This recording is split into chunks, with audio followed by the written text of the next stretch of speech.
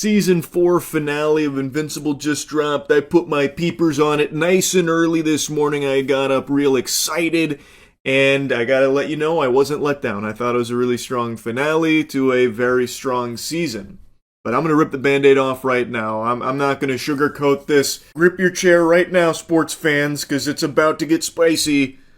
The animation blows major ass. I don't think anyone's surprised to hear me critique that aspect of this show. And I understand, I've heard the cope about why it's so stiff and bland because of, how tight the schedule is to get it out, that kind of thing. I understand that, and not wanting to work the animators to the bone in order to meet the deadlines. I get all of that. So then, let's play ball with a little thought experiment here. What if we don't have it come out on such a strict timeline and give the animators more time to flesh it out to make it look even better? I am not someone that needs the jingling keys at all moments of a show. A lot of my favorite shows are slow burns. Invincible is not that. Every episode of Invincible, basically, has action. So when you have an action-heavy show where the action looks like action figures colliding in this weightless fucking of nothing, it's jarring and feels underwhelming, taking the wind out of the sails of a show that carries so much momentum through extraordinary writing.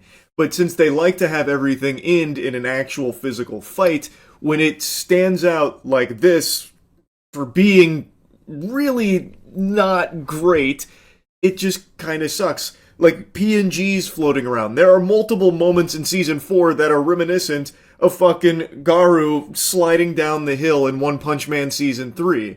And honestly, if this show wasn't so action right up in your titties at all times, I wouldn't care as much because the writing is so strong and I'm really invested in this world and this characters. But with every episode basically having fighting in it and it looks this bad, it stands out a lot and it becomes a big eye-rolling moment. And I know everyone likes to shoot spitballs and bukkake on episode 4 of this season, the one where they go to hell and it feels like filler. That is the most egregious example of it, but it's not just reserved for that. Pretty much all fights, every time they clash, looks like that, save for the key moments. And this is where it shows that they have the talent, they have the ability to make beautiful animated fights and these incredible, breathtaking sequences. They save that for the most pivotal moments, like Conquest Round 2, the fucking remix, or Nolan and Thrag, or really just everything with Thrag getting involved there. Which I get makes sense from their budget and timeline to focus those resources there to elevate those moments because they are so important and it is a huge fight moment.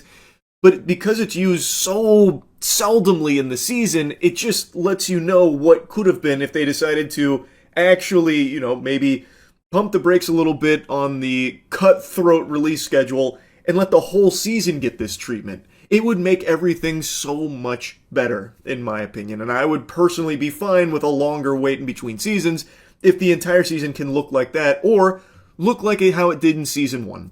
I praised the animation in Season 1 right when Invincible started. I thought it was beautiful. I thought they did a great job with all of it, and apparently that took 3 years to do, so I understand that might not be feasible, and that is a much longer wait in between seasons, but surely there's got to be a Goldilocks zone in here somewhere in the pipeline where you get great animation and a timely-ish release, where it doesn't, just fucking fall into the Stranger Things category of everyone forgetting about it in between seasons. My point is, this show is an incredibly good show. I love Invincible. I think it is captivating. I think it is so fucking strong.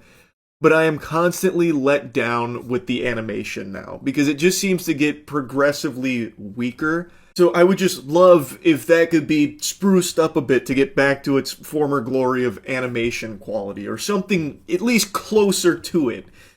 But anyway, I don't want to harp on that too long because I do have a very positive takeaway from this season. I was very, very entertained.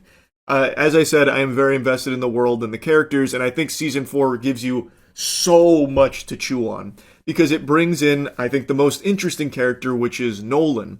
Omni-Man is doing everything he can to try and atone for his sins, but this show doesn't just flip the switch like, oh, he's a good guy now, so we all have to forgive him. It plays with this very complicated character and this very messy man as he's battling his own demons and trying so desperately to prove that he has changed.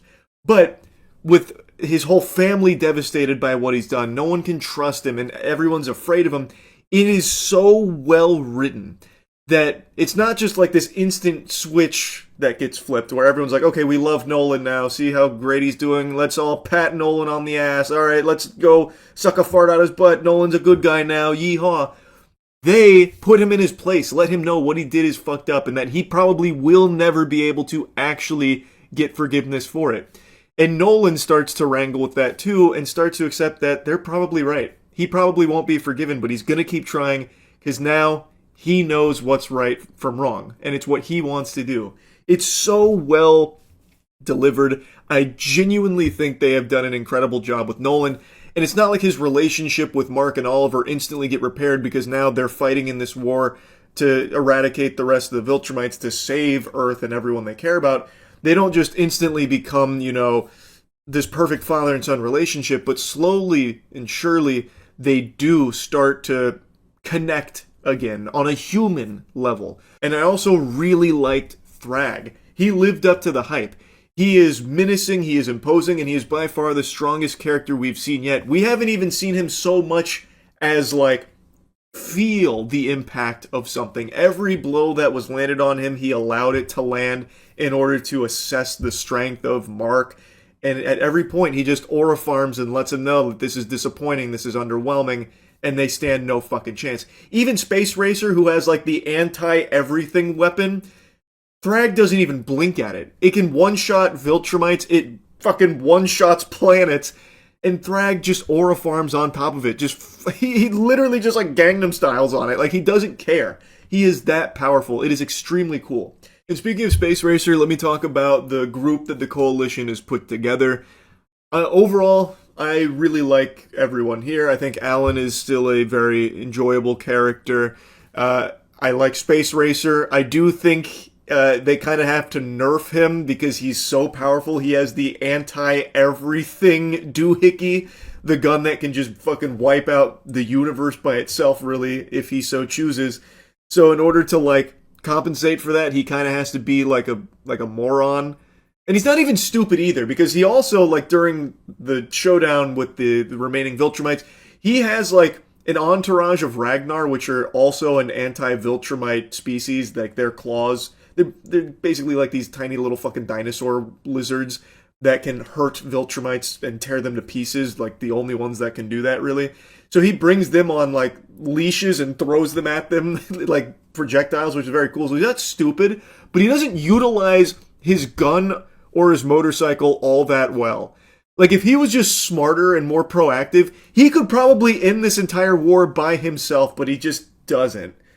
I still think he's very cool, but you have to kind of suspend disbelief for a moment for a guy that has a weapon that powerful. Now, another character that gets brought into this group is Tech Jacket, and she has this Galadrian technology that is very powerful, repairs itself, is able to keep up with everyone. But I gotta tell you, she doesn't really do a whole lot. What she does do is important, where she hides herself and Alan on the Viltrumite ship. That obviously is big, but in a fight, all she does is just shoot beams, right? She shoots these meaningless beams that don't do anything, and they just mosquito bites basically the Viltrumites, and then she runs away. But she's able to tank some hits from the Viltrumites, which is impressive, but I don't think she brings a whole lot as of right now. During the skirmish with the Viltrumites, she did have the Surlock poison where it does make them vulnerable, so she was shooting that, which is helpful. But I feel like any character could have done that because it's basically a fucking blow dart of poison. It wasn't really something Tech Jacket brought to the table as something only Tech Jacket could do. So right now, I'm not really sold on Tech Jacket being a instrumental component of this group that's going to be so important in ultimately winning this battle against the remaining Viltrumites. I was a little underwhelmed there, but I don't think she's a bad character. I just don't think she had a lot to do here, but maybe that changes in the next, season, couple seasons, whatever it looks like. Oliver in this season also gets a lot to do. He starts to uh, bond with Nolan while Mark is healing from the Conquest rematch. And I think they did a good job of exploring that relationship because Oliver overheard his father saying that he never cared about, his mother or anything like that. It was an accident, it shouldn't have happened, that kind of thing. So Oliver now feels like, his father doesn't even fucking respect him, doesn't want him, doesn't care about him, not in the same way as Mark. And that's another really complex theme that they start to tackle, and they do so gradually. So when it does ultimately end with Oliver and Nolan getting closer over the course of a few months, it makes sense. And I thought it was well executed. Oliver, though, it seems like he is constantly just sidelined during the big fights where he overestimates his own abilities, which I think makes sense for the character. They've established that, but it always ends with him just getting basically KO'd. So he attacks Thrag right away, and Thrag just fucking ragdolls him, rips his arm off, and fucks him up, and then he ends up, decommissioned for many, many months. And when the season ends, he is still recovering, but he's not dead. That just seems to keep happening to him. Like, that seems to be his major role, is like, fuck, Oliver just got blasted again. Shit, all right. It'll be a few months before we hear from him again. But, I'm assuming he'll get stronger and evolve more. But now let's talk about the star of the show, Mark. Invincible goes through hell in this season, even more so than the previous seasons, I would say. His whole life is constantly just fucking agony. It is incredible the amount of suffering he goes through. So obviously the Conquest rematch ends with him getting his fucking intestines spilled, and he's unconscious and recovering over the course of many months on this strange world. He's away from Eve, the love of his life. He's away from his home planet. He's away from his mother. He's with his father, who, very complicated relationship, understandably. And it's just misery. And even when he does finally recover, then he has to go throw down with Thrag, and Thrag blasts Nolan right in front of Mark. Mark thinks his father is dead, and then it's Mark's turn on the chopping block in the Thrag Thunderdome. He gets knocked out, unconscious. He's getting his eyes gouged out, but then Thrag shows mercy because of how few of them are left. When Mark awakes yet again after this period of needing to rest and recuperate, then he goes back to Earth thinking that the Viltrumites are there, and he is suffering from PTSD. He is constantly seeing Thrag kill people around him, but it's all in his head until the very end, which I thought this was an incredibly powerful moment. He goes for just a casual flight to clear his mind, and then he does run into Thrag. The Viltrumites are there, and Thrag reveals to him that he has a choice to make. Mark can either let the Viltrumites on his planet continue to try and rebuild their civilization through breeding with humans, which has been proven to work, thanks to Nolan, or it can be mutually assured destruction for both their species, because Thrag and the remaining 37 Viltrumites will blow up the whole planet, killing everyone there, and it will spell doom for humans and Viltrumites alike. And that is an incredibly tough thing that Mark has to battle with there, and I think it's done so well. Mark ultimately realizes that the only way is to just agree to the terms. So he does. I thought that was so fucking good. Everything they did with Mark in this season I thought was great. Even when Mark comes home, he learns about what Eve went through when he was gone, thinking that he might be dead, and how she is now pregnant and Mark's not there. So she reaches the incredibly difficult decision to have an abortion, and it's something that now Mark and Eve are now dealing with and feeling the weight of a decision of this magnitude.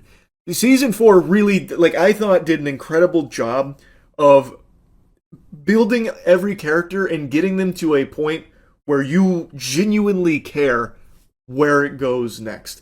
And they tackle some very deep themes, and I think they do a great job with the writing. But like I said, my big complaint is the animation. If this wasn't a show that had so much action at every step of the way, I wouldn't care as much, because it would solely be, this incredible story with this incredible writing.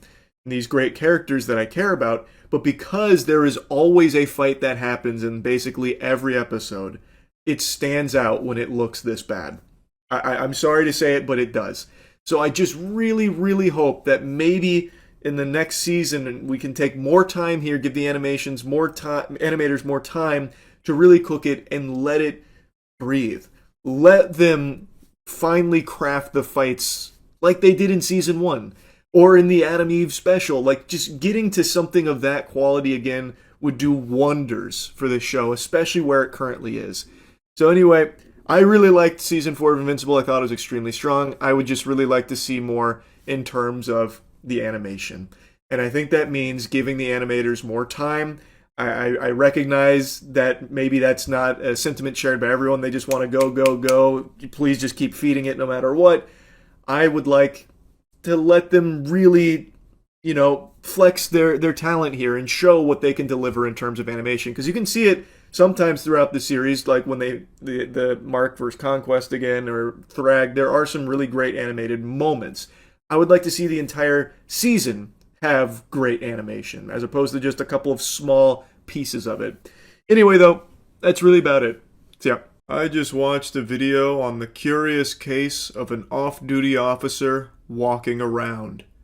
This wasn't just your average, innocent, everyday stroll outdoors. This was advanced walking, with his penis out. Damn thing was hard, too. This gun. Is this why you didn't want us to pat you down? Well, what you saw, you described it as his penis. Right. Do you know what color it looked like? If that sizzler reel doesn't get you hooked, I don't know what will. I gotta tell you, I'm not a dispatcher, but that line of questioning was a bit of an eyebrow raiser for me.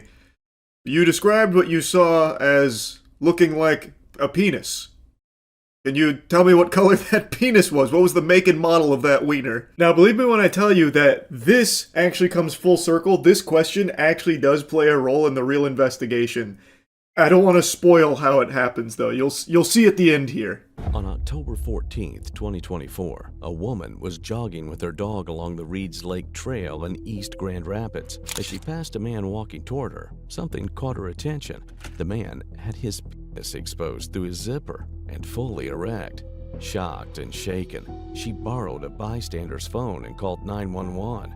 Minutes later, officers arrived at the scene and spotted a man emerging from a wooded area who matched her description. Now, at first, this video kind of seemed fishy to me because there's some odd usages of AI throughout it, but I double-checked the story and I can find multiple sources about this guy, so I'm assuming this is all real, and it does appear to be an actual police vehicle that we will eventually get to here, so I'm pretty sure this is all genuine. Just wanted to briefly make a mention of that. So, that's the lore breakdown. This story starts with a woman jogging and a man walking towards her with an erect cock out, which obviously disturbs her.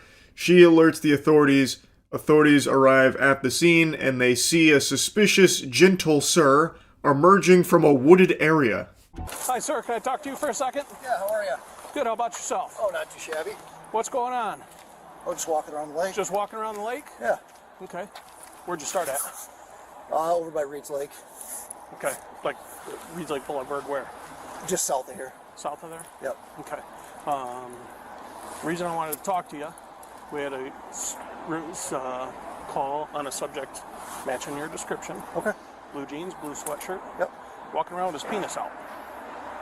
Okay. I love that he looks down to check. Oh, jeepers. Did I forget the zip? Nope. All clear. Well, as you can see, officer, my dick is firmly in my trousers. Checkmate.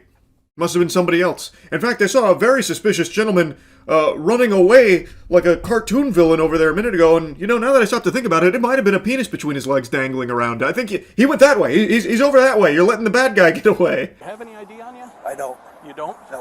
What's your name? Dennis. Dennis, have you ever been in trouble before? I have not. Dennis, what's your middle name? Evan. Can you try to reach him, please? Dennis, what's your last name? Evans. Copy. What's your middle name? Evan.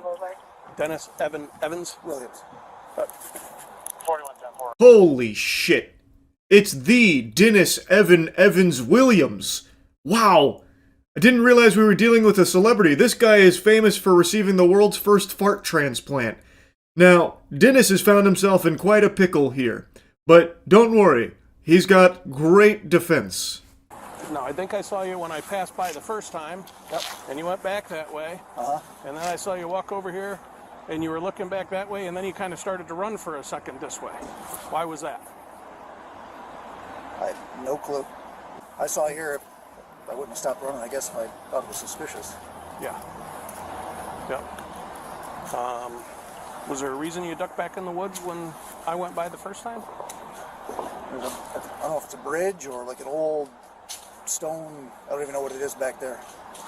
But yeah, I was just checking it out. Yeah, dude, you wouldn't believe it. Back in the woods, I saw a bunch of, like, crop circles, and I'm pretty sure I saw some fucking dirty little bastard gnome run back there, so I was just going to check it out. You know, maybe even find, like, a leprechaun's pot of gold. There was a whole bunch of stuff back in the woods, so as I was jogging around, it kind of caught my eye, so I went back there and took a peek. That's the explanation for why it seemed like I was running away from you. Really, I was just on an exploratory adventure, really. There's so much magical wonder back there and whimsy, elves and shit, so I was just taking a peek. Sit tight with him while I run him real quick. The name he gave didn't exist in any police database. No driver's license, no vehicle record, no trace at all. That's impossible. You're telling me Dennis Evan Evans Williams doesn't exist? My lord. He's a deep cover secret agent. You're impeding his investigation. He was back there with his cock out in order to try and bring down some kind of a occult organization or something. That's the only explanation. Dennis Evan Evans Williams clearly exists. I'm looking right at him. You don't have an ID on you right now? Nothing on you? All right, sit tight. Let me see what else I can find out. He repeated the same information. Still, nothing came back. Meanwhile, after the two failed attempts to identify the suspect, the victim drove past the scene, and from inside her car, she saw the suspect and immediately identified him to the officer, stating that she was 100% sure. This prompted the officer to approach the suspect a third time, giving him the last chance to give his correct identity. Oh shit, he got caught on the drive-by here. So the victim drove by and noticed that this was indeed the same character that was just hanging hog out there while she was out on her morning run. And now, with that information of her saying she's 100% sure that's the right guy, the officer is again approaching him to try and get his real identification here, since Dennis Evan Evans Williams is not panning out. Victim drove by. She gave me a description when I talked to her. She drove by, said 100%, no doubt in her mind it was you. Okay. So, here's what we're going to do. You're going to give me your proper name, you're going to give me your address, and then we're going to go from there. He continues to maintain that he's Dennis Williams. I'm shocked! So this isn't really going anywhere. He's just dropping breadcrumbs of some make-believe mumbo-jumbo here, going nowhere, so I'm going to fast forward a little bit here because he's just stumbling around trying to get himself out of this. It's not working. Okay. Go ahead and put your hands back behind your back, though. Like I said, you're not getting arrested. Nope. Turn around, face that way. Face that way. Okay. You're not getting arrested. Put your hands behind your back, interlace your fingers together. Okay. Done. Is this why you didn't want us to pat you down? Well, part of it. While detaining the dastardly Dennis here, they were patting him down and then going to put him in the vehicle to talk further and figure out, like, who is he? They found a gun while patting him down, and he's like, yeah, that was part of the reason I didn't really want to be giving you guys all my information, thinking that would be a problem. He didn't tell them that the gun was there, so now they're getting a little more serious about, okay, man, who are you? Just tell us your real name. All right. What's your real name? So, here's the deal. This has nothing to do with what you guys stopped me for today. I'm supposed to be at work. Alright.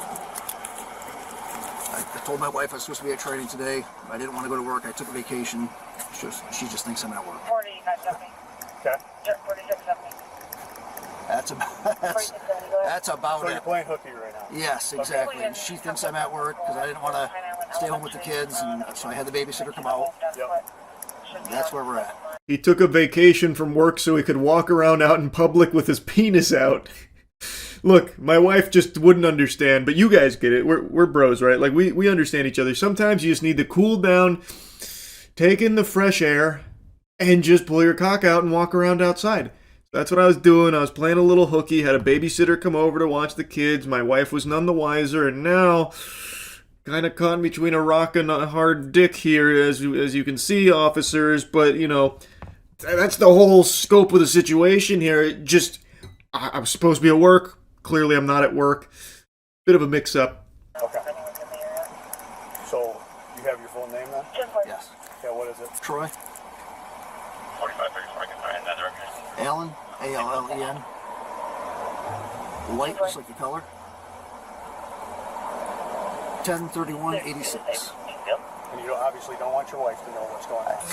Kind of why we're here. As officers detained him pending identification, they conducted a pat-down. That's when everything changed. Inside his waistband was a loaded Springfield Armory Hellcat, round-chambered. In his pocket, a Microtech switchblade. Neither had been disclosed, but what the officers were just about to discover would shift the case even further. The way they're using the music here sounds like a horror movie trailer right now. They got like the creepy water phone sound effect. What they discovered was going to change everything. Tucked into his waistband, in addition to the other instruments, was his penis. Again! Confirming beyond a shadow of a doubt that this was the same cock that was just indecently exposed outside moments prior to the officers arriving at the scene. Is there any way I could write you something? Huh? Is there any way I could get a pen and a piece of paper?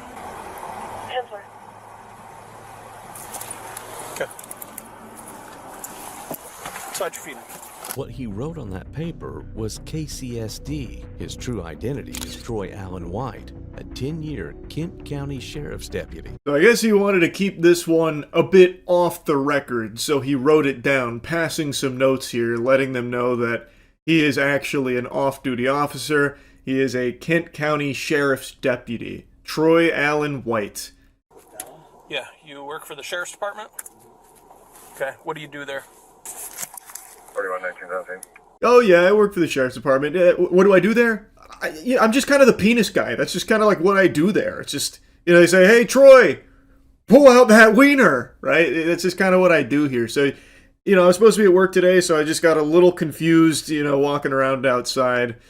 Big misunderstanding. County, lodge on false info, indecent exposure, $100 bond for each. Okay. So you'll be able to post bond tonight. I'm going to tell you you're going to get suspended when we get down to the Sheriff's Department here. Troy gave consent to search his truck.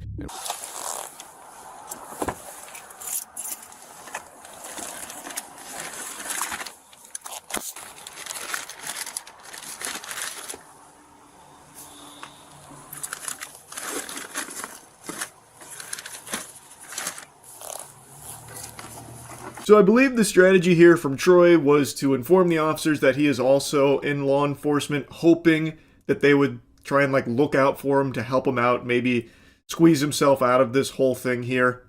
That wasn't in the cards. That didn't happen. So next they got consent from Troy to search his truck. There they found under the booster seat for one of his children a rifle and a flesh-colored dildo. So this man was driving around the fucking freak-mobile here. So they started wondering, well, what is all of this about? What's up with this dildo and all this? About intent, behavior, and whether this incident was isolated. During a follow-up call, officers asked the victim a necessary question, whether she could have mistaken what she saw. What you saw, you described it as his penis. Right. Do you know what color it looked like? So I was thinking about this a lot last night because one of the officers asked me, "Are you sure it was his penis?" And I was like, yeah. Okay. And then I started to think, well, I suppose it could have been a strap-on dildo that he was wearing through his pants. This goes on for quite a little while, but I'll summarize. She does like tinker around with the notion that maybe it's possible he was wearing a dildo out of his fly, but she's pretty certain it was actually his penis. She goes on to describe the color as being like very white and contrasting like with everything else. So she is very confident that it was his penis, but then even says if it was a dildo, this is still completely unacceptable regardless, which the officer on the phone agrees with. Ultimately, they did charge him with indecent exposure among like falsifying information. He also resigned in the midst of all of this, and I can't find a follow-up for what happened with the charges. So hopefully the indecent exposure and all that stuck, because this guy is a fucking weirdo freak. Anyway, just wanted to put this story on your radar here. This was a wild one. That's really about it. See ya. Insomnia is beating my ass like it owes me money. Sandman must be too busy out there honking boobies to come pay old Charles a visit. He's a little too preoccupied, I suppose. I just can't get sleepy. It's alright. It is what it is. I don't hold a grudge about it. But what I did notice just a minute ago is that Matt sent me a message that I missed earlier today. So imagine my surprise when I took a peek there and noticed that I didn't respond to something because I didn't see it from him. It was this wacky little clip here that I actually kind of want to yap about. It's a stream clip from a streamer named Plaqueboy Max who was out in public letting people know that they should vote for him at the Streamer Awards, and he happened to run into a former America's Next Top Model winner. I think they were a winner, I'm not entirely sure. I decided to look it up. The old curious cat over here. She did not win America's Next Top Model. As far as I can tell from researching it, she got third. Doesn't matter one way or the other. But what happened is, he ran into her on stream. It was a holly jolly good time. They were having fun back and forth for a little bit. And then she wanted to film an Instagram video showcasing him and telling her fans, like, you know, let's support him. And then while doing that, she asked if he's going to kiss her. And what happens next will shock you, like a fucking Darman video. What's your name? Should I put you on my stories right Yes, now? yes, yes, you Support should. your black business? 100%. We're here with Plaqueboy Max. Plaqueboy Max. Y'all know what time it is. All platforms. all platforms. You Make gotta sure y'all support vote. him. Oh, upside down. Make sure y'all vote. Vote. Exercise the right MLK fought for. Vote. Period. All platforms. Grammys and Streamer of the Year. Let's do it. Come on. Okay, are you gonna Yes. give me a little smooch? I can't do that. I can't do that. I can't do that. I can't. I'm sorry. I can't. You know what? I can't. Love though. I'm out. Oh my God. What the fuck? He declined the kiss. He said, I don't see no mistletoe. No thank you, ma'am. And excused himself from the situation there. Her perspective, I'll go ahead and show you her clip here so you can see her side of things. And Streamer of the Year. Let's do it. Come on. Okay, are you gonna give me a little smooch? I can't do that. I can't do that. I can't do that. I can't. I'm sorry. I can't. You know what? I respect I it. can't. Love though. That's goodbye, sir. I wish him the best. Wish you the best, young man. The gag is that I wasn't even going to allow him to. Now the question is, do we post it on the ground? Nah. I'm assuming after having a hard think on it, she ultimately decided to post it on the gram, is my guess, considering I've now just seen the clip here that she was filming. She's claiming that it was supposed to be a gag, where she wasn't even going to allow him to kiss her. That's an interesting maneuver. I haven't seen that line in chess before, quite the gambit. Why would that be the gag? Is the joke supposed to be like humiliating the person you do that to? Like, are you gonna give me a kiss? I guess. Idiot loser! You thought I'd let you kiss me? Ha ha ha ha. Like, I don't get what the gag is there. That's very odd, if that truly was the plan. But regardless, what happened is he said no, and she was very upset about it. She made a series of follow-up videos that get really off the rails. Like, actually pretty wild stuff. Top of the morning to you. I'm going to say this to Plaqueboy and your entire team, because I walked up to you with two witnesses, okay, after his fumble of, I mean, just complete lack of humility and lack of a lot of stuff, okay? I walked up to you, Mr. Videographer, after even offering yo ass a job. I don't care what he's paying you. She hit us with the Jacksepticeye top of the morning to you, and then calls what Plaque Boy Max did a fumble, and then tries to say it demonstrated a lack of humility from the way that he departed from their conversation. Like, she found it, like, you know, in poor taste to leave the way he did. And then she talks about the videographer, where she even says that she offered him a job. Doesn't care what he's being paid. She offered him a job. Why would you do that? You just met these guys. What? I don't... There's a whole lot here that I'm not really able to wrap my noodle around. Why would you be offering the videographer a job when you don't even know who the streamer is? She says multiple times she has no idea who Plaque Boy Max is. Thus, I would have to imagine she also probably doesn't know the videographer. Why is she randomly just trying to, like, poach him from Plaque Boy Max?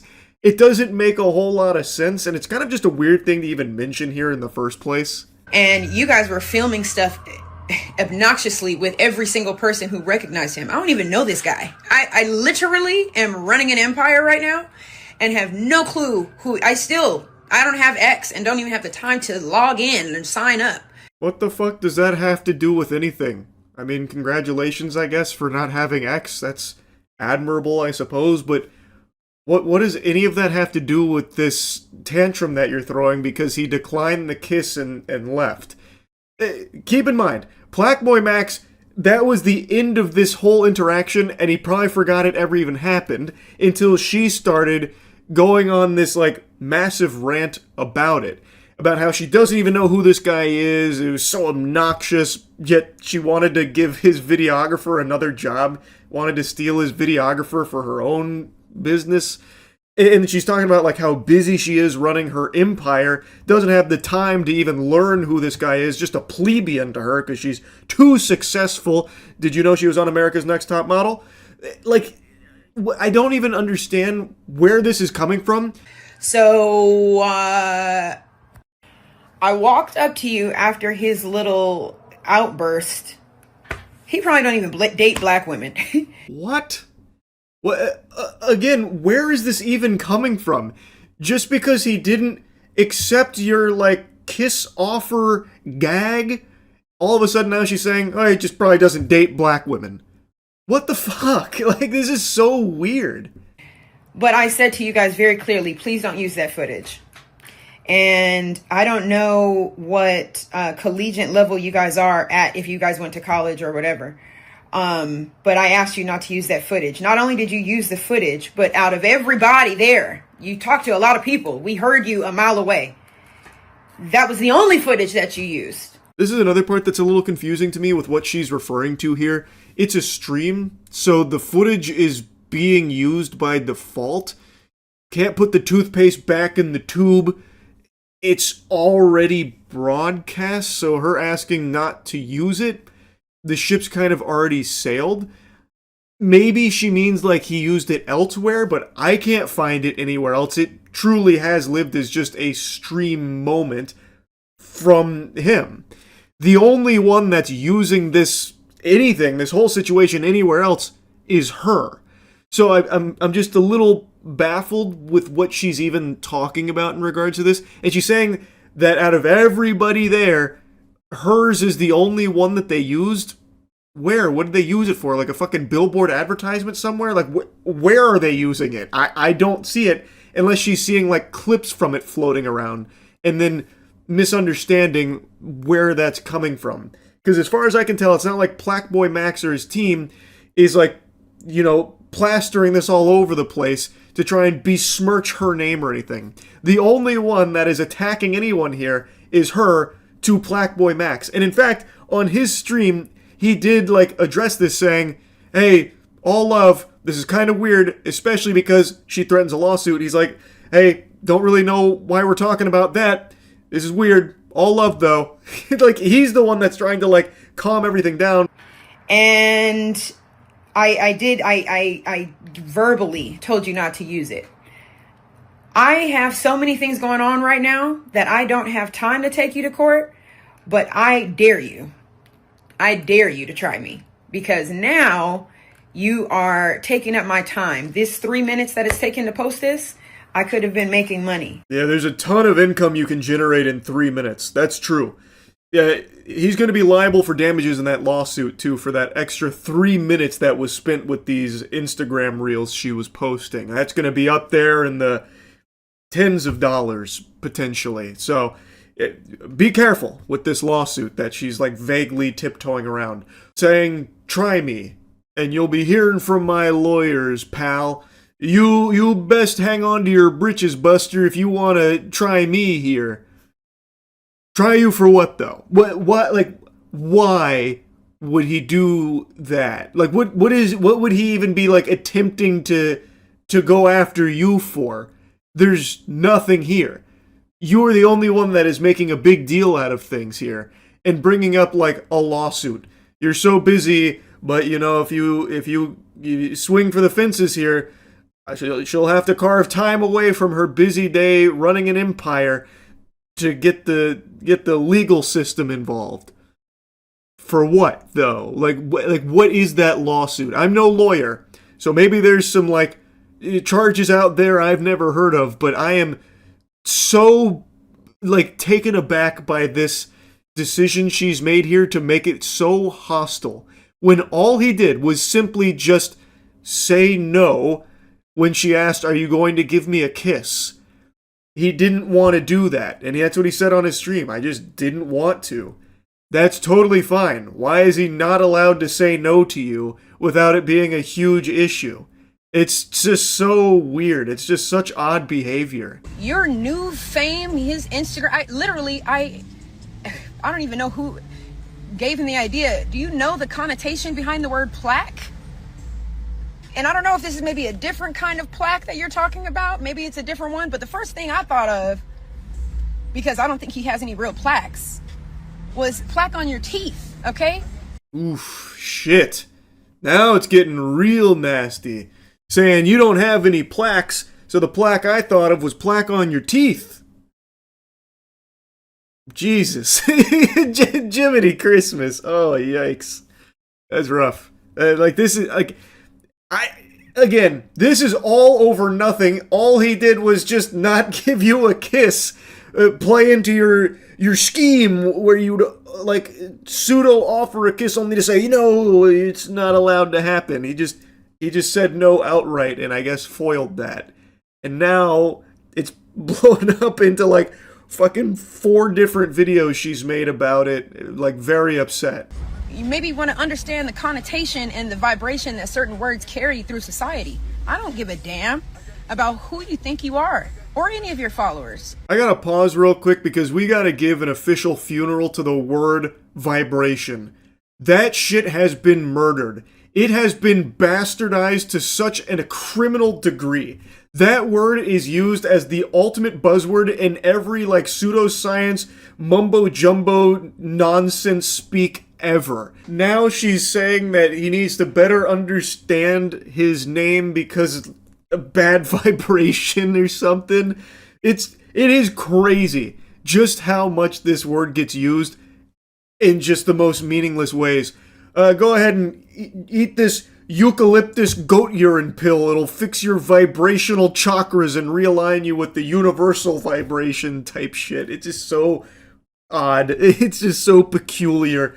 I feel bad for the word vibration at this point. It's completely lost its identity. But he walked away from me so disrespectfully. And it doesn't matter about America's Next Top Model. You don't ever depart from a real woman in that nature. Ever. You played yourself. And good luck with that Grammy. Good luck. I really genuinely hope you get it. Because that's probably going to be the height of everything that you get. But that's none of my business. It's between you and God. Yeah, winning a Grammy is usually the height of a lot of people's existence. That's like an unbelievable dream. So if he does accomplish that, it will probably be the height. And it's something the vast majority of the world and the vast majority of artists will never get to experience. And she's here talking it down as if it's like a meaningless award or something. Like, yeah, I hope you get that, because that'll be all you ever get. A fucking Grammy. Oh my god.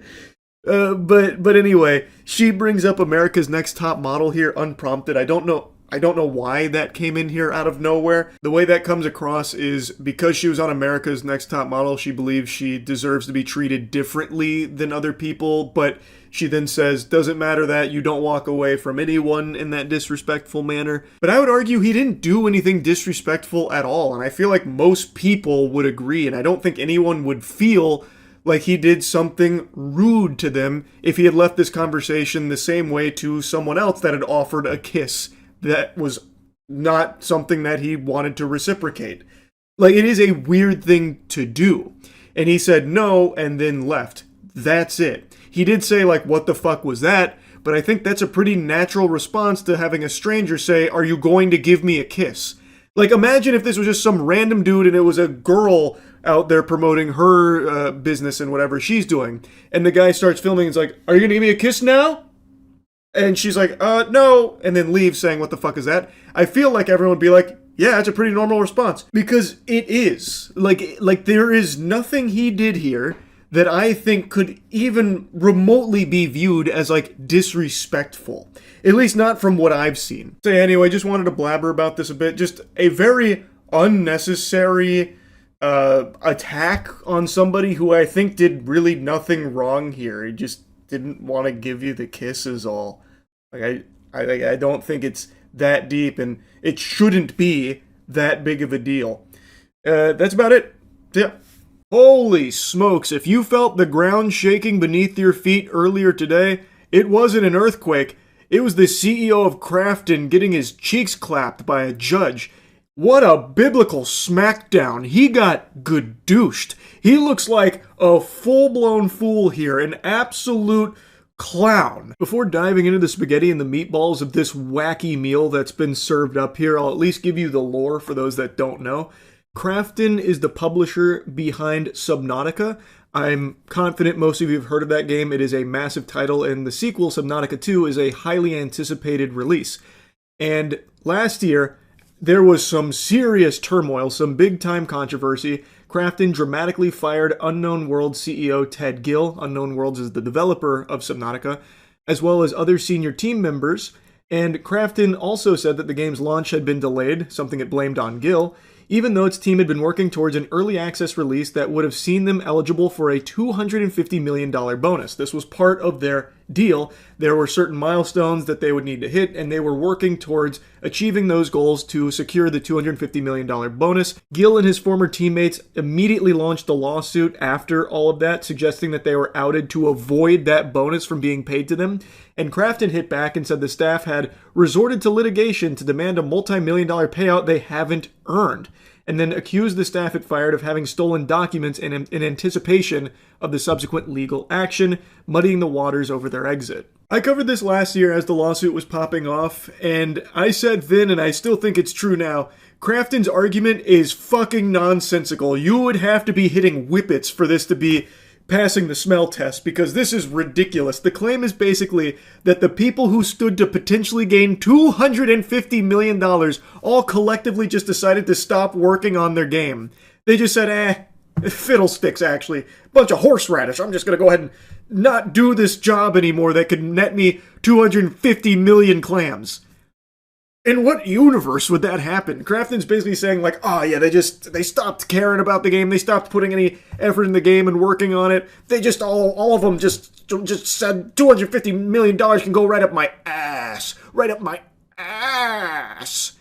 So we had to let them go, we had to fire them, they weren't working. That is mind-boggling to me. That's very peculiar. So you're telling me the people that have developed Subnautica, working hard on Subnautica 2, when incentivized to the tune of $250 million, all said, oh, that's the straw that breaks camel back. Don't want to work anymore now.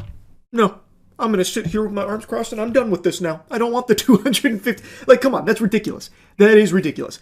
I believe their side of things here, where it seems like Crafton was trying to wiggle their way out of this massive bonus that had been written up now, that they would have to be held to, because this is now a very crucial part of the deal. And it seems like they started sweating, panicking, because that is a lot of doubloons coming out of the old piggy bank there. So it does feel like they desperately tried to find a way to weasel their way out of having to pay that $250 million. Thus opening themselves up to this lawsuit. And now, fast forward to today, and we're seeing Not looking super great on the Crafton side of things here. Let's start with the silliest little nugget that's been squeaked out from this case, and I hope you've got your spitballs ready because this one's a doozy. So the Crafton CEO allegedly was trying to brainstorm with ChatGPT how to wiggle his way out of paying this big amount because he was unsatisfied with the contract Crafton signed. So Crafton created a secret task force called Project X. Incredible name, by the way. Very exciting. I can't wait for the huge house party Crafton CEO throws to celebrate how the lawsuit's going. Whose mandate was simple. Either make a deal with the founders on the earnout or execute a takeover of Unknown Worlds. When the founders refused to accede to Crafton's demands, Crafton pulled the trigger. Maria Park, Crafton's global head of corporate development, told Kim that it seems to be highly likely that the earnout will still be paid if the sales goal is achieved regardless of the dismissal with cause. Kim turned to artificial intelligence to help him brainstorm ways to avoid paying the earnout. ChatGPT likewise advised that it would be difficult to cancel the earnout. So even ChatGPT's not on his side, so then he probably went to fucking Grok or something like, Grok, can you put Ted Gill in a bikini and then teach me how to avoid paying him the money?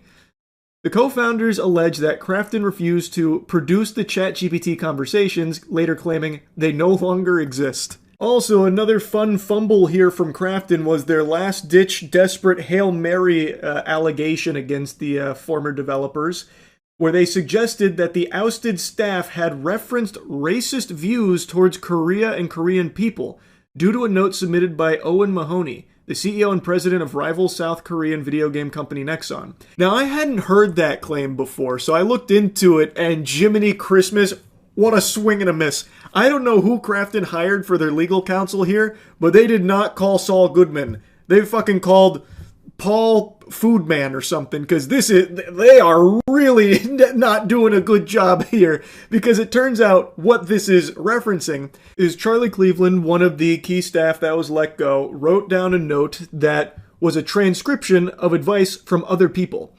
So it's literally nothing he even said, by the way, and that's exactly what he made clear. So these are not my words. These are all transcriptions from what we were advised to do, like these are words coming out of two other people's mouths, not mine. Again, every single word, as far as I know in this document, is something that Owen said, not what I said.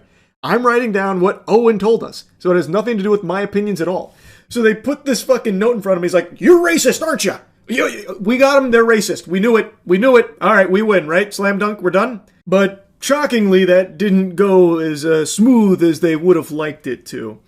And ultimately, it's led to what is just unfolded here now, where I know they're really steaming about what the judge ordered. Judge declared that Gill is hereby reinstated as CEO of Unknown Worlds.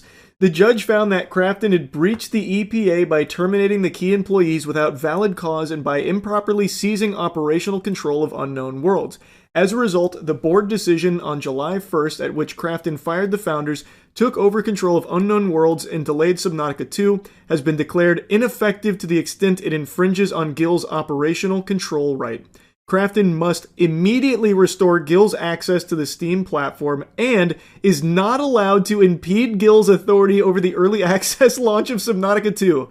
As for the $250 million sales bonus for the development team, the judge extended the eligibility period to September 15th and noted the co-founders have a contractual right to further extend this to March 15th, 2027. I feel like I can actually hear Crafton CEO furiously typing the ChatGPT right now about how to overrule a judge. Oh my goodness gracious heavens to Betsy.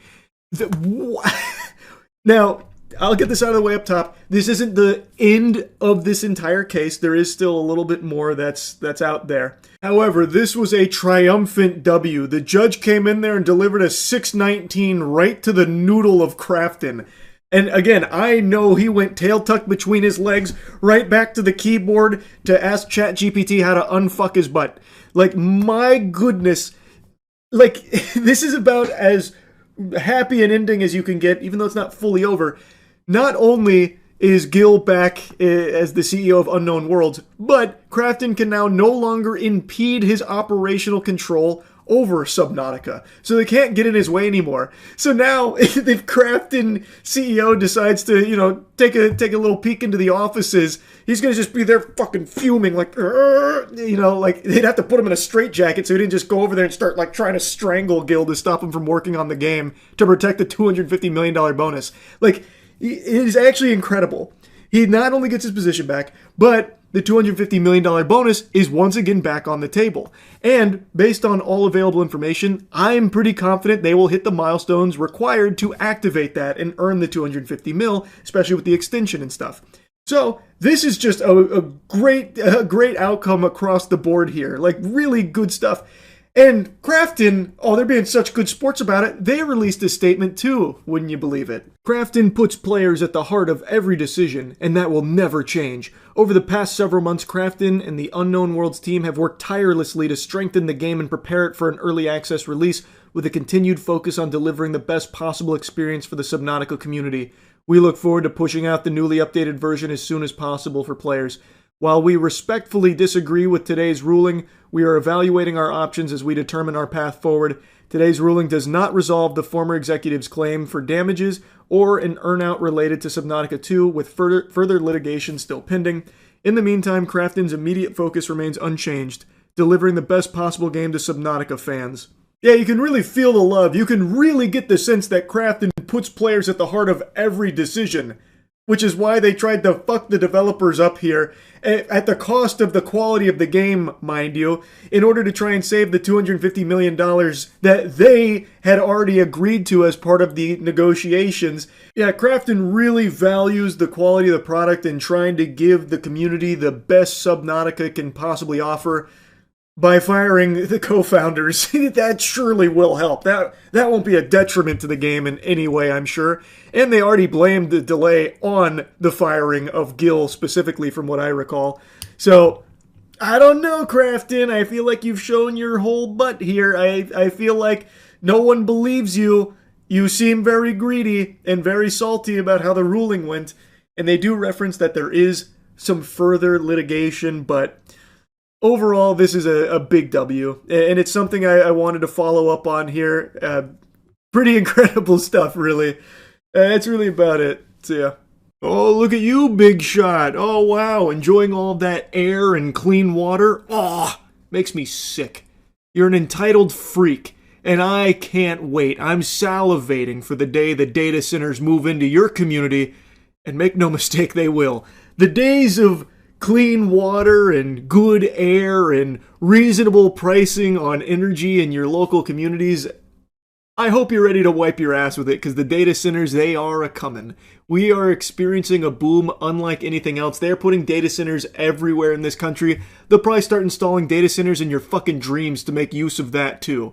Every little piece of land is going to be ravaged, destroyed, raped for data centers, so that way they can continue to farm off the AI bubble. Now, data centers aren't used exclusively for AI, as you know, but that is the impetus, that is the catalyst for this major boom we're seeing in data center installments, and there is nothing good. You do not benefit from a data center. You can look at all of the available information from the data centers that are already up and running. The local communities do not see any kind of benefits at all, despite all of the hoopla that they try and feed you and all the shit they try and shove down your throat. You eventually choke on it when the truth is revealed that it doesn't bring jobs to the community. In fact, one of the biggest data centers in the country only employs roughly 150 full-time employees. Let that sink in, put that in your fucking pipe and smoke it. And the construction of it does bring a temporary boon of some temporary jobs, but that's behind you pretty soon, because once they're up and operational, most of these data centers are running so lean, some of them only have 25 full-time employees. There is nothing good about it. The actual community that falls victim to this plague that they come through and infest with their data centers doesn't see any of the upside. They only absorb all of the downside. The upside goes to the extraordinarily wealthy corporations that brute force these projects through. There is no benefits to the communities. And that's based on available data from everything I've seen. Like the most recent information on data centers and their effects on the communities that they impact, like directly. I haven't seen anything that's flourishing as a result of it in that community.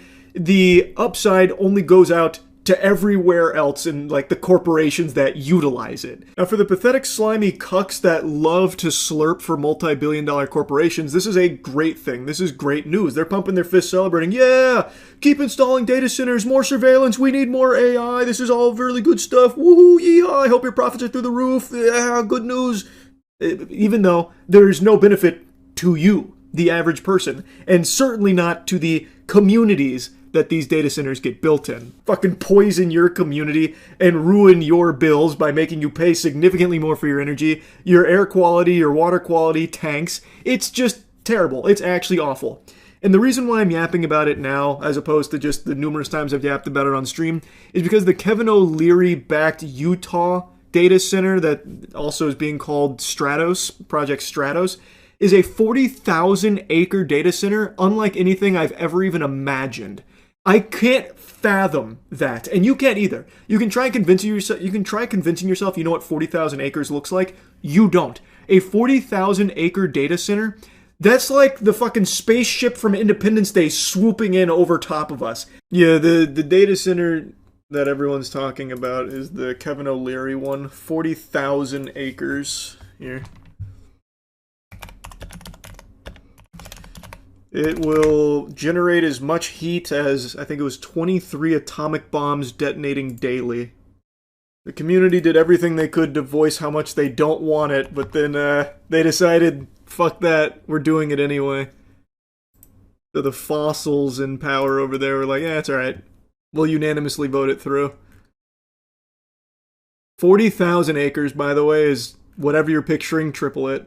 I feel like most people here can't even fathom what 40,000 acres actually looks like.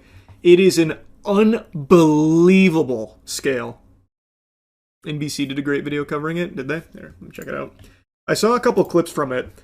They were, like, people were screaming, like, no, no, no, none of us want this, no, no, no. And then one of the guys like, for hell's sake, calm down. Which I thought was very telling. Actual demons. And then they ended up going to another room to avoid all of the riffraff so they could unanimously pass it in peace and quiet.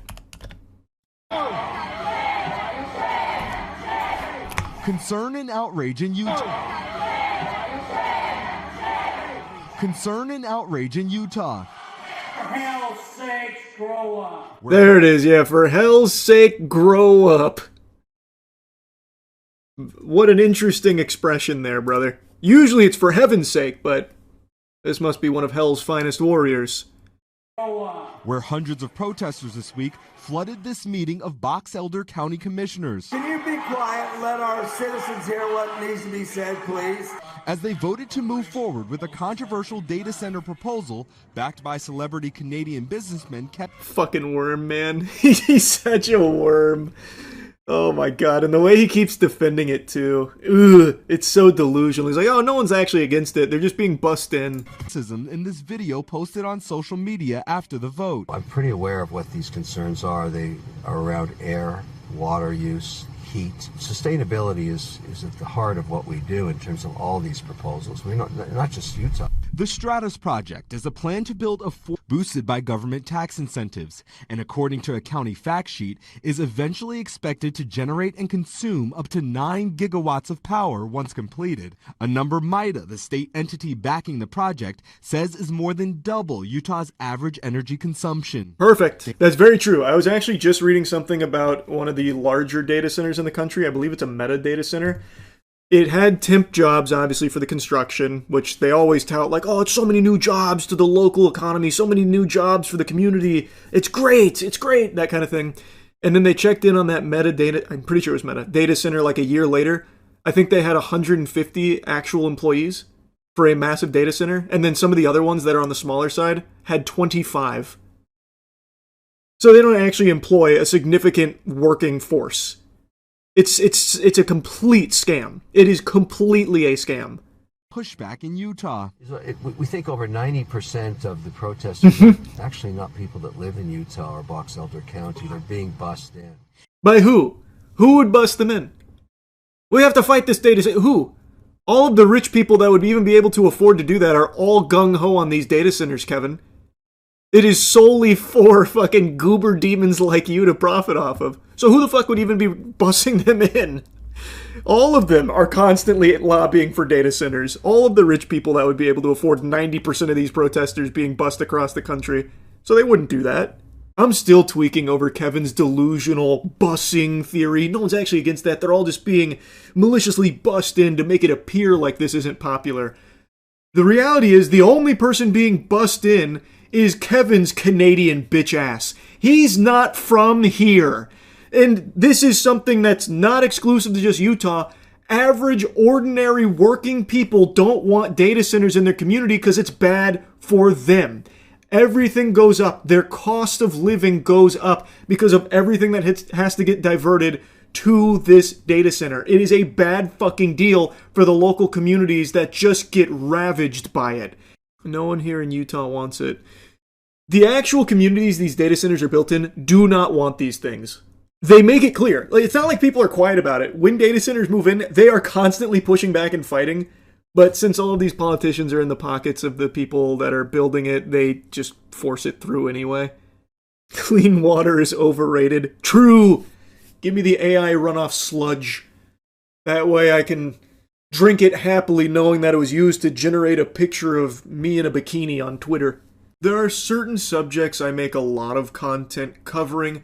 There are just a handful of topics that always wiggle their way underneath my skin and grease my cheeks, and I can't fight the urge to yap about them, like a dog chasing a mailman just going around barking at it. And one of them, one of the biggest, is people using Christianity as a means to exploit and abuse others. Corrupt pastors that are using the faith as a tool for their own self-gain and self-interest. I find it to be vile, evil, and unforgivable. So over the years, I've made tons of videos covering these instances.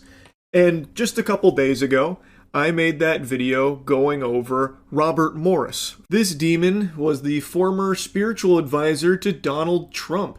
He was also a Texas megachurch turbo pastor who recently pled guilty to molesting a 12-year-old girl numerous times. And he only got 6 months in jail for this. He is now out of jail and will be serving the next 9.5 years on probation in his luxury property. Now, maybe you can call me short and ugly, but I gotta tell you, I'll be honest with you, sports fans, that doesn't sound like justice to me. That doesn't sound like punishment that fits the crime of molesting a 12-year-old girl numerous times. I feel like that should have been life in prison. But he got 6 months. I already blabbered about that out the wazoo, and I'm not here to just do it again. I wanted to do something a little different, because Robert Morris was Trump's former spiritual advisor. I want to show you his current spiritual advisor, because I truly think this administration is normalizing the epidemic of fake Christians that are just using the faith as a tool for their own enrichment. I believe it is full-blown, fucking full frontal, dangling right in your face, obvious blasphemy. It's not subtle, it's unapologetic. I mean, Jiminy Christmas, Trump was hawking and is still actively hawking Trump Bibles. Expensive Bibles for like 60 clams with Trump's name on them and numerous variants of it. They range in price from $60 up to $1,000, and also a little fun tiddlywink of lore here, they're printed in China.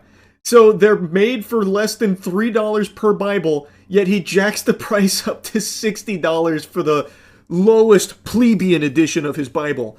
But it goes all the way up to $1,000 for the one that has Trump's signature on the inside cover.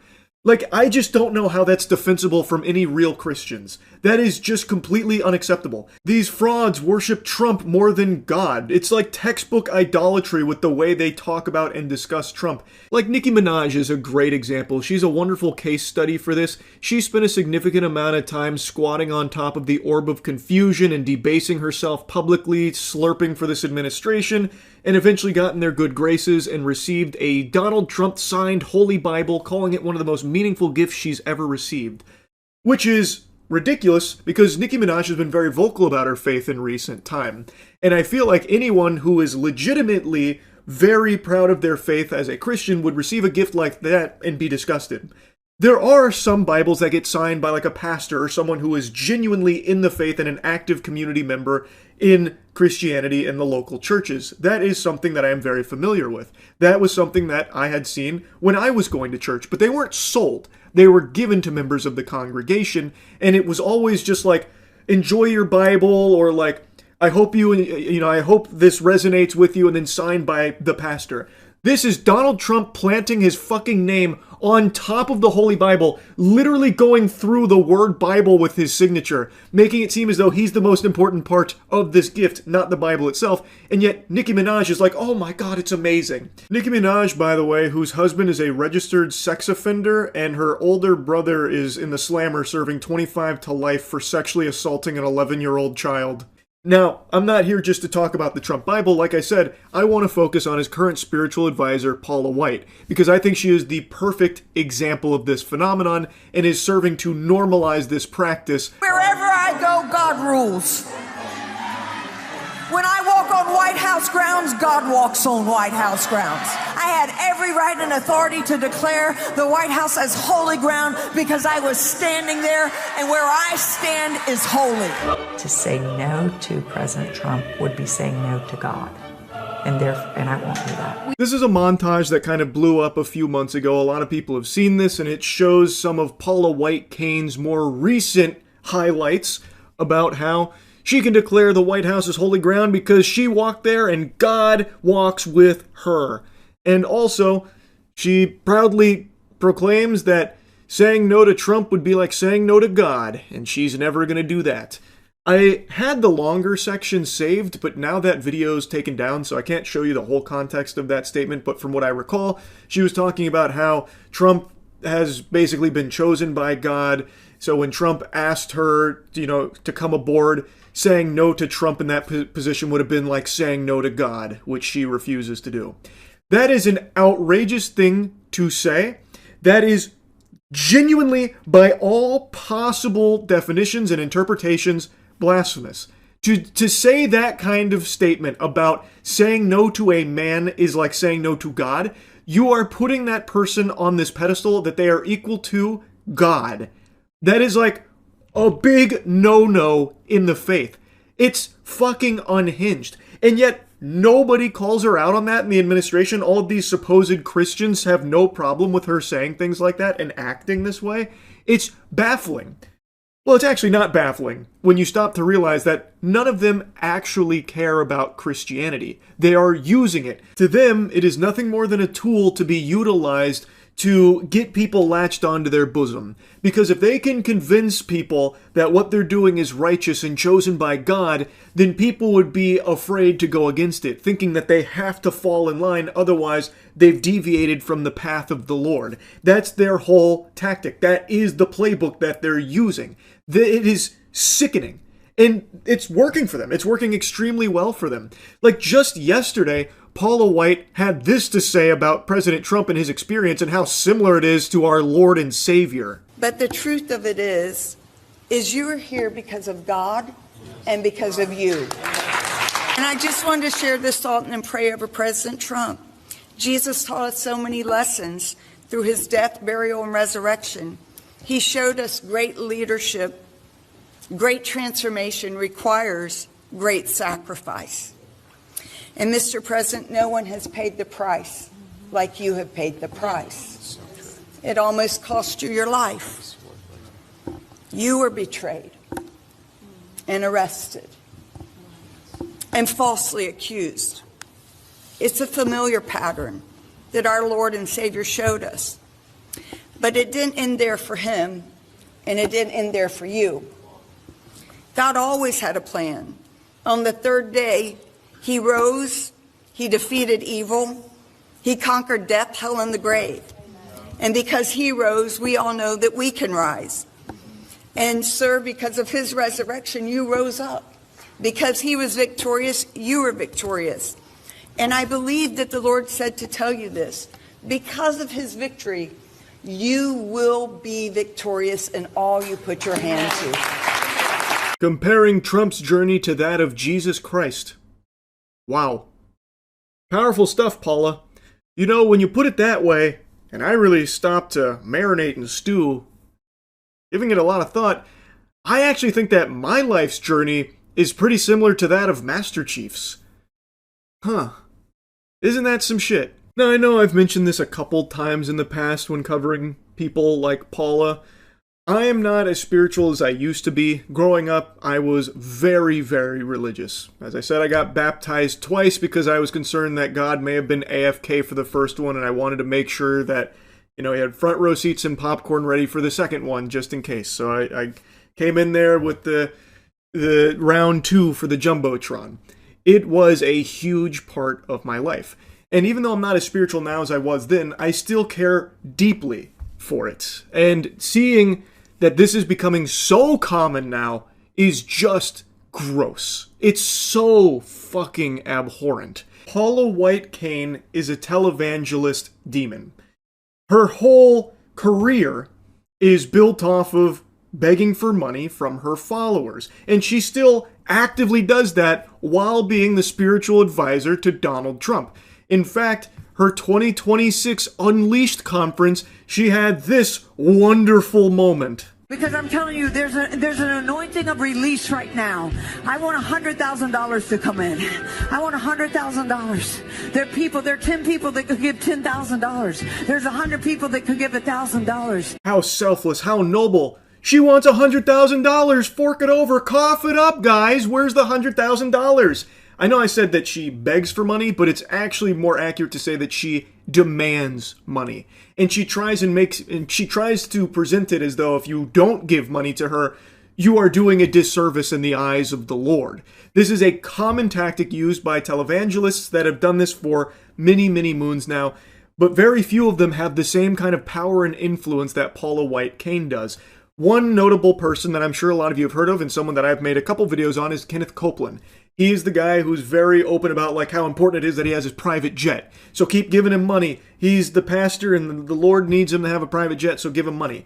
Paula White Cain is cut from that same cloth. She is still actively doing this and demanding money from people in her church, and it is just disgusting. Get a check, make it payable to Paula White Ministry. There are people that are watching right now. If you say, I don't have it, give $100. Bring up a sacrificial seed. This isn't for me. This is about kids that will die without you being obedient. This is about kids who are going to be minstrels and instruments and warriors and mighty for God. This is about kids who are going to make a difference. I'm not going to take everybody's blessing. Come on.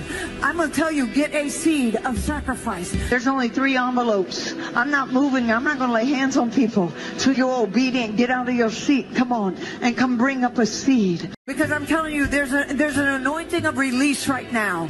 I want $100,000. She says verbatim that there are kids that will die without you being obedient and giving her money.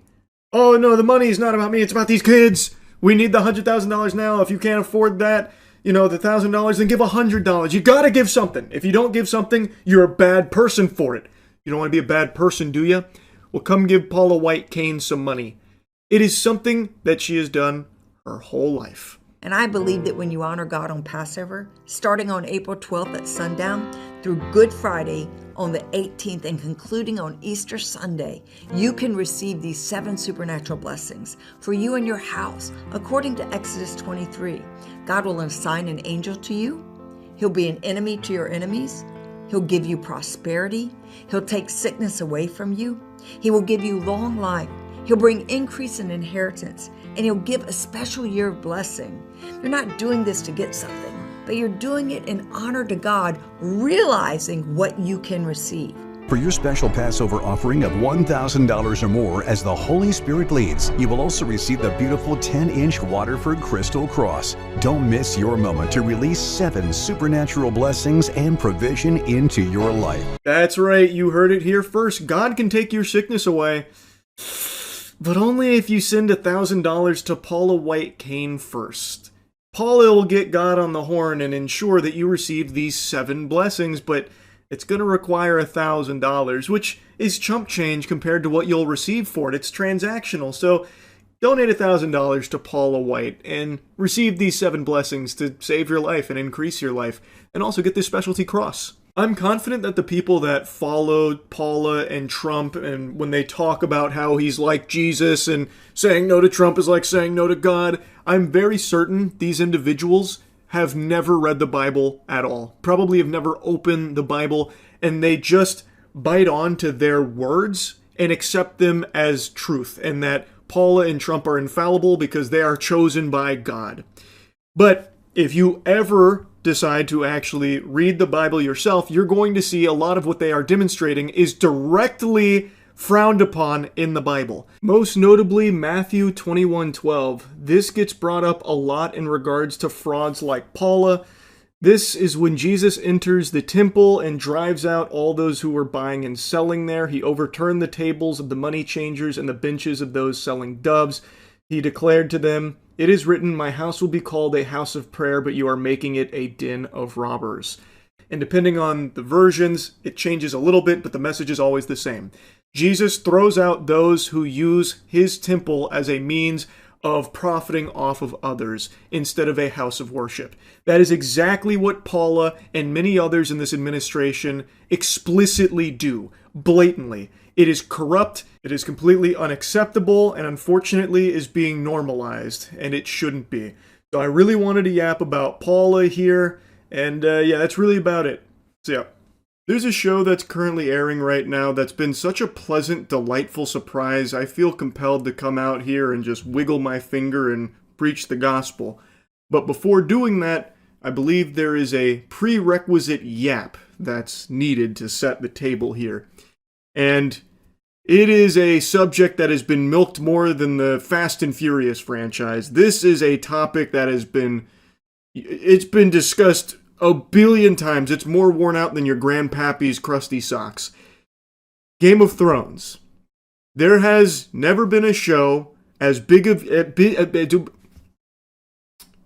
the remix. Had a little Porky Pig had a little Porky Pig episode right there, and now I can't stop scatmanning. I could edit all this out, but I'm not going to. Game of Thrones. There has never been a franchise, or property really, as big as Game of Thrones that has had such a colossal fuck up and an unfathomable fumble that it completely ruined its cultural footprint. For a decade, basically, Game of Thrones was a cultural juggernaut. And then Season 8 rolled around, and it was so catastrophic, so abominable that it ruined the entirety of the show and its identity in societal, mainstream conversation.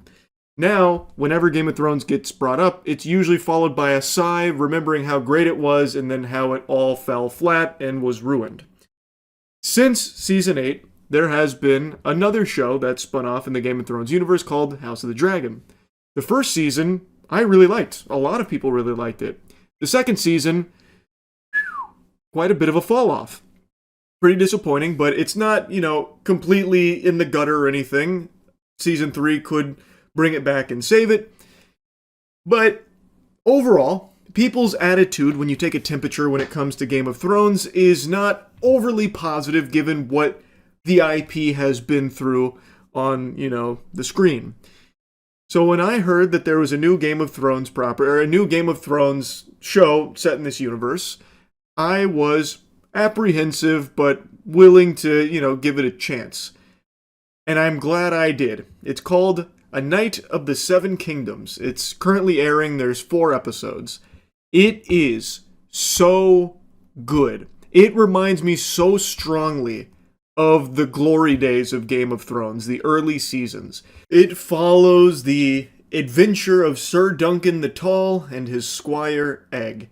as he tries to make a name for himself. He wants to live up to the ideal of being a knight in a time where maybe knights aren't exactly all that chivalrous. So far, the show has just been a masterclass in getting you to care about its characters. It does such a good job at getting you invested. We are watching this guy who, by all accounts so far, has just been like a pretty stand-up guy. Sometimes he can be pretty strict because that's how he was raised, and he was raised to be a good man, and now he's on his journey to try and be the knight that he's always dreamt of. It is captivating, and the sets are beautiful. The sets, the costuming, all of it feels like early Game of Thrones. It feels so good. Obviously, since the show is still airing, I'm avoiding spoilers, and since the show is still airing, there is a chance that this just nosedives, just fucking spirals down the shitter here in quality, but I'm optimistic that it won't. This show has incredible momentum right now. The most recent episode was genuinely incredible. So I'm confident, well, cautiously optimistic, I guess is a better way of phrasing it, that the show will continue to stay this good. I think the next episode could be, one for the books. I'm very excited. Now, it's not just Sir Duncan the Tall that you'll care about, though I do think he is the big standout here, but everyone that surrounds him is also a very interesting character as well, most notably Baelor. Baelor just got introduced like 2 episodes ago, and I think he's fucking awesome. Like, I'm really excited to see more of Baelor Targaryen now. And of course, his squire Egg is a very interesting character as well. Can't really talk too much about Egg because that would probably get into spoiler territory. But pretty much everyone Sir Duncan meets is someone that is not just like some like flat throwaway character that's used as a stepping stone to like, heighten your investment into Sir Duncan, which would be an extremely easy thing to do, where, these characters are just, one-dimensional and Sir Duncan's there to contrast the show, like, this is what a good man actually looks like. Those are just evil, boo, boo, boo. But they're actually complex characters that surround him that are very interesting in their own right. Like, I'm just very impressed with the character work they've done in only 4 episodes. And I'm so excited to see how it progresses. Like I said, I think the upcoming episode has a chance to be like some of the best in Game of Thrones. And I'm sure you've probably seen a lot of glaze for episode 4. Apparently it's got like a 9.7 or something right now. It lives up to the hype. I really do recommend this show, and I know a lot of people probably have like, a bit of hesitation, a bit skeptical because of, being burned in the past with Game of Thrones. I think this one is worth giving a shot. I really do think so. I put it off for a while too. I forgot this show started airing until I was streaming and chat kept telling me like, Charles, this is really good. You gotta get in there watching it. And they were right. I don't read the Game of Thrones books. I am not familiar with the books that this one is based on. But from what I understand, this is like a very faithful adaptation of George R.R. Martin's work here. And from the little bits and pieces that I've read about this show, they've learned some lessons from previous Game of Thrones shenanigans. And this time around, from what I've read, one of their big focuses, like one of the big things they wanted to stick on, was being faithful to the source material and breathe life into that, as opposed to, trying to carve their own path outside of it where it starts to conflict with what was already being established, which is what we saw with Game of Thrones Season 8 and what we've also seen with House of the Dragon Season 2. So this one, if you're a fan of the books, is apparently very, very close to just the books here. And it's working really well. Perhaps that's the secret formula. Maybe that's the secret sauce, if you can imagine that. If you're going to adapt something, maybe be faithful to the source material, at least to some extent, right? So I wanted to throw that in there. But the main thing is I just kind of wanted to yap about this to put it on people's radars for anyone that, liked Game of Thrones until the end, which I think was most people. I think this one's definitely worth giving a try. Hopefully I don't look like a fucking fool by the time this season wraps up. Like if it does, get shitty, I don't think it will. I really think it's in such a good spot right now. It has such good momentum. So I just wanted to highly recommend it to everyone out there. Now, something else I really want to mention. This show is only 6 episodes long, and the episodes are 30 to 40 minutes each. So it's not like a ton of content. I was shocked that these weren't hour-long episodes. That's become kind of the norm, like an hour or close to an hour runtime per episode. These are on the shorter side, for sure. But they don't feel short. When you watch an episode, you feel like you get like a full tummy, like you eat a full meal. But they are 30 to 40 minutes. They just do an incredible job of utilizing every fucking second of screen time. But still, there is only 6 episodes, which feels like it's going to be really short. And it's just going to leave me and everyone else wanting more, and it's going to be a while for more to come out. So, gonna be a bit of waiting there. So I just kind of want to mention that it's not like a long show. It's only 6 episodes. So anyway, so far it's been great. That's really about it.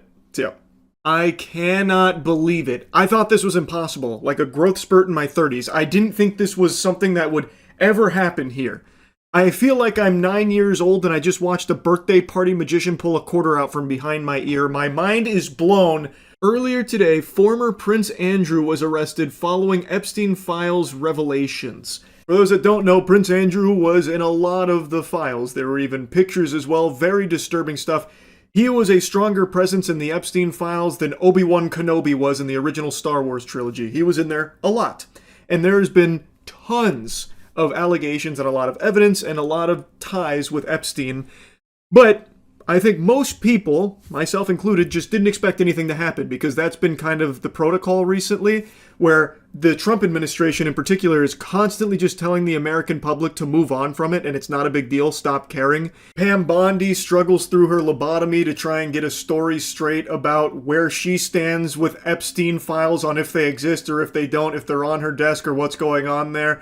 It seems like everyone kind of plugs their ears when Pam Bondi's around and they don't fill her in on the talking points, so her story's never cohesive. The only thing she sticks to is that Epstein files are all out there and we're done. And there's nothing more to be done about it. Justice has been served with 0 arrests outside of Maxwell.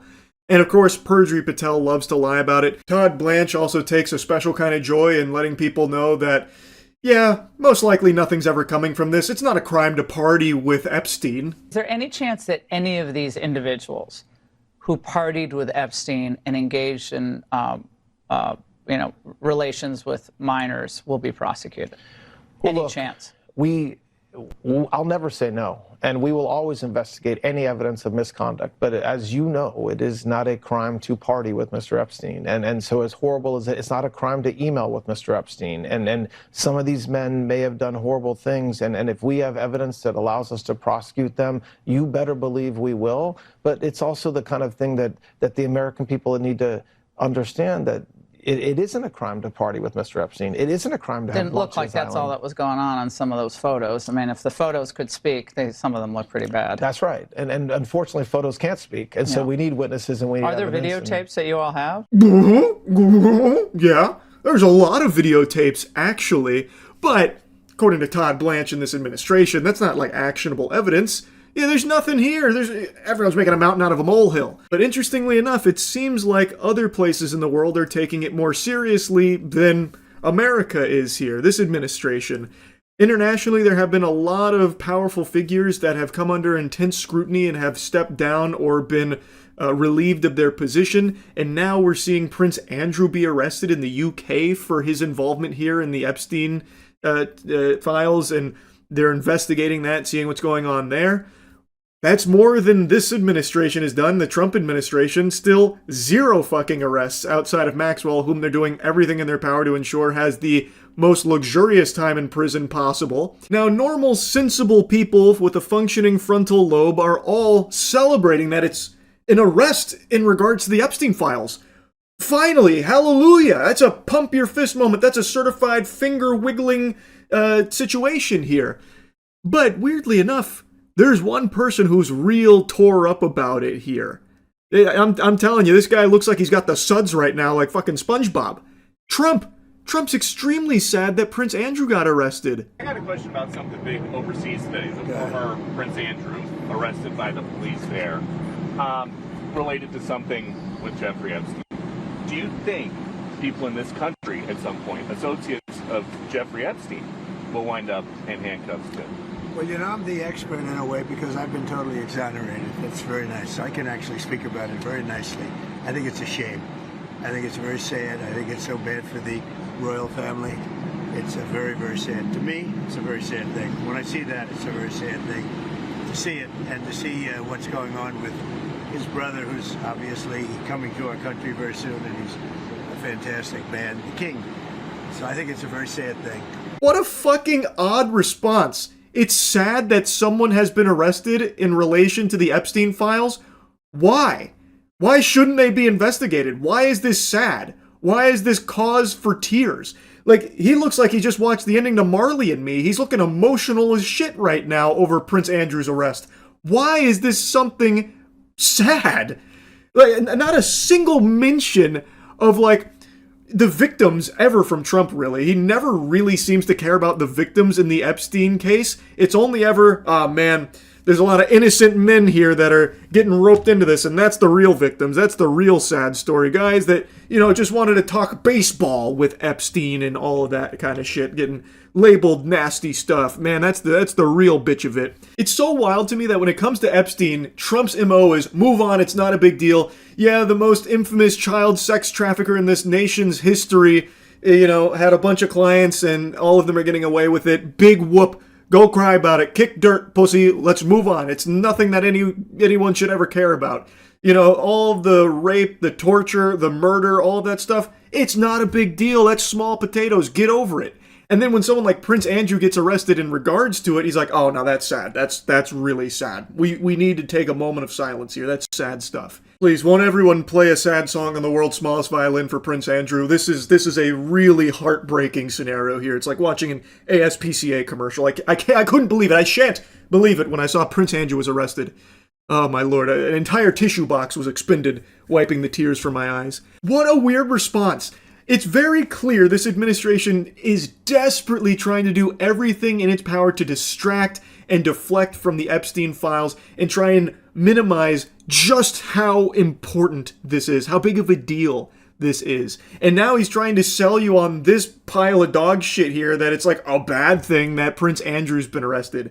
And I guess maybe for Trump and his friends it is a bad thing because there's a chance Prince Andrew might start squealing. He might let the cat out of the bag and could implicate some other very powerful people in relation to Epstein. So maybe that's why he's so tore up about it. It's just so fucking crazy that he doesn't even try and hide it.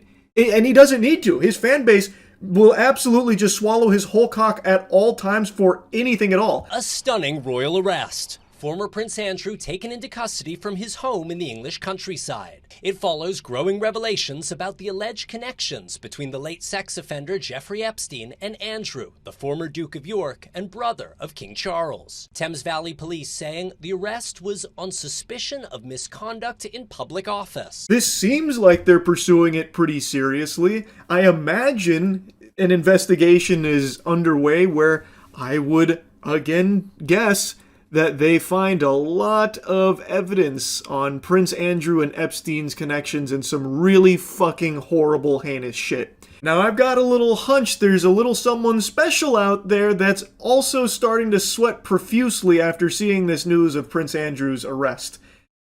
Victoria Hervey.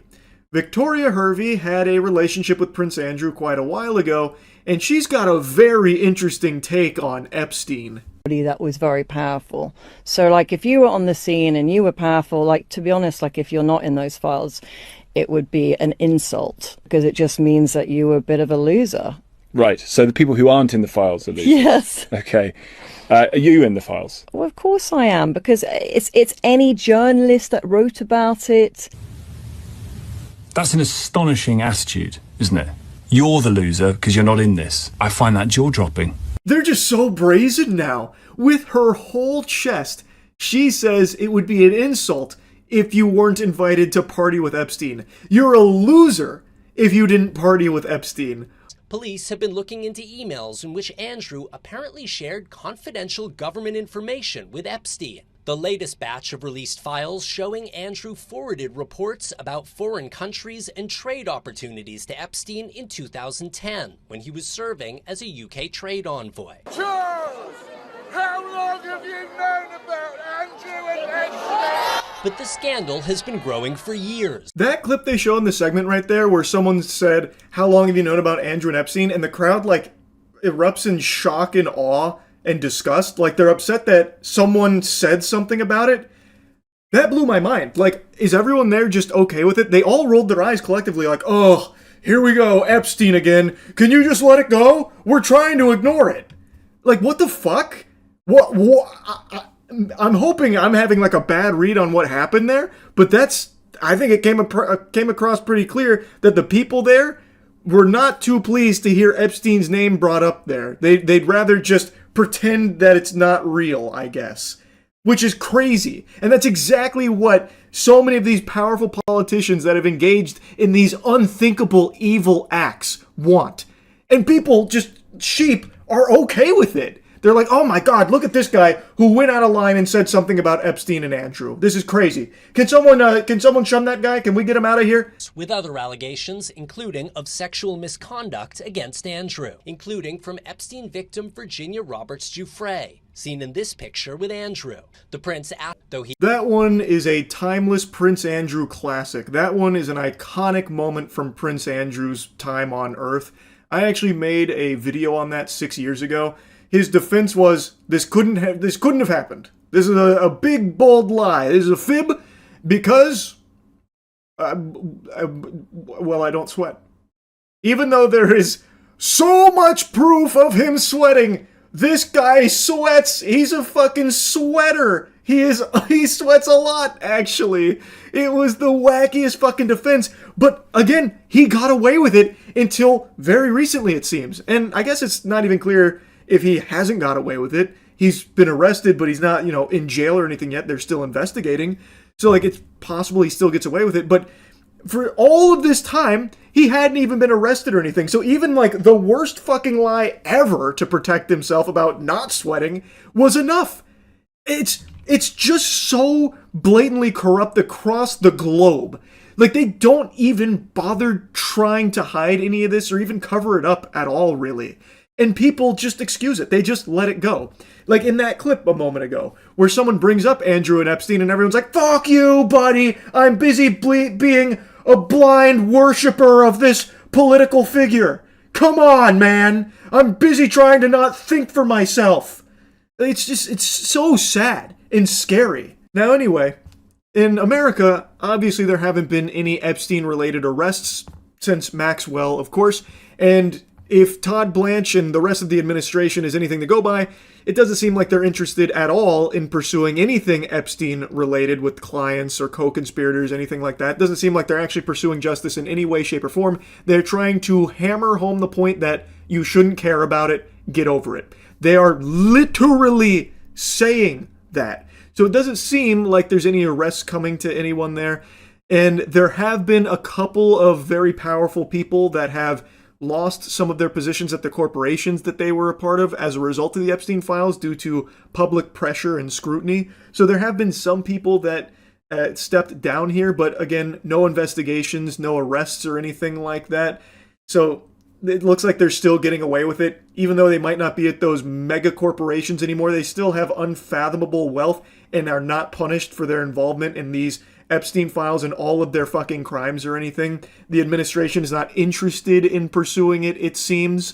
But who knows? Maybe Prince Andrew's arrest is the first domino to fall, and we'll see tons more arrests of these evil, vile people that are pulling the strings behind the curtain, that have gotten away with this evil for so long. Now, I want to put a little bonus clip in here because something else has just recently happened.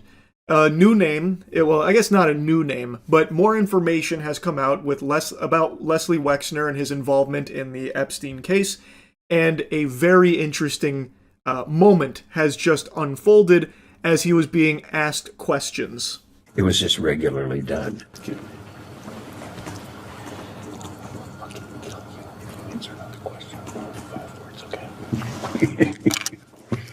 Answer the question. His lawyer there said, "I will fucking kill you if you answer another question with more than 5 words, okay?" And then Les Wexner starts giggling about it.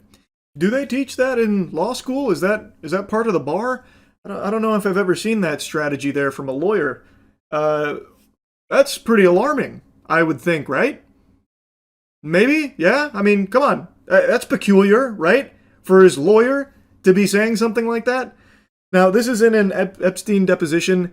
He also said some very fascinating stuff about Rothschild. Like, this had quite a bit in it, but this moment right here was by far the most odd. I would think most people would see this, hear this, and immediately recognize, okay, this is fishy. Anyway, though, Prince Andrew being arrested is good news. Don't let Trump fool you into thinking that it's sad news.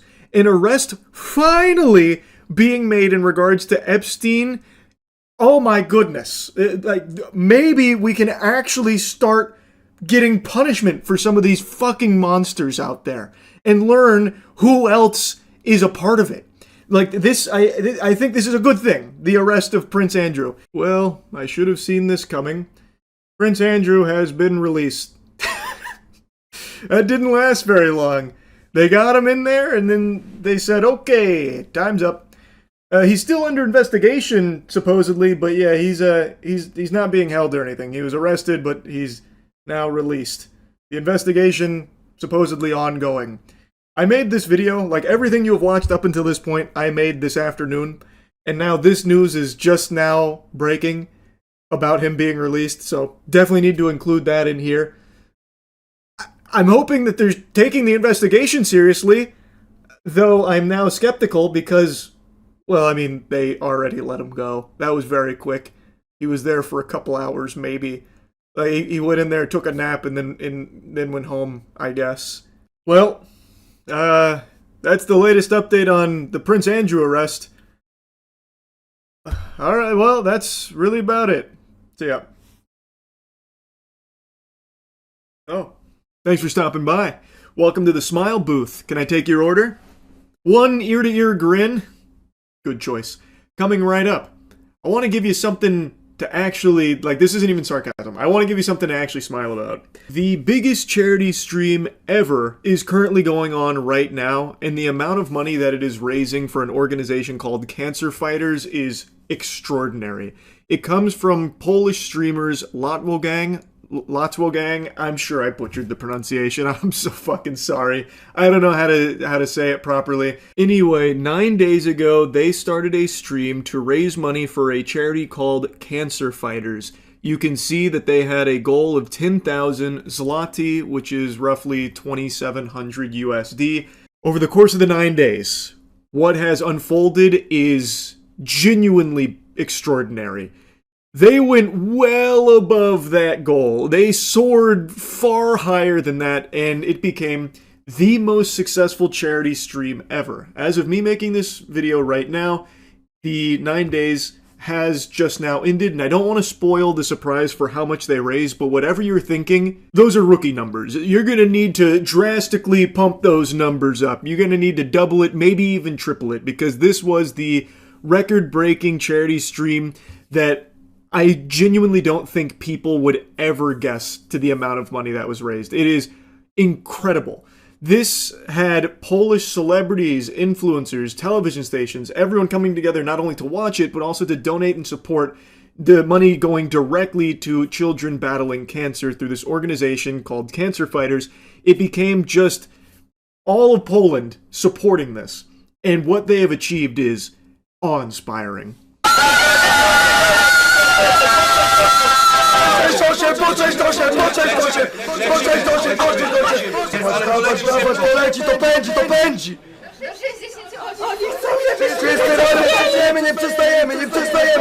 Pełna!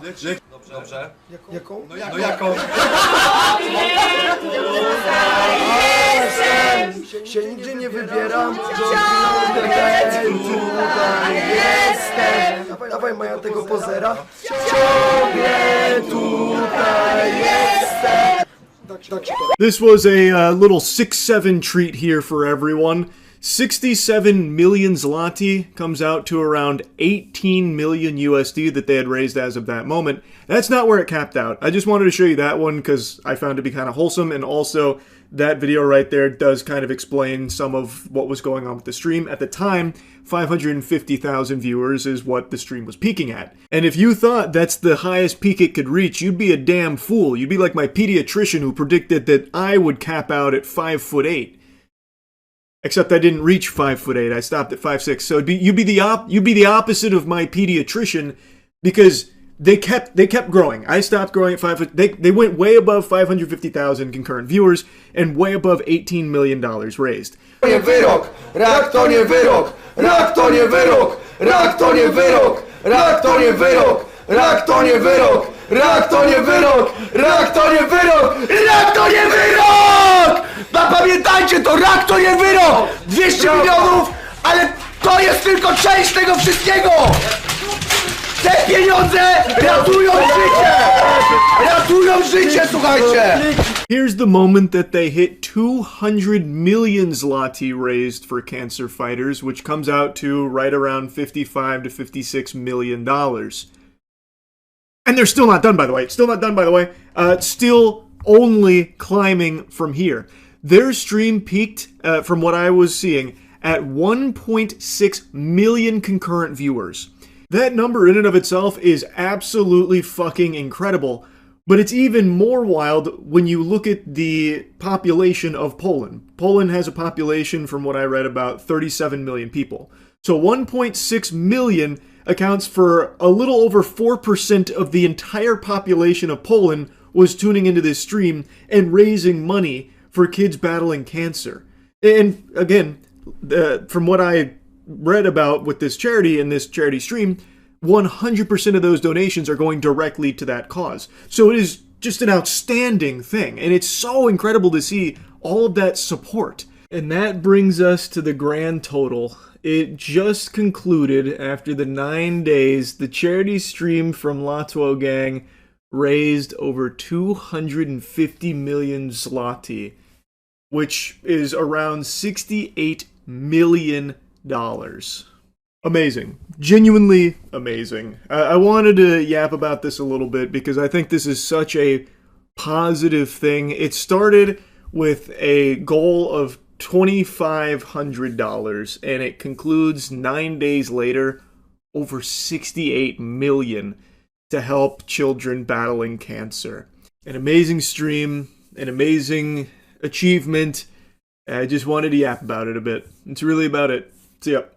I wasn't home much yesterday, so I missed a lot of the happenings from the last 24 hours, but today I happened to see a wacky headline. Nicki Minaj praises J.D. Vance as assassin as Erica Kirk sits next to her. This was apparently at something called Amfest, where Nicki Minaj went up on stage to celebrate Trump and a bunch of stuff or whatever, and then I guess while she was busy glazing and gobbling on, like, the administration's wiener, she tried to pay J.D. Vance a compliment by calling him an assassin, which obviously raises some eyebrows as Erica Kirk sits right next to her, whose husband was literally assassinated. Ordinarily, I'd put the clip here so you could hear it for yourself, but I don't want to take a chance of DMCA, especially with how rampant that kind of shit's been going on. You can watch it yourself if you want, though, but she immediately recognizes the blunder. She kind of scholars mated herself there by using that word. To me, it probably sounds like an Austin Powers type moment where, it, you know, don't say mole, don't say mole, don't say mole, mole. Where she was trying so hard not to use the word assassin, but then for some reason, her fucking neurons couldn't fire properly, and all she could think of for a compliment for J.D. Vance was that he's an assassin. And Erica Kirk tries to, like, you know, dispel the awkwardness and, like, reassure her, like, it's okay and try and make light of it and move on from it. But what a weird compliment to try and pay somebody. Like, who says that? Oh, this guy's, like, so epic. He's so awesome. Like, he's an assassin. That's like something a middle schooler would say on fucking Xbox Live or something. What are you talking about? Who says that shit? Now, that's not the only thing I wanted to yap about here. Obviously, that's just a weird, wacky little thing. But Nicki Minaj's presence at an event like this is so head-scratching to me because she herself is not a U.S. citizen. I don't know how many people know this or how many people just forgot. She herself talks about not being a U.S. citizen and that she is literally an illegal immigrant. In 2018, she even made a whole statement about it, with what was happening to immigration back then, and how her heart was breaking for it, telling the story of how she came to this country at 5 years old, an illegal immigrant. She was discussing how she can't even imagine being separated from her parents at 5 years old and everything that was happening then. And since, she still has not become an American citizen. In 2024, only a year ago, she once again opened up reiterating, confirming she is still not an American citizen, despite paying so many millions in taxes and all that. So her going on stage yesterday and being like, the president is dashing and handsome, it gives me like the same feeling as someone who's trying so hard to avoid getting in trouble by trying to like butter up the person that can really fuck them. Like, oh, you're just so smart and striking. Devilishly talented, by the way. Did I tell you that? Honestly, I'd go as far as to call you like a god, even an assassin. Like, it feels like she's so over the top. Maybe she's worried about getting deported herself or something. So now she's trying to, like, suckle the titty here of this administration and, like, hide in its ranks as, you know, a public figure. So now she's just stuck looking like a fucking imbecile. Yeah, this administration is perfect. Like, Frosted Flakes, they're great. Yeah, who just said Epstein files? Someone shoot that guy. Yeah, us U.S. citizens. All of us, my fellow U.S. citizens, we gotta stick together. We love U.S. citizens like me, am I right? That kind of thing, like she's cutting fucking WWE promos. But I think there also might be another explanation here. Again, just another game theory. Maybe she's not looking to protect herself. Maybe she's fishing for a pardon for her sex offender husband. Since Trump likes to hand out pardons like they're fucking Girl Scout cookies, I think there also might be this play from Nicki Minaj here to try and get one of those for her husband, Kenneth Petty, who is literally a registered sex offender. Maybe she's trying to make it so he no longer has to keep re-upping that and getting in trouble when he refuses to do so, like recently when he had to go under house arrest for failure to register as a sex offender. So perhaps maybe she's trying to get in their good graces so she can then float the idea to Trump about, like, pardoning Kenneth.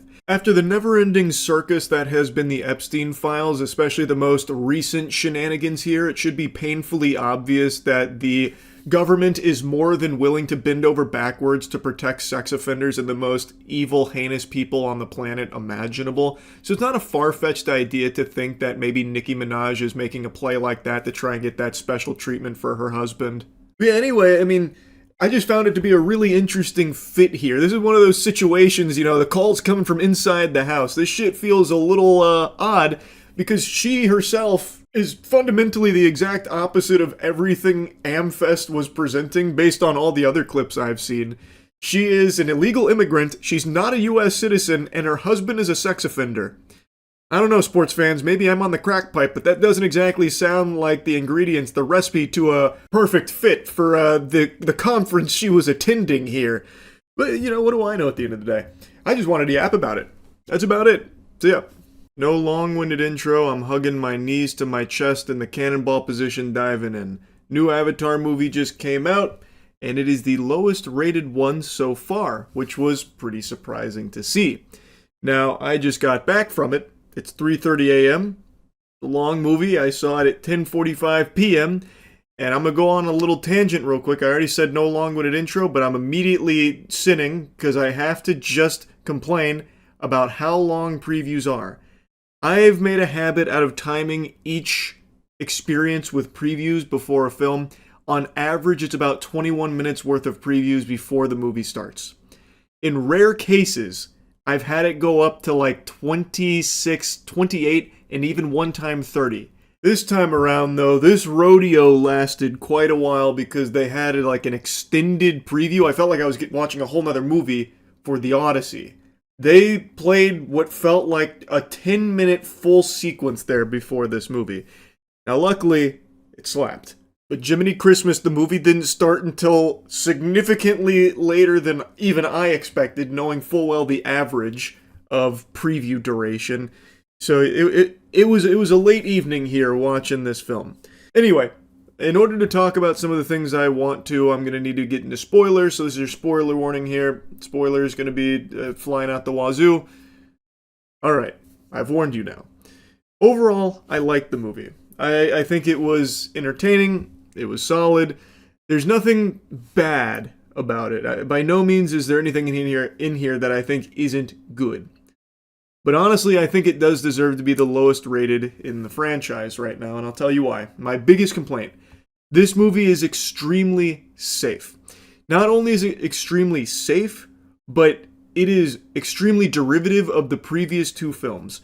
It doesn't introduce any new thematic elements or anything, and it borrows heavily from the first and especially the second. In the final act of this film, it is almost beat for beat, bar for bar, how Way of the Water concludes itself, minus one very important emotional high that the second film had. And that was an important character death. An emotional moment that I didn't see coming, that was a surprising death that felt very impactful and intense and carried a lot of weight. This film doesn't have that. There was no part in this film where I really thought any of the core cast was in danger. Even knowing in the second movie they made that bold decision that caught me with my pants down when they killed one of the brothers. Here, the whole film felt just very much like James Cameron being comfortable. It's clear he knows what works, and in this film it also still works. But we've seen it before twice now, and he doesn't go out of his cozy comfort zone. He's perfectly content to just cuddle up with all of the same things that we've gotten from the first two without introducing anything else. And for me, that's just a little deflating, because for this film, I thought there were quite a few moments with a lot of potential to really wow you. And I thought that's what this would be going into it, given where Way of Water stops. I thought there was going to be like really, high stakes, big, bold chances taken with this movie, and it's just not. I expected this film to focus on fire, the same way that the second film focused on water, and I thought that was going to be like super hype, and we'd see a lot of like new creatures, a lot of like new imaginative things about this world. Like Where the Water introduced, where so many things just felt new and fresh, and like we were going on a brand new adventure in this brand new part of a world we hadn't seen in so long, and it felt so fresh and exciting, filled with creativity and imaginative things and creatures that inhabit it. It just felt so alive and so different. But this movie, it's recycling all of the same, not only like locations as Way of the Water, but also a lot of the same things that happen in Way of the Water. So you're seeing the same creatures, the same things that you already saw in Way of the Water, which isn't the worst thing in the world, but I just really thought this was going to be like exploring another new side of this beautiful world James Cameron crafted. I thought this was going to be about like the fire and like this group of Ash Navi, because like it seemed like they started to do that when she was telling her story. They show like a really beautiful, quick thing about where they are and the fire, the catastrophe they survived. But then it goes right back to the water. And the entire final fight and pretty much all of the fighting and everything happens in the same exact water, the same exact area that it did in the second film. So it just feels like we've been there, done that. Like I said, there's nothing bad about it. And in fact, I would actually argue this is the most visually breathtaking in the Avatar franchise. The visual spectacle in here, zoinks. It is incredible. And I really love the introduction of the new Na'vi that we see here, the Ash Na'vi, where they've completely forsaken Awa. They're no longer like very spiritual or anything like that. They're very much like, I'm gonna fuck you up, carve your scalp, let it all burn type thing. Which I think is a great contrast to all the other Na'vi we've seen till this point. And they team up with the Colonel, and there's a really great dynamic with the Colonel where, he does just have the memories of a dead man. He's not actually that guy anymore. He's just not that guy, pal. And Jake is constantly trying to get that through to him, and you do see it start to weigh on him. I thought that was a really cool idea they were exploring there, and I'm excited to see where else that maybe goes. Spider is also a character that I thought was great in the second film and has an even bigger role in this one. But I will say, they make a decision with Spider, and the only family he's never ever known is the Na'vi, the Sully family. That is his family, but he is an alien to them. He has to have a mask on at all times because he can't breathe their air it's poison. So even though they accept him as a member of the family, he feels like he's a member of the family, there is just this very obvious distinction that he isn't. And I thought that was a really interesting idea. In this film, it overwrites that, where pretty early on, something happens where he does get the ability to breathe their air, so he no longer needs their mask, and that also comes with the thing on the back of his head that I'm blanking on the name of. I was going to call it the Kundalini, but I know that's not it. The Kundalini is from that rabbit hole that we went down on stream a long time ago about that serpent in your spine that can make you come by thinking really hard or whatever. I can't remember what it's called in the film, but he gets that, so he can breathe their air, huff it all in, no problem. He can jack into all life on the planet, connect to the animals, the spirits, everything. So for all intents and purposes, Spider is now a Na'vi in everything except skin color. Which in and of itself is a cool idea, and I think it is a natural progression of the character, but I really liked what I thought Way of Water was setting up for him, where the idea is, you don't have to look like your family, or you don't have to be able to do all the things that your family can do to still be a member of the family. I thought that was going to be an interesting thing that they play around with, but here they do kind of abandon that, and he is just a full Na'vi, basically. Which in and of itself has a lot of cool things about it, so I don't have like a huge issue with the direction or anything like that, but I don't know, I think it would have just hit harder if it didn't end up going kind of similarly to how Jake Sully did, where he does just become a Na'vi. Well, the same thing is happening now to Spider. He did just become a Na'vi. The only difference is he didn't grow fucking 5 feet and get blue skin, but he still has everything else there. Again, not the biggest deal in the world, because I think there is a lot of cool things they did with it in this movie, and I imagine more they'll explore in the future. I just feel like it would have been really interesting if they didn't. Instead of him just becoming a Na'vi, he could still just be that family member that happens to be a human. And that is a really interesting dynamic to play with that I thought they did really well with in Way of Water. Anyway, though, I want to get back to the things I like there. I already pointed out the Colonel is one of the highlights for me, but right behind the Colonel for standouts is Varong. She is the leader of the Ash Na'vi here, and also becomes the main love interest to the Colonel. And I think that's a really interesting thing that they explore there, because he, you know, has been established as someone looking to really fuck up the Na'vi. He is still on Team Human and will do anything that they order him to. They say jump, he asks how high, yet he has legitimate feelings for Varong and like actually fights with her and for her, defends her when the general tries to force them out, you know, calling them savages and stuff. So it's a really interesting thing to see, like, he's forming connections now with the Na'vi through Varong and the Ash Na'vi. I think her character is great. She is to the Ash Na'vi what Jake Sully is to the rest of the Na'vi. She is a fierce warrior. She is brutal. She loves guns and fire, loves to burn things to the ground, and tells the story of how she got there to the Colonel, where after a catastrophe, her and her people were starving, so they cried out for assistance, praying for help from Awa. Nothing ever came. They felt Awa abandoned them, so they abandoned Awa. And she leads them, she saves them, and now she is the one that is keeping them all alive and doing everything she can to ensure their survival. And I really appreciate they didn't make her just an unhinged lunatic. Like, yeah, she does a lot of fucked up things, but she is still very much grounded in that she doesn't just, like, randomly start slaughtering people for no reason, just a loose cannon.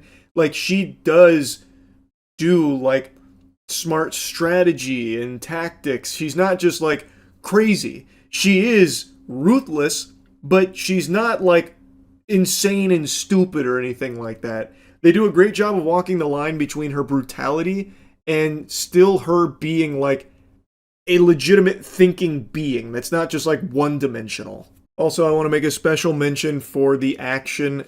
I think all of the Avatar movies have really great action. This one is no exception. I think the action here is spectacular. I think James Cameron always does a great job with it, and Fire and Ash has wonderful action. Probably the best in the franchise so far, I would say. I just think the Na'vi fighting the Ash Na'vi Like, every scene where they clash was really, really good. So, crushed it in that department. I will say, though, the catalyst for a lot of the action that happens seems to always be a member of the Sully family getting captured. I think that happened like fucking 5 times in this movie. Basically, anytime they turn around, someone's getting captured from their family and used as bait to spawn a fight. I feel like in the next couple of Avatar movies, maybe we should explore different means of getting a fight to occur that's not just getting captured. Because my god, it has happened a lot in these movies now. Like a fucking ton. But yeah, another thing, the music is great. I think most people are probably expecting good music in here, and you're going to get it. Like I said, it's a good movie, but I definitely think this is the weakest in the franchise so far, and that's solely because it's basically everything we've already gotten served to us again. But maybe for some people that's exactly what they want. It's entirely possible. Again, I was entertained. I also feel like the pacing of this film was really good. It never felt like it dragged, and I was never bored. It's a very, very long movie, but it truly didn't really feel like that. I thought James Cameron did a good job of keeping things, moving along, which was great. So yeah, overall, it's good, but I definitely think it does deserve to be the lowest rated in the franchise so far. But anyway, that's really about it. So yeah. Ah! What note was that? These pipes can hit the most rare of musical notes. And speaking of music, I got some music for your ears right now. I got a wonderful melody. You ever heard of AI? Because man, do we have some great news on that front. AMC's getting experimental. They're putting their grubby little paws into the AI short films cookie jar, and they are going to be screening AI short films at select theaters before trailers, with potential plans to expand nationwide. Which is exactly what everyone's been begging for. Anyone who's been to the cinema over the last 2 years has probably heard this time and time again. Man, I wish I could watch some AI-generated shorts before watching my movie. And finally, they're delivering. Better late than never, I always say. Now, if I may be so bold, and far be it from me to question the galaxy brain smarties over there at the old AMC think tank, but what the fuck are you smoking? Like, this has got to be an actual, mythical crack pipe that they're passing around over there to think that this is a good idea. If you really wanted to ham fist shorts into the cinema experience before a movie plays, why would you take the plunge with AI shorts to begin with? Something that is universally hated. The only people that like AI animated shorts are like actual single-digit smooth-brain worms that clap like seals at anything that makes noise. Like, this is so fucking stupid. If you're really hell-bent on bringing shorts into the theater before the movie plays, why not just play actual shorts created by real people and real talent? Like, it's not like shorts are a new thing. These have existed for as long as cameras have. So this isn't some brand new, unheard of thing only made possible thanks to the power of AI. They could have done this whenever they wanted to in the past. And they did dip their toes in occasionally with shorts that play before movies. But I just don't understand why now they want to make this big push for it. My speculation is they're probably getting paid oodles of clams for it, and every single industry is trying desperately to suckle from the titty of AI and anything even AI adjacent. That's my speculation. But I'd like to take this a step further and say that I think the idea of putting even more bloat before your movie plays is terrible. I feel like the people at AMC don't actually watch movies. They don't actually go to the theater and watch movies. I have timed every single experience I have had at the cinema for the last 2 years. So when I sit down, I time from the moment the trailers start to the moment the movie I paid for starts. And the average wait, the average duration of trailers is 21 minutes, but it sometimes gets as high as 30 minutes. So you can wait up to 30 minutes after the posted time for your movie to finally see the movie. It turns what should be only like, 2.5 hour experience into an all-day fucking affair because you're just held hostage watching shit that you don't really care about seeing. And now they want to add even more to that. That blows my mind. That is so tone deaf and so out of touch. Now, to give you a little more information here, it looks like the AI short that's going to be playing at select theaters is called Thanksgiving Day, an intergalactic tale about a bear and a platypus, and it just won Frame Forward AI Animated Film Festival. Very prestigious. That is coveted. People go their whole lives striving to achieve that accomplishment, being the best AI animated short at Frame Forward. And one of the prizes for winning here is a 2-week national theatrical run for it. And looking at what the experts have to say, this one is a must-watch. This short might be better than the movie that I'm paying tickets for. Thanksgiving Day is a masterclass in original storytelling, a wildly inventive journey that balances sharp satire with unexpected emotional payoff, proving that bold imagination with the tools of AI complement the future of animated filmmaking. That's according to Joel Rudman, president and head of studio for Moose. And then, of course, jurist Neil Paris from Google's 100 Zeros, whatever the fuck that is, what the hell? I feel like I just read an Xbox Live gamer tag. Said, Thanksgiving Day is an imaginative... Jesus, it made me dyslexic. Thanksgiving Day is an imaginative and funny short showcasing AI's ability to unlock imagination for animated storytelling. Thank God, it's fully unlocked now. Before, it was forbidden. You couldn't tell stories without AI. But thankfully, those are prehistoric times now. That's ancient. Obsolete. Now, I decided to take a peek at Frame Forward's little trailer here, and I got to be blessed with a little bit of footage of Thanksgiving Day, and wow, I gotta tell you, they're underselling how good it looks. The future of filmmaking is unfolding now. Welcome to the Frame Forward AI Film Contest.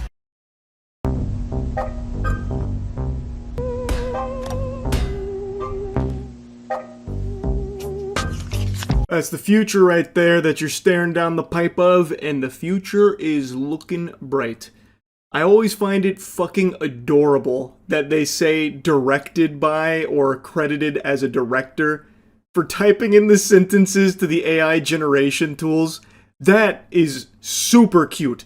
That's me calling myself a chef every time I make myself a bowl of cereal. Anyway though, I'll stop yapping on the AMC stuff for now because there's one other thing I want to talk about, and it's something Matt sent me.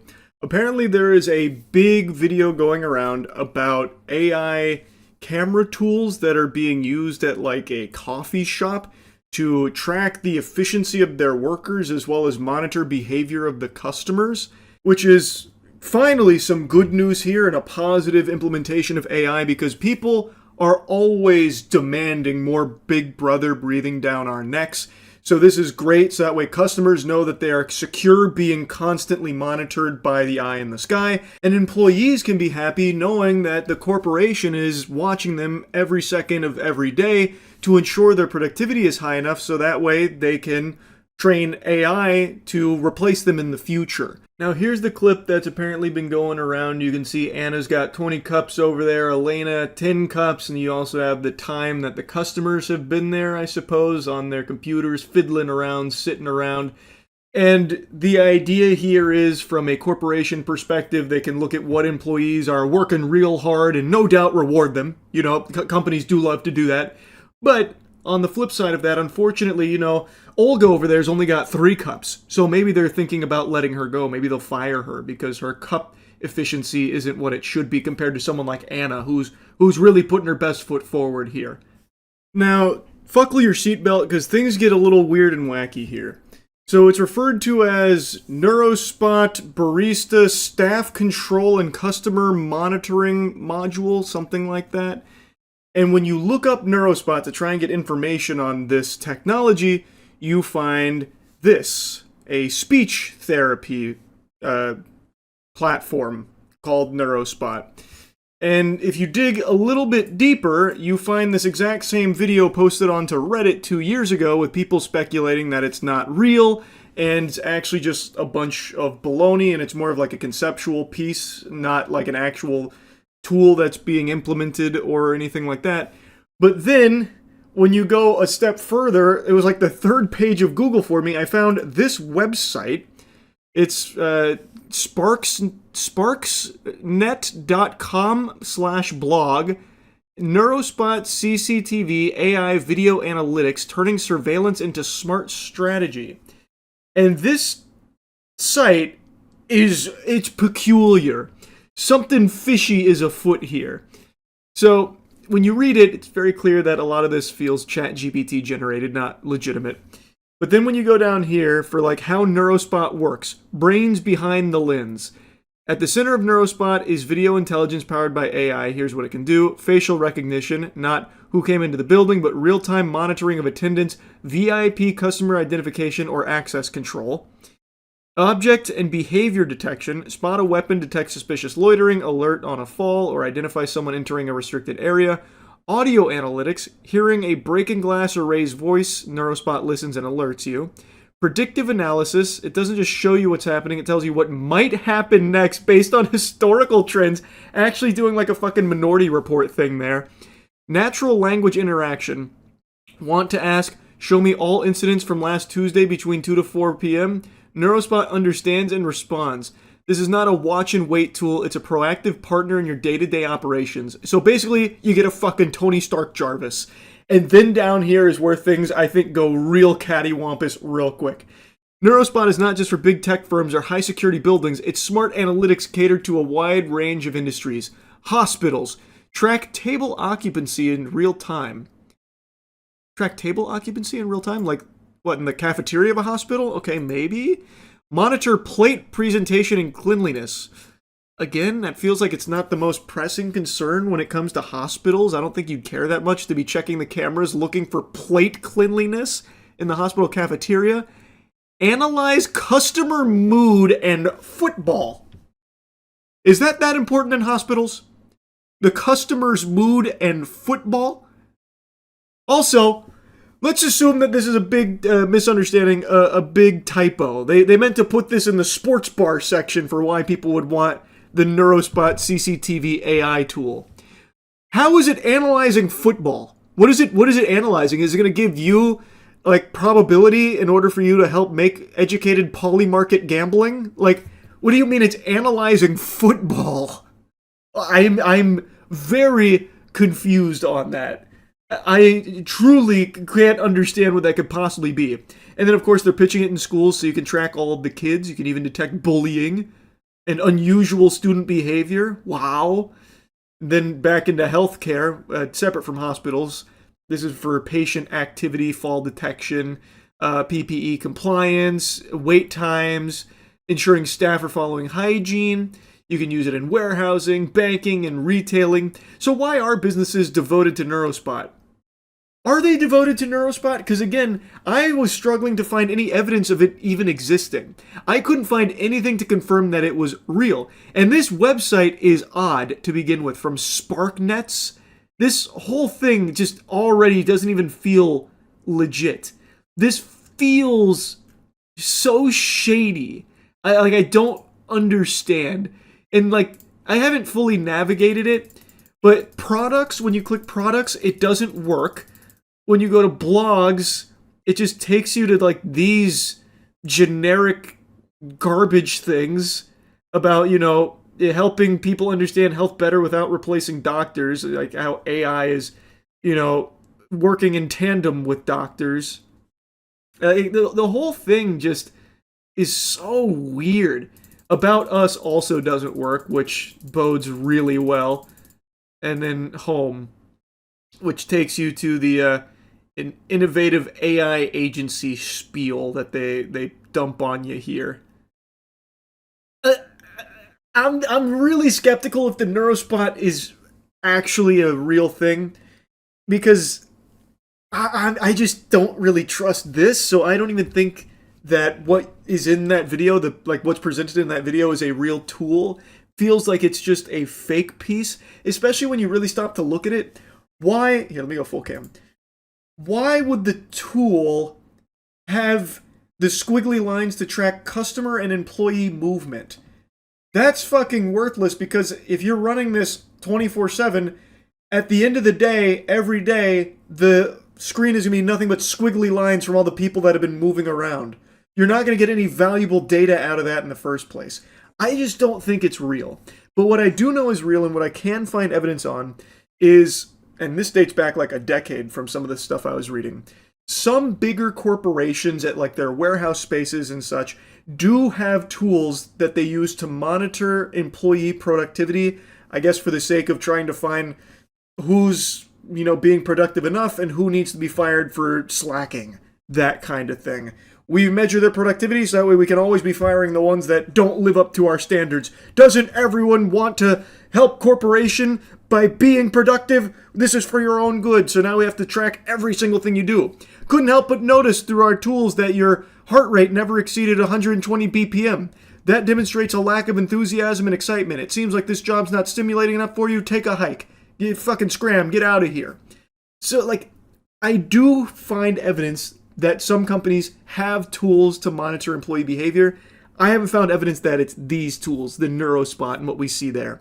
But I also am 100% certain that companies will be looking to integrate AI into their monitoring to collect data on customers and to track their employees and to train AI off of their employees so that way they can replace them with AI to save them money on their bottom line long term. That I know is coming if it's not here already. I just am not convinced that it's the NeuroSpot. Anyway, though, just wanted to yap about that a little bit as well since Matt put it on my radar. Anyway, that's about it. See ya. Hey there. Just wanted to share the latest in the David murder case. This has been something I've been actively following. I know I've already made 2 videos about the case since his arrest, and, well, time to make it a trilogy because I think it's important to cover this. There were a lot of people, and still, even in the face of everything I'm about to tell you that was brought up today from the prosecution, there are still a lot of people that are fighting tooth and nail, raising their shield to defend David, still believing with their whole heart and 2 neurons that he was framed and is actually a victim in all of this as well because he had nothing to do with the death of Celeste Rivas Hernandez, a child whom David was dating, by the way. And the Dummies for David movement always likes to, bury that one as quickly as possible. He's homeschooled, so he didn't know. And he's just a little zany. He's a little quirky. He had no idea. That's bad. It's fucking lunacy to be acting like he's some blameless angel in all of this in spite of all of the evidence that the public has access to.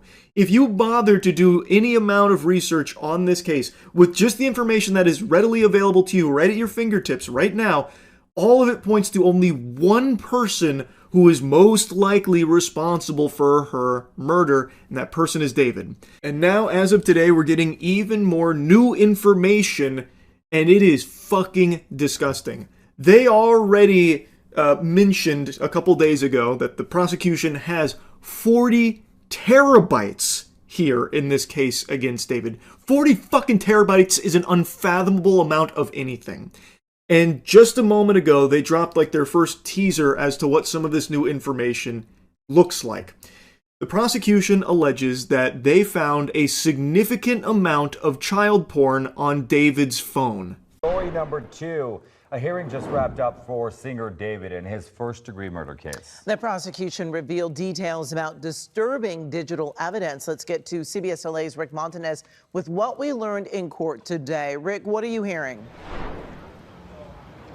Amy, Chris, the hearing just wrapped up within the half hour here, and cameras were not allowed in court, but I can tell you that the defendant, David Burke, was in court today in shackles and wearing that orange jumpsuit. The biggest new piece of evidence revealed, prosecutors say a significant amount of child porn found on Burke's cell phone. Now, I imagine that isn't just some baseless claim from the prosecution.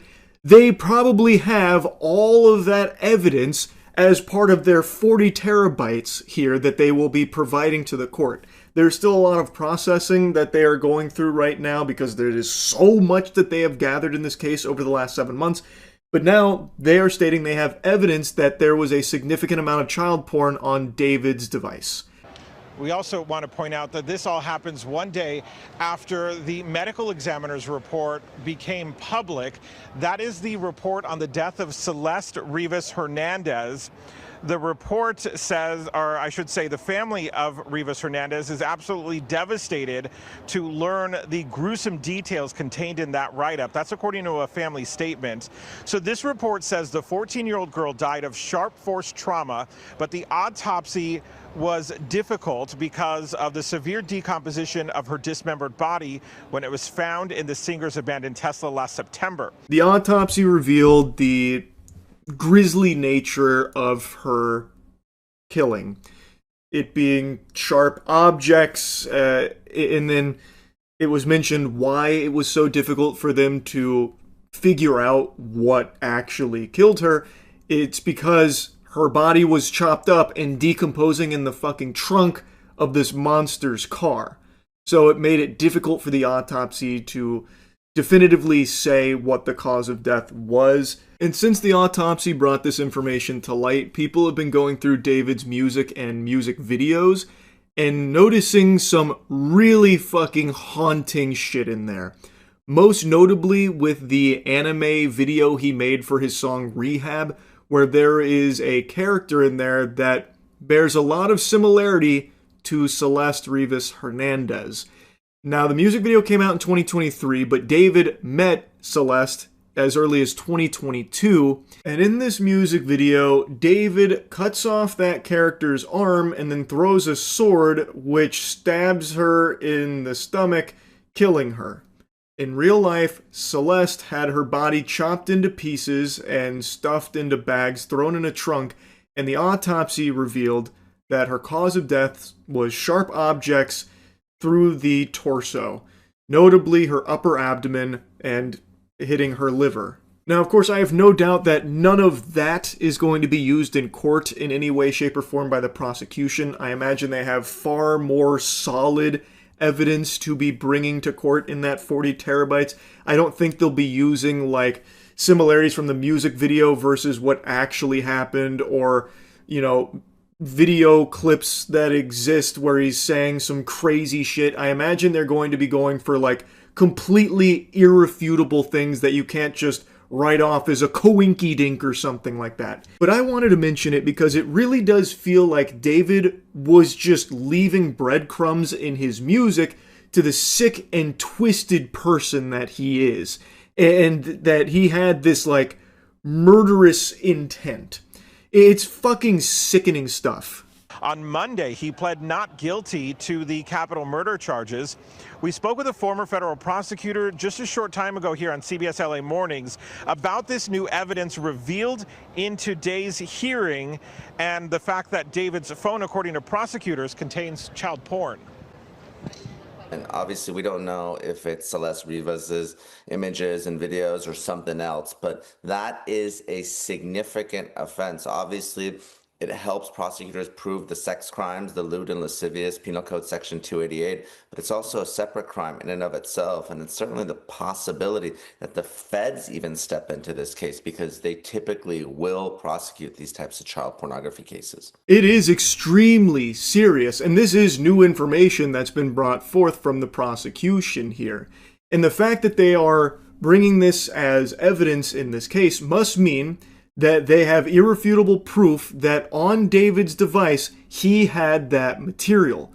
I have no idea how the David defenders will even begin to wrestle with that in mental gymnastics, some kind of excuse there, like, he was just holding it for somebody else. He's been framed again. They put it there. They framed him for the murder, now they're framing him with child porn. I have no idea how they could even begin to tackle that one. Because even though it hasn't been proven yet, the fact that the prosecution is even putting this forward means they must be able to prove beyond a shadow of a doubt that, yeah, his phone had child porn on it. So that's the newest piece of information that's been brought up. Now, as mentioned, they are still going through a lot of processing for a lot of digital evidence that they have compiled. So in a week, I believe about a week, it's going to go back with both sides, and they're going to discuss if they need even more time about, going to a capital murder trial. So as of right now, we don't have everything being brought forth yet, but it is beginning and it's moving fast. The process is underway and it is moving very quickly. So I guess we'll know more in a week, but I just wanted to give you this update here because that new allegation coming to light here is once again another disgusting development here in the David case. Anyway, praying for justice for Celeste here. I truly don't see a world where David is innocent at all. And anyway, that's really about it. See ya. Alright, you might catch me blushing a little bit, getting a bit red in the cheeks and squirming in my chair, because I'm a little embarrassed. I got to do something I've wanted to do for a while, and I got to do it with something that I really, really like. But I kind of blew it. Yep, didn't do the best job there. I got the privilege of doing a voice acting cameo in Baki, which is an anime I've talked about a lot over the years. I think it is just beautiful fucking insanity. And I got to be like a little side character in there. But my shit was poop. I did not do a very good job, I don't think, at least. I'll show you a brief clip from when my character gets introduced in the season. I don't think I can show you much footage of it because obviously it's a big anime. But it's a character that fans have been really excited for a long time, salivating, waiting to see them finally make an appearance in the anime, and, well, their prayers have been answered. That's right, I play generic police officer. Yes, sir.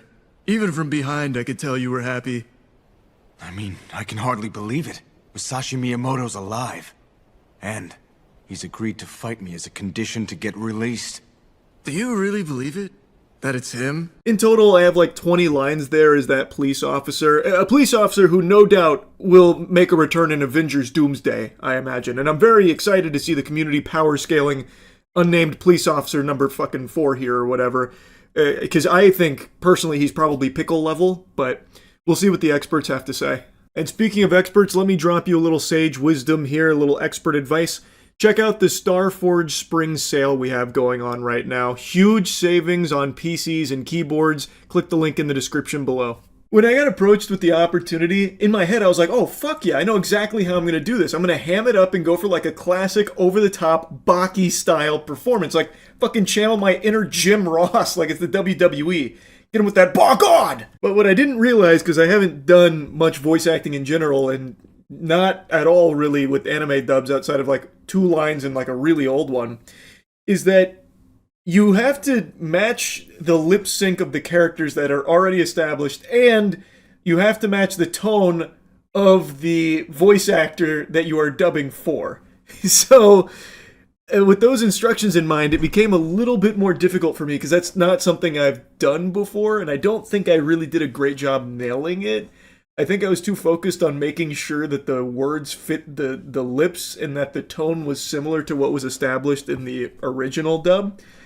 And it led to this sounding like robotic. It almost sounds like I'm talking at you through like a fucking walkie-talkie giving you quest directions or something in an old PlayStation 2 game. Whereas with Dispatch, where I play Sonar, it was a very different process because I actually auditioned for that role. When I read for Dispatch, it wasn't for Sonar, it was for Golem. And then they offhanded mentioned if I'd want to try to see what Sonar sounded like, and I ended up getting that part instead.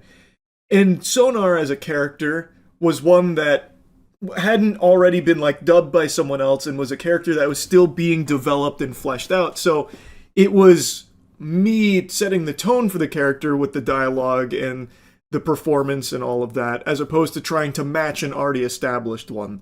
So doing that for the dub, like, it was very unusual for me, and I think I floundered the opportunity. Like, I'm still very grateful they had me on board. I think it's still super fun, and I love the show, so it's hyped to be a part of it in even this small way. But man, I just wish I had done a better job. Like, I really went in there thinking about to go ballistic in the booth, about to burn that bitch down. Barbecue chicken alert, barbecue chicken alert. Like, I was like, oh yeah, I've got this. I know Baki, I know Ball. I thought I'd be over there giving you like a huge explanation and lore drop around like a character using their finger as a scalpel to remove their own gallbladder in the middle of a fight because it got damaged. And then I'd recount the history of who invented that maneuver. The fucking London commoner named Geronimo Edwards who discovered it while on the road selling swill or something. I really thought I was about to dial in and nail it. And I unfortunately did not. I just couldn't fucking get in the flow state that I really needed to channel. For me personally, I found it significantly more difficult to try and match an already established performance, like to try and emulate that in English, than just performing something yourself as a character. So my appreciation for English dub voice actors, it shot up quite a bit, because that shit was pretty tough, actually. Anyway, though, just wanted to yap about it a little bit. I really love Baki, so it was cool to have the opportunity. I just wish I had done a better job is all. Anyway, that's really about it. So, yeah. The only thing more powerful than my fist is my smile. Could stop a charging elephant in its tracks with just one grin. But I won't be flexing that smile all that much today, because instead, we're going to be clowning on some more degenerates in the card collecting community. These assholes deserve some spit, and I'm gonna give it to them.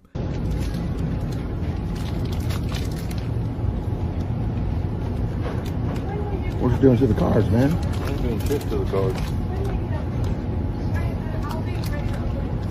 You just feeling them all?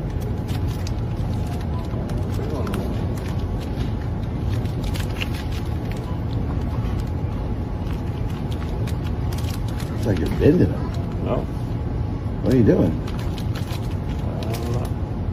Liberty to say. You're not at liberty to say? Nope. I don't have to. I don't have to talk to you. This video has been going ballistic. It's been making the rounds, and everyone's been Gangnam styling on this guy.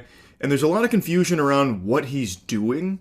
So let me just go ahead and explain. So Bowling Ball Bill is doing a old school strategy of pack searching. So from what I can tell, he's doing two different methods. One, the flex method, and then the other is, as he's molesting the packs, he's sticking his fingernail in there to try and feel for relics. There's actually an old YouTube video that people have been resharing to show what techniques he's dusting off for this one. Whenever we talk about the flex test, this is what we're talking about. And I've got this is just base cards, because the packs that don't have anything in them, you're going to see this. And look how easily they flex. I mean, and anybody that thinks you're damaging the product, you can look, none of the cards are damaged from that flexing, even though that was, I mean, pretty good amount of flex there. But whenever you come to a pack that has a relic or jersey or anything in it, I mean, that's as much as I can flex this thing, putting the same amount of force into it. This is an ancient YouTube video. It's over 16 years old here, so this guy really consulted the Library of Alexandria for degenerate card techniques in order to try and give himself an edge in the hobby. And you have to do the swipe test to figure out if it has a relic or not. The swipe test is simple. Usually the relics are in the middle of the card somewhere. So you put your thumb on it and press down, and right here I feel an indentation, which, I mean, I know what the relics in these products look like. It's a star cut out of a shirt. But anyway, just to show you, we'll open it up, and it's the third one, Cody Rhodes. He's, you know, if you follow wrestling, he's one half of the, I can't remember their names right now. Sounds like a real super fan. You love to see someone so passionate using these kind of tactics to ensure that no one else gets anything except for them, so that way they can turn around and sell it for a fucking $4 profit online. Goddamn scalpers make me sick. I'm pretty confident that this is what he's doing to those packs right there, just bending them over and caressing them and then sticking his fingernail in there to dig around for relics. That's strange, man. I know, right? You're ruining the hobby for everybody. You're spending cards? No, I'm not bending cards. Hey, ma'am, you work here? This guy's ruining the cards. No, he's I'm bending not. them. Look at him. I know. No. Can you get him to stop doing that? This goober sounds exactly like Hank Hill. I kept expecting a "dang it, Bobby" coming out of his mouth at any point as this guy's alerting Target staff to what he's doing. And the guy filming him is right. It does look like he's ruining the cards, even though that flex method we saw in the tutorial there states that they don't get damaged. This guy looks like he's hardcore fondling those packs. In a couple of these explorations he's doing there with the flexibility. He's got that shit like the Kama Sutra. Like, he was, like, seriously bending a couple of them from the look of things. He insists that he's not, but refuses to reveal the Krabby Patty secret formula, explain what he's doing here and why. And, you know, he really tries to retreat into his shell in hopes that the guy will stop filming at some point and staff won't bother him. But luckily, it's not exactly how things went. Bend the cards and ruin them? I'm not ruining the cards, man. You can't do that. I'm not. You gotta have somebody kick him out. You can't. I'm filming it. Good. You can't do that. Oh, are you okay? You can't do that. No, but He's ruining the cards. No, I'm not. He's ruining your product. He's putting his fingernails in them. He's denting them. No, I'm Look not. at him. No. What are you doing then? I ain't You need asset gonna protection over here right now. Seriously. You need asset protection over here right now. He's ruining your cards. I am not. Yes, you are. No, I'm not. You're putting your fingernails in them. That's No, ruining them. He keeps saying, no, I am not, as we are actively watching him do it on camera. You're putting your fingernails into it. No, I am not. Dang it, Bobby, no, I am not. As he is still doing it while staring this man directly in the face. He is looking right down the pipe of this camera while he's doing it and saying, nope, not doing that. I don't know why he's even trying that angle. He is dreadfully failing the persuasion check. We can all see what's happening, and he is still actively probing every single fucking pack that he can get his grubby mitts on. Every time he tells a lie, his gut extends another inch. Yes, you're ruining them right now. You don't ever need to be back in here again. You're ruining the hobby for everybody who buys a pack there. That's a $15 pack you're ruining. Can I get you over here, please? Please, somebody get over here. You're a pain in the ass, you know that? You're a bitch for doing that. You're ruining the cards, man. No, I'm not. This is a hobby that people spend their money on, and you're ruining it. I'm not ruining Yes, you are. No, I'm not. Then what are you doing? Then what are you doing? If you're not ruining the cards, then what are you doing? Checking for hits? That's even worse. Look at this, man. You're the worst kind of human there is. These are kids that are going to buy this. This ain't a kid's hobby anymore. You know that. But this is what kids do. They buy this. This is not a kid's hobby. He just ruined all the cards. I did not. This guy is the epitome of the scalper mindset. This guy is the actual fucking mascot for how scalpers think. Across all TCGs, Pokemon, One Piece, and the sports card scalpers, they all have this disgusting view of it where, yeah, maybe it was a hobby for kids at some point, but it is no longer now. We run these streets and it's serious business. So you've got fights breaking out over Pokemon cards, and you have fucking degenerate loser worms like this just rolling up there and now pack searching everything to ensure that only they can get the hits so they can hoard it like Smog and sit on all this gold and flip it for like an extra $5 on Facebook Marketplace or whatnot. It's so embarrassing and cringe. And he just says it out loud. He says, this isn't a hobby for kids anymore. You know that. That's what they all believe. And unfortunately, they're right. They have completely kicked kids out of the fucking hobby of Pokemon cards and One Piece and sports cards. So, like, they can't even get in here anymore unless they bring, like, fucking boxing gloves and get ready to square up with assholes like this, fucking greaseballs like this.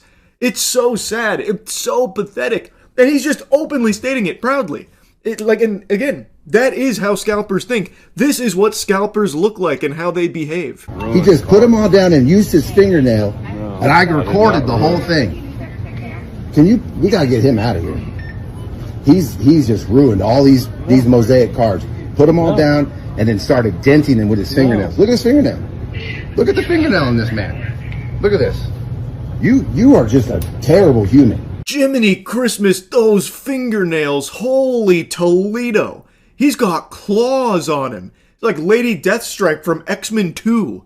I had to look up the name of that character, by the way. I couldn't remember what she was called there. But yeah, his fingernails are extremely long, and I imagine it's for two things. Coke and pack searching at Target. He is transforming his body into being the ultimate conduit for scouting the hits from packs in Target and doing lines. Really are. There's going to be, this is the price point. This is the price points that kids come in here and buy it at. This is not a kid's hobby. Oh, it doesn't matter what you think. This is the price point the parents will let them do it, and you just ruined them all. Look at you, man. You're a terrible person. You know that? Creep. Terrible. Oh, shit. World Star, he just fucking beat him down verbally there by calling him a creep. Because he was filming you being a deplorable fucking loser. Oh, nice one, dude. It's so out of control. I hope people continue to film these scalpers and shame them publicly for it, so that way it can then be posted online and everyone can continue to clown on them, because that's exactly what needs to happen. We need to bring shame to these scalpers to hopefully be a deterrent for more people doing this kind of garbage like this fucking slob here is doing. It's just so trash. It has ruined every single TCG hobby, ruining sports cards collecting. It's just so ridiculous. And God damn it, I think this asshole came over and put an eyelash in my eye now too, because now my eye's bothering me. Anyway, though, that's really about it. So yeah, there are few things as skin-crawlingly embarrassing as bad freestyle rap. It is this unmatchable cringe that I derive immense pleasure from experiencing. I love watching bad freestyle rap, and I'm sure you've noticed over the years because I've made probably like 20 videos now covering some terrible freestyles, and I just saw one from, I guess, like a corporate club get-together on like a rooftop. I mean, I'm imagining it's like a rooftop bar or something, for something called the Amador Club in San Francisco. San Francisco, it's like you're on a trip. You got the rip when you hanging out with the rune like you high on the mushrooms. What? Because this is what we do. It's the love. It's the gift straight up from the God above when you hanging with your friends at the Amador Club, right? And when you got this, it's a flash. It feels like you've got this blush. You're so hot, like it's the gold rush. Because when you're here, you got the AI. It's so fly. And what's AI? A rune's intelligence. That's what we come in. I was so sad that it cut off abruptly here. I want the director's cut. There's like 5 people filming on their phones. Someone has to have the full rap. Oh, it's so delightful. He's hitting this shit au natural, a cappella. This guy is dropping the stinkiest bars with his whole chest, full confidence, not even a single iota of a beat, very seldomly even hitting a rhyme. He can't even accidentally string together sentences that flow. It is perfection when it comes to shitty freestyle rapping. He even said, AI so fly. Come on, that is divine, god damn it. I love this shit. This guy's up here and he's like, I wonder how it even got to this point. He's probably like, guys, Amador Club, gather around. I want to show you something. I got some bars for you. I might just fuck around and fart some poop with it, dry rubbing my cock until it starts shooting glue. Like, how do you even get to this point? Everything about this just tickles me. Like, he's not doing anything wrong. He's not hurting nobody. He's just up there having a good old time, and I'm here having a hoot and a holler at it. Like, I think it's very fun all around. It's ultimately harmless, and it puts a lot of questions in my noodle. Did he, like, practice this? Was this, like, a premeditated freestyle thing? Or was he just, like, you know, maybe he had a couple of brewskis, maybe butt chugging a bit, and he's like, you know what, guys? I'm gonna try a little something here. I'm gonna go for it. And, like, I just recently watched 8 Mile, and it's time. Clarence has some real good parents. Amador Club! Like, I just wonder how it gets there. And I'm just enjoying being able to watch him work his magic. That's all. And you know what's even more impressive, and I think adds a nice cherry on top of this cake? These people paid to be there. So I looked up the Amador Club, by the way. $50 a month, 50 clams a month. This is some of the socialization you get. This is part of the experience. At least I think they're all part of the Amador Club since he, like, addresses them as such, but I guess it's entirely possible they're just kind of patrons that happen to be there too. Like, maybe they were just sharing space with the Amador Club, because it looks like they're at, like, a rooftop bar or something.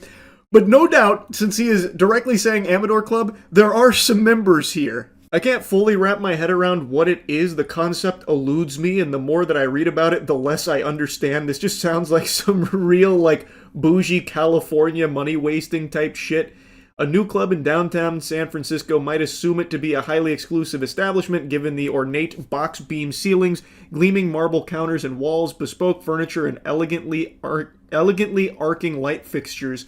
but membership in the new social club that opened this month at the base of the historic Bank of Italy building at the corner of Montgomery and Clay Streets is a relatively affordable $50 a month, and the general public is welcome for breakfast on weekdays from 7 to 10:30 a.m. $50 a month and they're calling it relatively affordable. Oh my goodness, it makes me sick to my fucking stomach. Oh my god, that made my voice crack. Evan Crow, owner of the bank, says his goal is to create a non-elitist place for people of varied backgrounds to meet and do things with each other. If you don't want to do that, then this probably isn't the right space for you, he said. A key membership guideline is that people not be disagreeable. No assholes allowed, Crow said. I swear, this guy's more out of touch than Ubisoft. He wants a non-elitist club, yet is charging $50 a month for this privilege. Goofball, the only people that can afford to fork over 50 clams a month for the semblance of having friends is the elite. $50 a month is diabolical for like a friendship simulator get-together type thing where you go gather around and watch this guy freestyle rap, I suppose. That is a crazy price tag, and yet he's making it seem like he's just giving it away for free. Anyone's welcome. We don't want any assholes, and we don't want to be like an elitist organization. We just need $50 a month. That's all.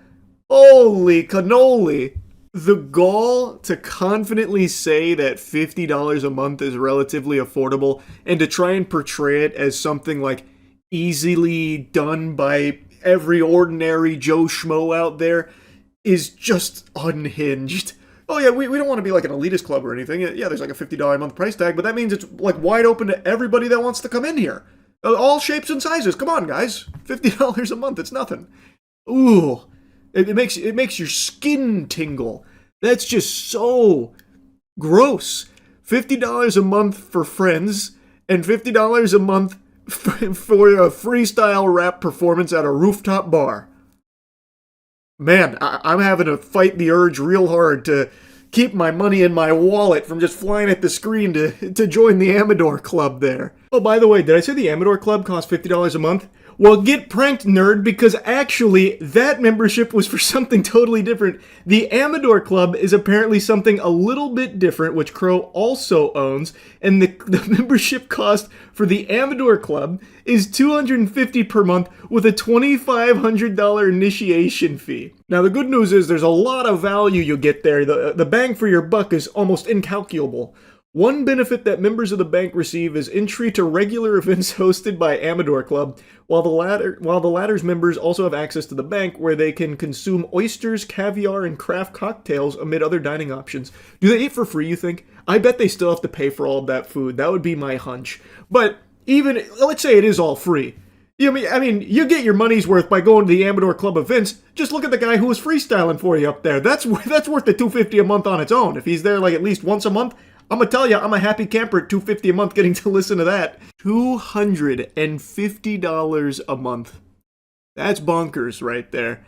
I've only seen a sneak peek at what the Amador Club events look like with this freestyle here, but I gotta tell you, there are few things on this planet that I would be able to justify spending $250 a month for to like go to their events. That is an absurd price tag. But this is not in the relatively affordable $50 price range. This is for the elites. So this is a totally different ballgame. This isn't for, every Tom, Dick, and Harry. This is strictly for those with a sophisticated palate. And when you go to their website, they really drive that point home about it being like the apotheosis of sophistication and luxury and opulence, that kind of thing. I just find that kind of shit so cringe. But anyway, I wanted to talk about this a little bit because that freestyle, that had me giggling. I really appreciated his fine wordsmithing up there, a lyrical mastermind on full display. And I'm excited to maybe catch some more glimpses of the Amador Club freestyle performances in the future. Hopefully we'll get to see a few more of those down the line. Really, that's about it. So yeah. There's a handful of things that can instantly make pretty much anyone's blood boil. Hitting your toe on something, or road rage, just inconveniences while driving. But few things can make you see red and ruin your day quite like animal cruelty, watching someone abuse their pets. It's horrific, and it immediately elicits a response of disgust and anger. Even the most calm person on the planet would lose their cool and go into a bubbling rage if they saw a video of someone beating their dog or cat or something like that. Like, I know Thorfinn famously said he has no enemies, but he didn't see Aspen Cartier beating her puppy on a Twitch stream. That's what we're talking about today. A couple days ago, a streamer, and I guess also rapper, named Aspen Cartier was streaming, and then started beating her puppy because it got out of its cage. I don't really know how to even show you this clip because it is just animal abuse. It would get the video taken down, I imagine. So I'm going to try and cut around it to show you the very clear evidence of what unfolded on stream that she's trying to deny happened, which has become a very common tactic, I guess, in the modern day and age, to just say that what you saw with your eyes isn't real. Take my word for it, as opposed to what you witnessed. I think we're gonna end stream out because this motherfucking dog, like, goddamn. I'm not gonna be on social media until February 1st, so. How you get out the cage?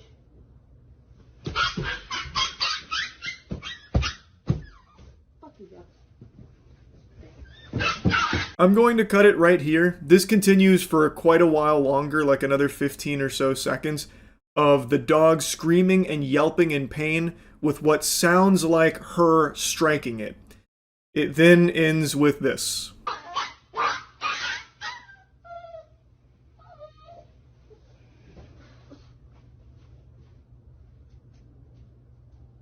What a fucking scumbag. That is a 3-month-old puppy, by the way. So, as a result of this being broadcast on stream, which she didn't seem to have any issue with on her end, she thought everything was, business as usual. What's the big deal? What? You guys don't do this to your 3-month-old puppy? You never heard of discipline? Hey, he got out of his cage. I gotta get him with the goddamn fucking Tekken combo. It's the only way to teach the dog about, not leaving the cage without my permission. It's crazy how it didn't even register that what she did here was bad. So, she did get banned for this, and she tried to defend herself by saying she didn't beat the dog, and brought the dog in as like a witness to explain that it's fine. Why you beat the damn dog? I didn't beat the fucking dog. Is you beat? Is you beat up? Say I'm really small and I over-exaggerate. Say it. Say it. Okay, tell him. Tell him that you're fine. Tell him right now. I'm not playing. Tell them. Tell them. You're fine and you're for sale. Oh my God, he's so fucking dramatic. That's her defense, that the dog is dramatic. Regular old Phoenix right here. Watertight explanation here. What an excuse. Pack it up, folks. Case closed. The dog was just being dramatic. Just disregard all of the very clear fucking haymakers she was dropping on the dog. The dog was being, just dramatic about it. You gotta rub some dirt in it, obviously. Fucking psychopath. Absolute lunatic. In this video, well, in the second video where she's got the dog on its back, it's very clear that this puppy does not want to be around her. It looks traumatized and afraid of her and is constantly trying to get away from her, which is why it's starting to, cry out when trying to remove itself from her grasp. Are some dogs dramatic? Sure. I feel like anyone that's ever had dogs knows that sometimes, for example, when giving a bath, they will sometimes get very dramatic about not wanting a bath. This is so fucking different from that. This is clearly a dog that is afraid and a dog that was crying in pain being hit. You can see it on stream. And you can hear a lot of really concerning sounds on stream as well while the dog is crying. This is a totally different situation. This is not the dog being dramatic. This is her being a fucking monster. Now, this blew up to such a big degree that the authorities were alerted multiple times about this, and they ended up taking in Aspen Cartier. They charged her with animal cruelty, and when authorities brought the dog in from her custody, they noted that it seemed to be in good health, so it doesn't seem like the dog has suffered any, debilitating injuries or anything like that, which the drooling worms that are desperately trying to defend her are really latching onto, saying, see, the dog is completely fine. She didn't beat the dog at all. Let me go ahead and sit you down here, stupid, since it seems like you just blew in from fucking Moronville. Them reporting that the dog appeared to be in good health just means that there were no observable injuries that they were able to notice, like a limp, an injured leg, something like that, when they went and got the dog out of her custody. That doesn't mean that the puppy wasn't beaten. You can watch it happen on stream. All that means is that the beatings didn't lead to any lasting, noticeable injuries on the puppy when they got it. It still happened. It's not, like the fucking Tooth Fairy make-believe. You can watch her hit the dog on stream. It clearly was beaten on stream. And just because she didn't break its legs or something like a Kit Kat bar doesn't mean that the beatings are all of a sudden excusable or, not that big of a deal. It's still a big deal, and she still deserves these animal cruelty charges and a severe punishment. Her being banned on Twitch needs to be a permaban, 1000%. This is some downright deplorable evil shit here that she's done. Who knows how often she's beaten this puppy? All we know for sure is that it's happened at least once on stream, and that's one too many. That should never happen. That is awful. And she 1000% needs to be harshly punished with these animal cruelty charges. Anyway, I wanted to yap about this. That's really about it. So, yeah. I imagine a lot of you are tired of hearing me yap about One Punch Man. By a show of hands, how many of you had enough of a 31-year-old man complaining about an anime? No hands? Interesting. Okay, then I'm going to keep going.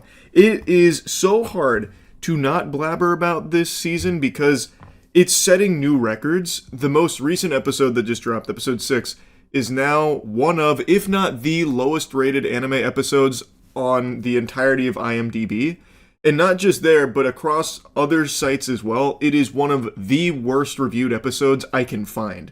Right now, the most recent episode, Motley Heroes, has a 2.9 on IMDb, which means that it's even lower than X-Arm's debut episode. X-Arm is considered by many, including myself, to be the worst anime ever made. That abomination is an insult to God. It is the biggest, bungus piece of shit imaginable. And yet, One Punch Man Season 3 has found a way to be hated even more than X-Arm. And the crazy thing is, I watched X-Arm. I don't know how many of you remember this. I was going through the worst rated anime of all time to find the single worst one ever made. And when I got to X-Arm, I literally just ended that series because I hated it so much. And it actually blew up my fucking neurons up here to the point where I felt lobotomized watching it. So I called it quits after X-Arm. It was that bad. And yet I would actually say it kind of makes sense why episode 6 is rated lower than this X-Arm debut. Because at least in X-Arm there is movement. At least you can say you watched an animated thing. You watched something animated. With One Punch Man Season 3, you have to stretch your definition of animation. Because it is entirely composed of still images, almost. And in episode 6 here of Season 3, from what I can recall, I just finished it, there's only 4 scenes that have movement. And by movement, I mean one of the scenes is Child Emperor doing this with his hands. And then the other scene, which has become a big meme now, is King walking into the room, and he literally walks into the room like a fucking Five Nights at Freddy's animatronic hitting some of this. I thought we were about to witness him do a JoJo Siwa's dance move or something. That is the level of animation you're getting with One Punch Man Season 3. So, to me, while it is probably exaggerated to a certain degree, being a 2.9, X-Arm being higher in this regard, I kind of agree with it. At least X-Arm moved. There was shit going on in episode 1 of X-Arm, there was a fight and everything, and characters moved, which is a lot more than you can say for One Punch Man right now. Not only that, they fuckify themselves where they have some very cool stills, or at least they did in some of the preview and promo material they had, some decent stills. That was the one thing people were latching onto like a baby to their mother's teat about Season 3, about some cool stills. But when you get to the actual episode, for some reason, some maniac, some unhinged lunatic went in there and slapped the ugliest blue and yellow light filters on everything. So anytime you're looking at a character's face close up, for some reason they go into the cheddar cheese dimension and there's just fucking yellow lights beaming in, or blue RGB gamer mode lights just obstructing your view, and it looks so silly. And like another big meme moment from this episode is how they fucked up Fubuki in one of these stills where her face is, it doesn't even look like the same character. It looks like one of those in-between frames from Naruto where someone's face gets like all fucked up where it looks like the Babadook or something like that. And that is like a full still that sits there for a minute. Like a minute is exaggerating, but it sits there for a while and it just looks terrible. Like it's very clear that the show is only getting worse. Like this is, episodes 1 and 2 were bad, but they weren't this bad. Episode 5 was their best episode, and it was bad. But it wasn't this bad, and it feels like they blew all of their load in episode 5, and now the only thing left is like scraps, actual morsels that they're trying to utilize to the best of their ability to just have something go out. And my God, it is sad. It is just tragic what's happened to One Punch Man. And I've seen this crazy fantasy people are spinning about like, yeah, season 3 is so bad, they're going to learn a really hard lesson that season 4 is going to be amazing for. This is a necessary pill for them to swallow so that way we can get an amazing season 4. Buster, there's no season 4. This has been a catastrophic disaster, and once season 3 is done, which they should just close the book on it now, just stem the bleeding. There's no reason to even finish the scheduled episodes. Just let it end here. It's not worth it. But once this is over, there will not be a One Punch Man season 4. Not unless Bandai sells the rights to someone else. They've shown that they're not willing to put any resources into developing a very high quality One Punch Man season anymore. So, now that this hasn't done well and it's been embarrassing, they're just not going to touch it again. There won't be a season 4 unless for some reason Bandai has this big eureka moment where they're like, what if we actually tried to make it good? And then decided to after this. But I don't see that happening. They're just going to wash their hands of it and be done. It seems like that's exactly what they want.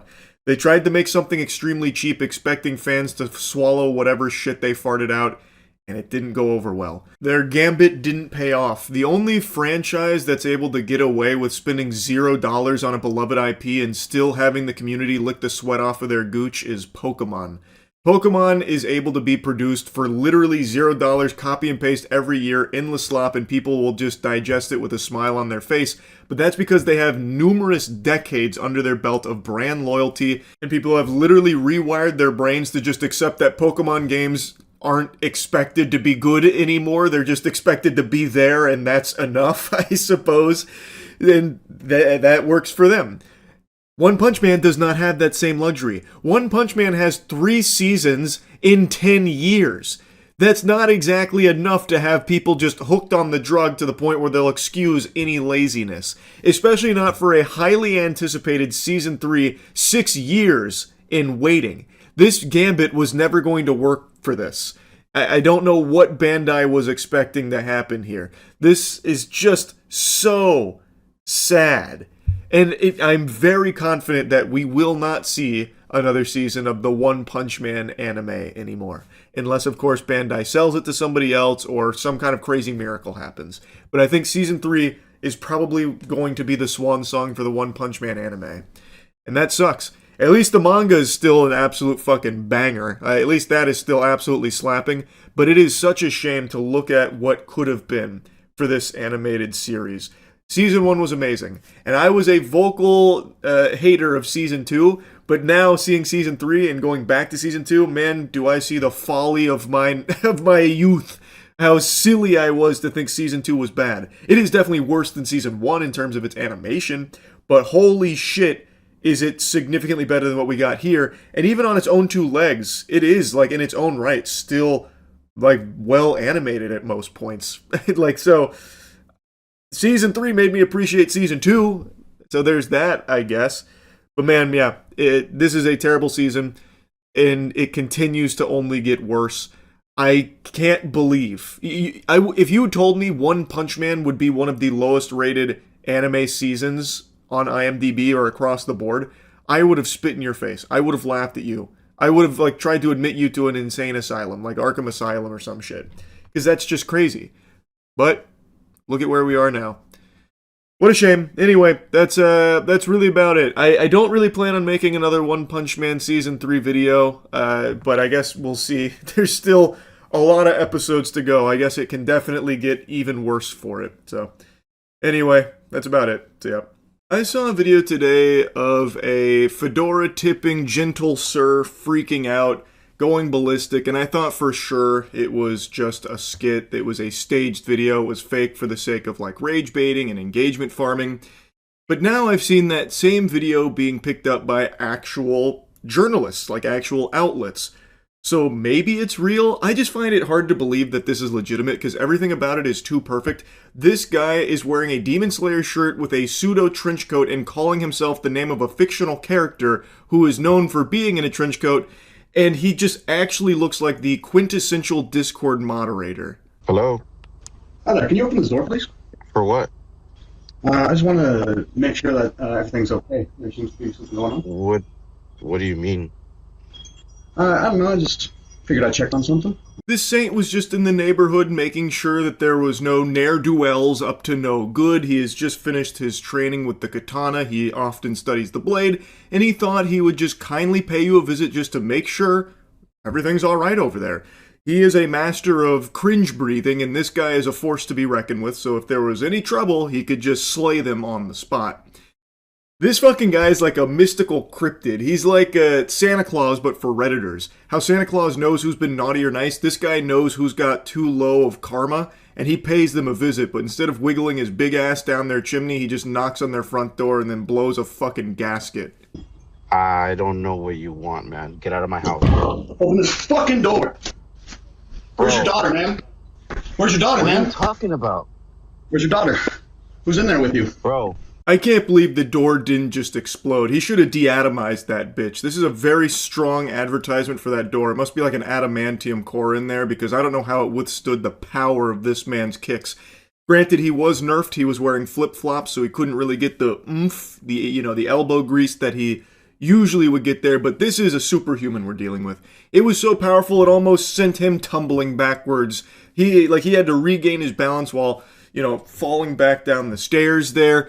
It was a devastating blow right there. That shit would make Omni-Man tremble. And then he starts asking where his daughter is. Perfectly normal question to be asking a complete stranger. Maybe he'd been talking to some kids on Roblox or something, and now he's trying to track them down. I have no idea. But it immediately gets unhinged. And speaking of unhinged, you're crazy if you don't check out the new Starforge sale going on right now. There's a huge sale on Voyager, Navigator, and Collab PCs, so click the link in the description, best PCs in the universe. Bro, if you don't open leave... this fucking door. Open this door, I'm breaking it fucking down. You understand me? Leave my house. You don't... Are you okay? Is everyone in this house okay? What? Everyone's okay. What do you want?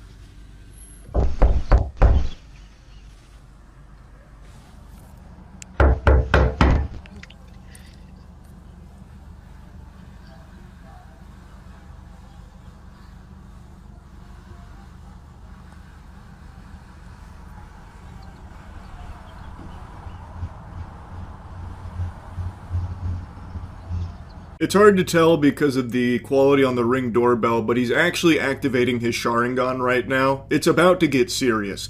They're in a standoff right now, and he is subtly powering up because it's looking like it's going to be a scrap. And trust me, I know a warrior when I see one. This guy fucks. Like, this is not someone you want to be taking lightly here. His body is a weapon of mass destruction. He looks like if someone wished Millhouse was real.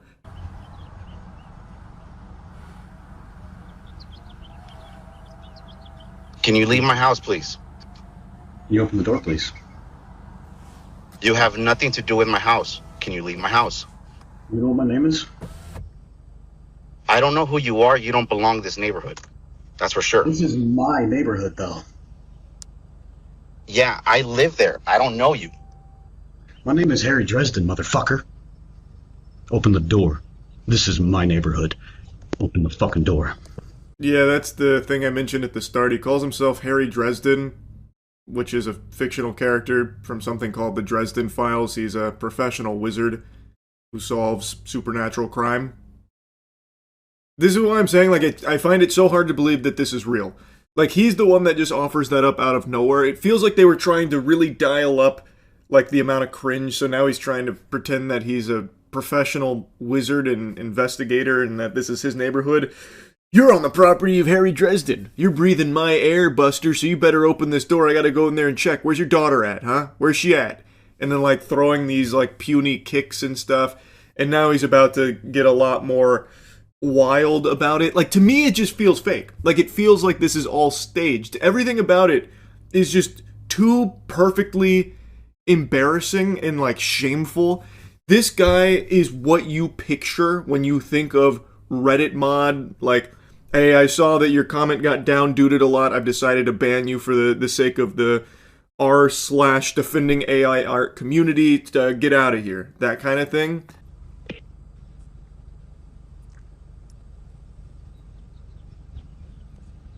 No, or I will fucking end you. Do you understand me?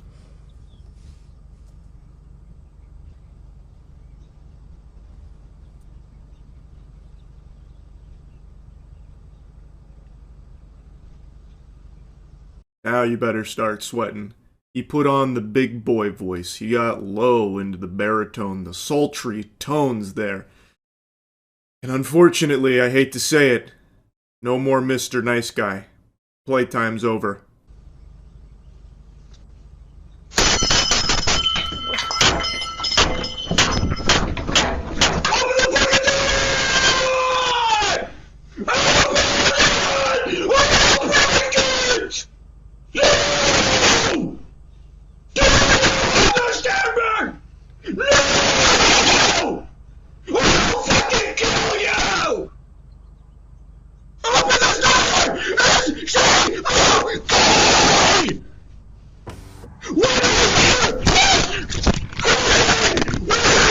Scary.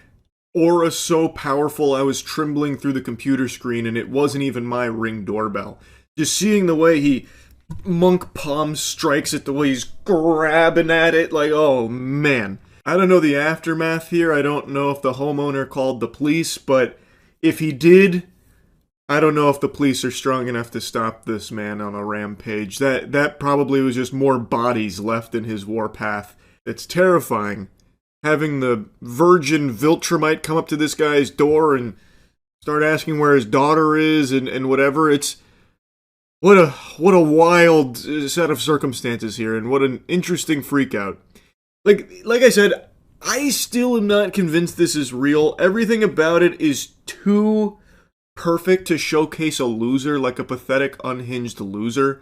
And like I feel like this guy had to be in on it for the sake of engagement farming. Like, I feel like he was typecast to play this character in this video. I don't know. I still just have a hard time buying into the authenticity of this. But who knows? Maybe it is completely real. Either way, wanted to yap about it. That's about it. See ya. I found a clown that I'd like to share with you all today. It's a fascinating little rabbit hole that I've stumbled upon here, and there's quite a few years of lore built up here, and it's pretty deep. I'm talking like Warhammer 40k levels here.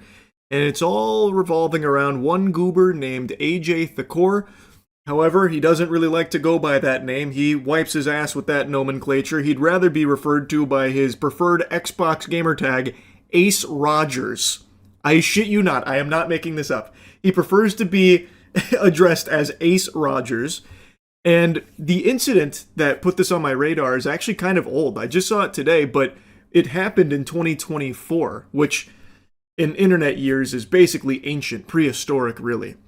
But it has led to a discovery of one of the more fascinating losers I've seen. I'll kill you! I will kill you! You know I'll kill you! I will kill you! I will kill you! I got it! Ace Rogers, follow me! I'm in place! I'll kill you! To your face!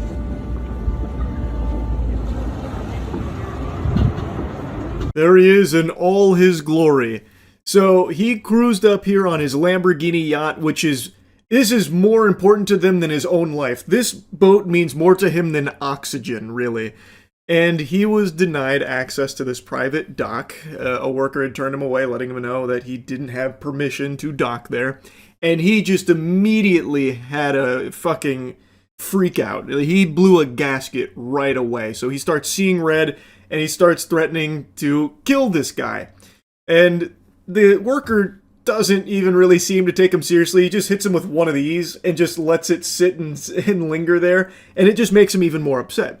So as he is driving away, he gets so upset, the rage bubbles over so much that he takes his pants off and starts wiggling his wiener at him. He starts shaking his cock. He goes whole hog and just starts like helicopter dicking his flaccid cock around.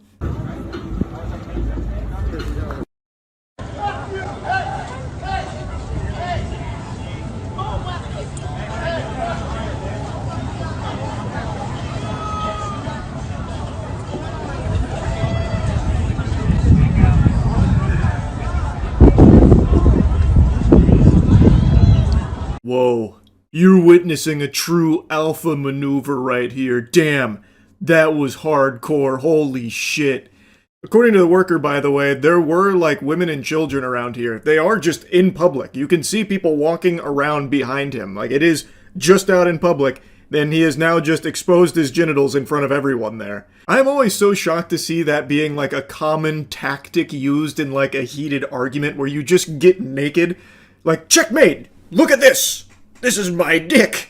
I win! Like, I don't really understand, but, you know, maybe I'm just not, grandmaster level here like he is of being a top-tier yacht owner. But what I will tell you is, I went through and censored that myself, which is why I can see my handiwork there with the black bar. I had to go through and, like, frame by frame, try and censor his penis. And I truly think that I was wrong and was way too charitable saying he was helicopter dicking, because I don't think his penis even makes it into his hands. It was a very unimpressive size there. There were times where it didn't even look phallic. I thought for a second there I was watching him play with his clitoris like he was DJing himself. So, very interesting maneuver here, and it did land him in some hot water. He was charged with a few different things, which of course he pled not guilty to. I do think ultimately he was slapped with a misdemeanor charge of indecent exposure. I haven't found like the verdict on what that was or not, but what I did find is that he was interviewed 8 months ago shortly after this by CBS, and he is just genuinely one of the most unlikable guys you'll ever hear. He is so desperate to appear cool, and his whole personality is him being rich. But from what I can tell, he made his money a long time ago and has since just kind of been belly up in every endeavor that he's tried to dip his toes into. Everything he's tried to fit his cock into, the condom's just been too big, biting off more than he can chew, so he hasn't really found success like he did over a decade ago. So he still rides that high and does clearly still have money, and he's made that his entire soul, is just having money and just trying to make himself appear cool for it. What, let me get your name so I get it right later. Ace Rogers. Ace Rogers, is that what you prefer to go by as opposed to AJ? Only the cops call me AJ Thagor, and we don't need anyone calling the cops. Okay. This guy actually looks like a Halloween costume for just the most insufferable douchebag imaginable. He is a cartoon character. And his whole personality is like it was written by like a really lazy writer to just make someone that everyone would hate. But this is actually him. So he does not like to be called AJ Thakor. He just wants to be known as Ace Rogers. It's like a name I'd see on Summoner's Rift or something. What the fuck? He is not a very young guy, by the way. And he is actually going around with this mentality. By the way, that briefcase of money that he puts there, that's his own prop that he brought. He wanted to make sure he could flex some money in this interview because he can't be seen without it. It's like makeup for this guy. It is all that he has. Without it, he is nothing. He is just a shell, a husk. So he brought this briefcase of money. I don't even know if the money's real, by the way. It could very well just be like fake prop bills, but he claims it was from Super Bowl betting. So he won $500K. He said it's $500K in the briefcase and called it poor people amount of money, but that he wanted to spend it anyway. It's so unbelievably embarrassing. It is so comical. And I'm honestly surprised he didn't put like a cigar in his mouth and light it when he said, "Only cops call me AJ Thakor, and we don't need cops being called here now, do we?" I bet he thought that line went so hard. All Well, what's going on with the yacht? Well, I'm selling my Lamborghini 63 yacht. It's definitely a prized possession of mine that I love more than anything, but circumstances have evolved where I want to sell my yacht.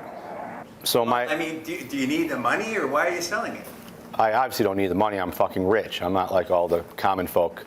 This is something the extremely wealthy like to do. Sell their most prized possession they love more than anything in the world in an urgent sale. Yeah, no, that's just something normal. It doesn't mean he's struggling for cash. It's just something everybody seems to like to do, right? Like, how dare you accuse him of needing the money? He's selling this purely because, according to him, he has something much better coming.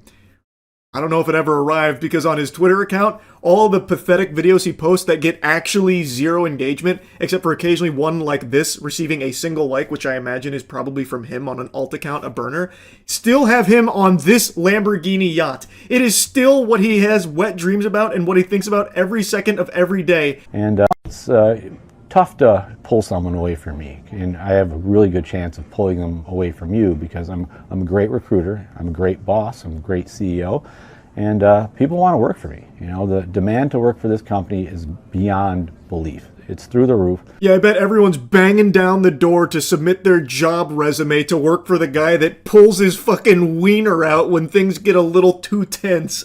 Yeah, I bet he's an amazing boss to work for. But anyway, point is, this is a brand new video from him. This is only like 3 days old. It has a single like on it. And he is here in this AI cartoon filter on his Lamborghini yacht. It is literally the most important thing in his entire life. But he's been trying to sell it. Why, if you don't need the money? Why not keep it and then also just get the new thing that's coming that's so much better? If you got so much wealth, just so much money flowing out your ass, why not have both? You know, it's crazy. What a weird concept. I don't know, man. I gotta be honest with you.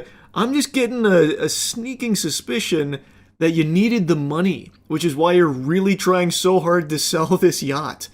It's just a hunch, though. I don't know. Bigger, better. I'm not downgrading. And, you know, people like me, you know, rich people, we always are looking for the next bigger and better thing. I don't move into smaller houses. I move into bigger mansions. So my next vessel will float and be the baddest fucking thing my next vessel will be the baddest thing this town's ever seen. Chills. Literal chills. Whoa. I can't wait to see it, AJ. Excuse me, Ace. I truly cannot wait to see it. Pick him up, and this guy's like, no, you can't do that. That's the equivalent of just pulling up to a red spot, your car, and letting someone get in. But unfortunately, this poor 17-year-old poor person took it upon himself to be like, no, you can't do that. Like, bro. His retelling of the events here are truly insightful. When you hear it from his eyes, when you get his side of the story, he almost seems like a victim here. Oh, what do you mean the worker wasn't going to let him pull up to this dock here to pick up one of his salespeople? Why isn't he allowed to do that? Does he not understand that he's rich? This is Ace Rogers we're talking about here, of the fucking Ace Rogers Pirates or whatever. Like, come on, of course he can do whatever he wants. He has money. What do you mean you're going to stop him from doing what he wants? I'm starting to really see where Ace is coming from here. I got pissed. I did a dick twister off my Lamborghini yacht, and nothing says you don't give an F like doing a dick twister off your Lamborghini yacht. Amen to that, Ace. Preach. Yeah, you definitely don't give an F. Nothing says not giving an F quite like pulling out your cock when you're really mad after threatening to kill somebody. And also being completely unable to be seen without money in your person. He won't even do an interview without having money be visible.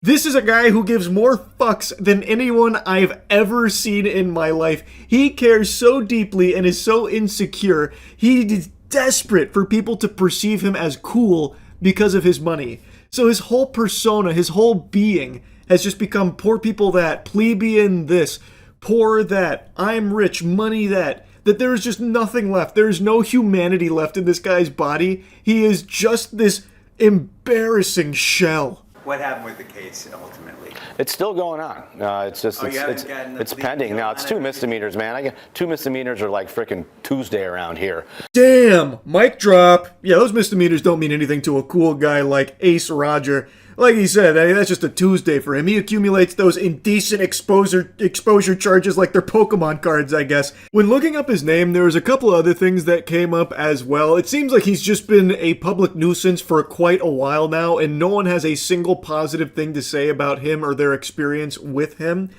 And it is embarrassing how someone can get like this, because he did make a lot of money. Like, he is, by all accounts, set, and yet he does everything in his power to showcase just how unhappy and miserable he is, and tries to put on this strong face, this facade that he's like happy. But meanwhile, he's melting down at 17-year-old workers when they tell him no to parking his yacht. It's just so crazy. What a pathetic loser. So yeah, I had to show you a little bit from AJ Thakor here. Very interesting little rabbit hole. And there is still some other stuff that I didn't really dive into here when I was looking him up. There's no point.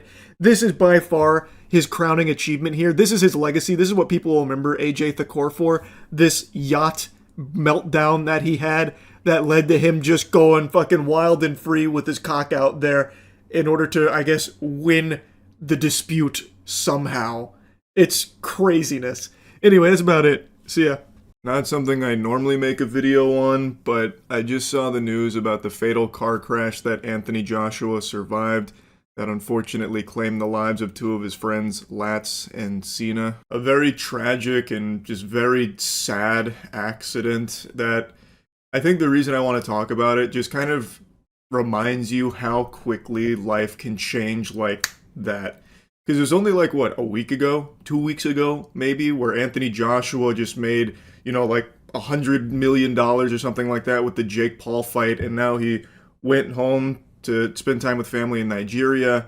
And then just out of nowhere, a freak accident that ends with two of his friends dead and him with injuries as well. Based on the reports, they're not like serious injuries, but even still, the loss of his friends like that has got to be beyond traumatic. There's quite a lot of footage of it because tons of people gathered around. It looked like they were gathering around for like the New Year's Eve ball drop. It was unbelievable the amount of people that crowded the crash and just started filming it, which I know is commonplace everywhere in the world. Anytime anything happens, the first thing people do is start filming.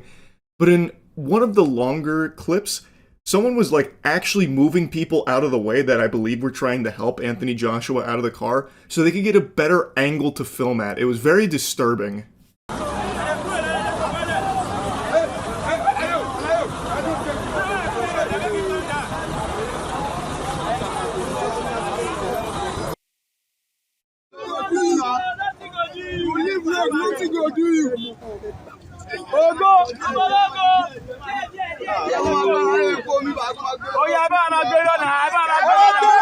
You can briefly see in that clip that the SUV they were traveling in is just completely destroyed, just obliterated.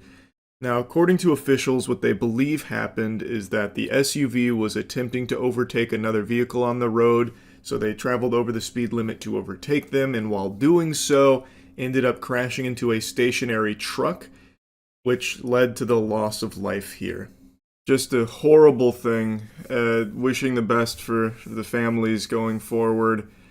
Anthony Joshua, according to people that have talked to him since this, is like physically okay. The injuries weren't like super severe. He's shaken up, which obviously makes sense. The fact that anyone is walking away from this accident alive is nothing shy of a miracle. The carnage is horrifying. Now, I want to make a little special mention here to the CNN article I read on this, because at the very end it had this statement: Joshua could not immediately be reached for a comment. No shit. You just blow in from Stupid Town? Obviously he's not going to immediately be scrambling to give you a statement for your piece. Why would you even bother, like, reaching out or trying to get a statement from him a mere, hour, 2 hours or something after a fatal car accident that claimed the lives of two of his best friends?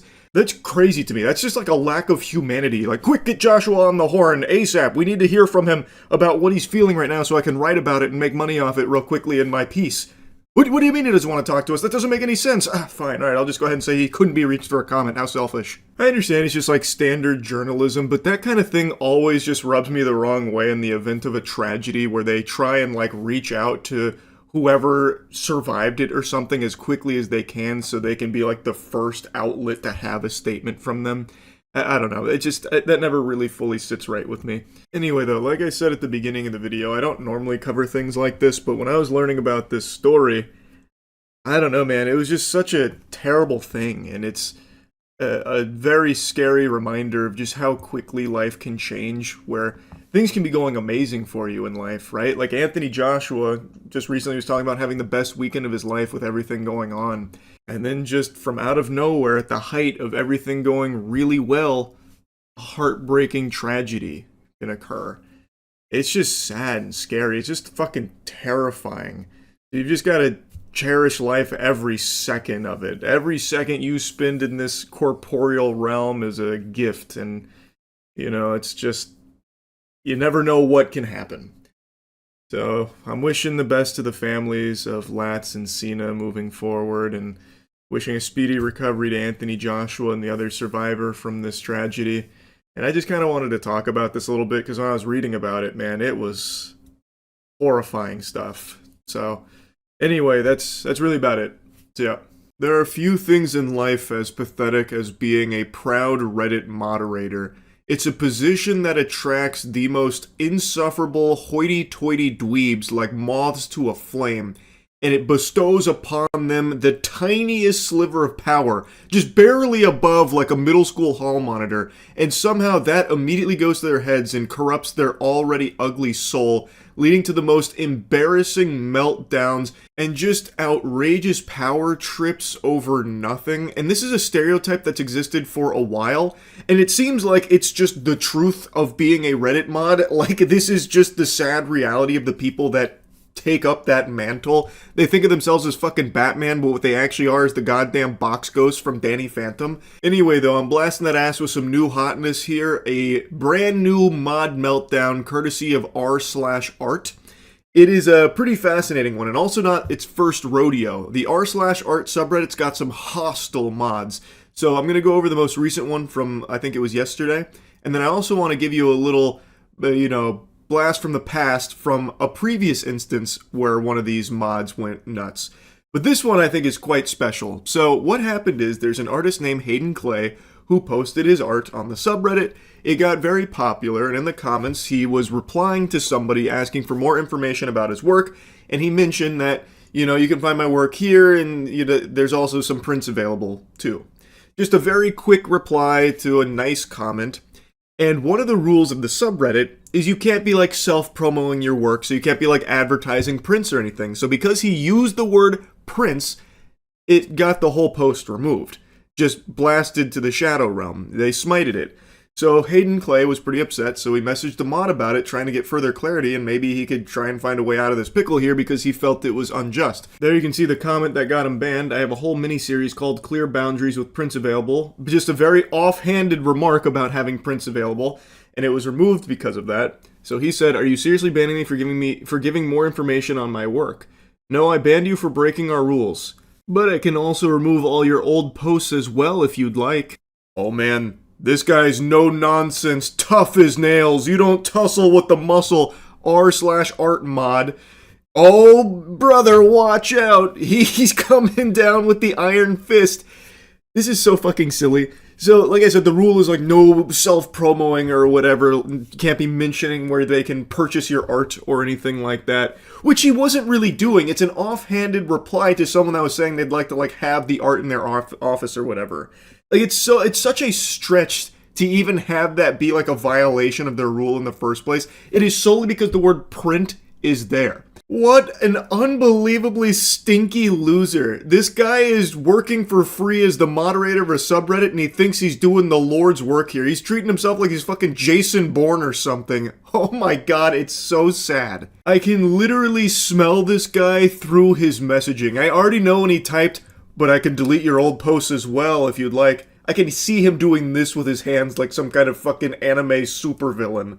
Oh, he's such a worm. Hayden Clay responds saying, "Just delete the comment and move on. Sorry I mentioned the word print." And that was the straw that broke the camel's back. He said, "Your history has been removed. You're welcome." He laid the smackdown on him. He just poofed away all of his post history.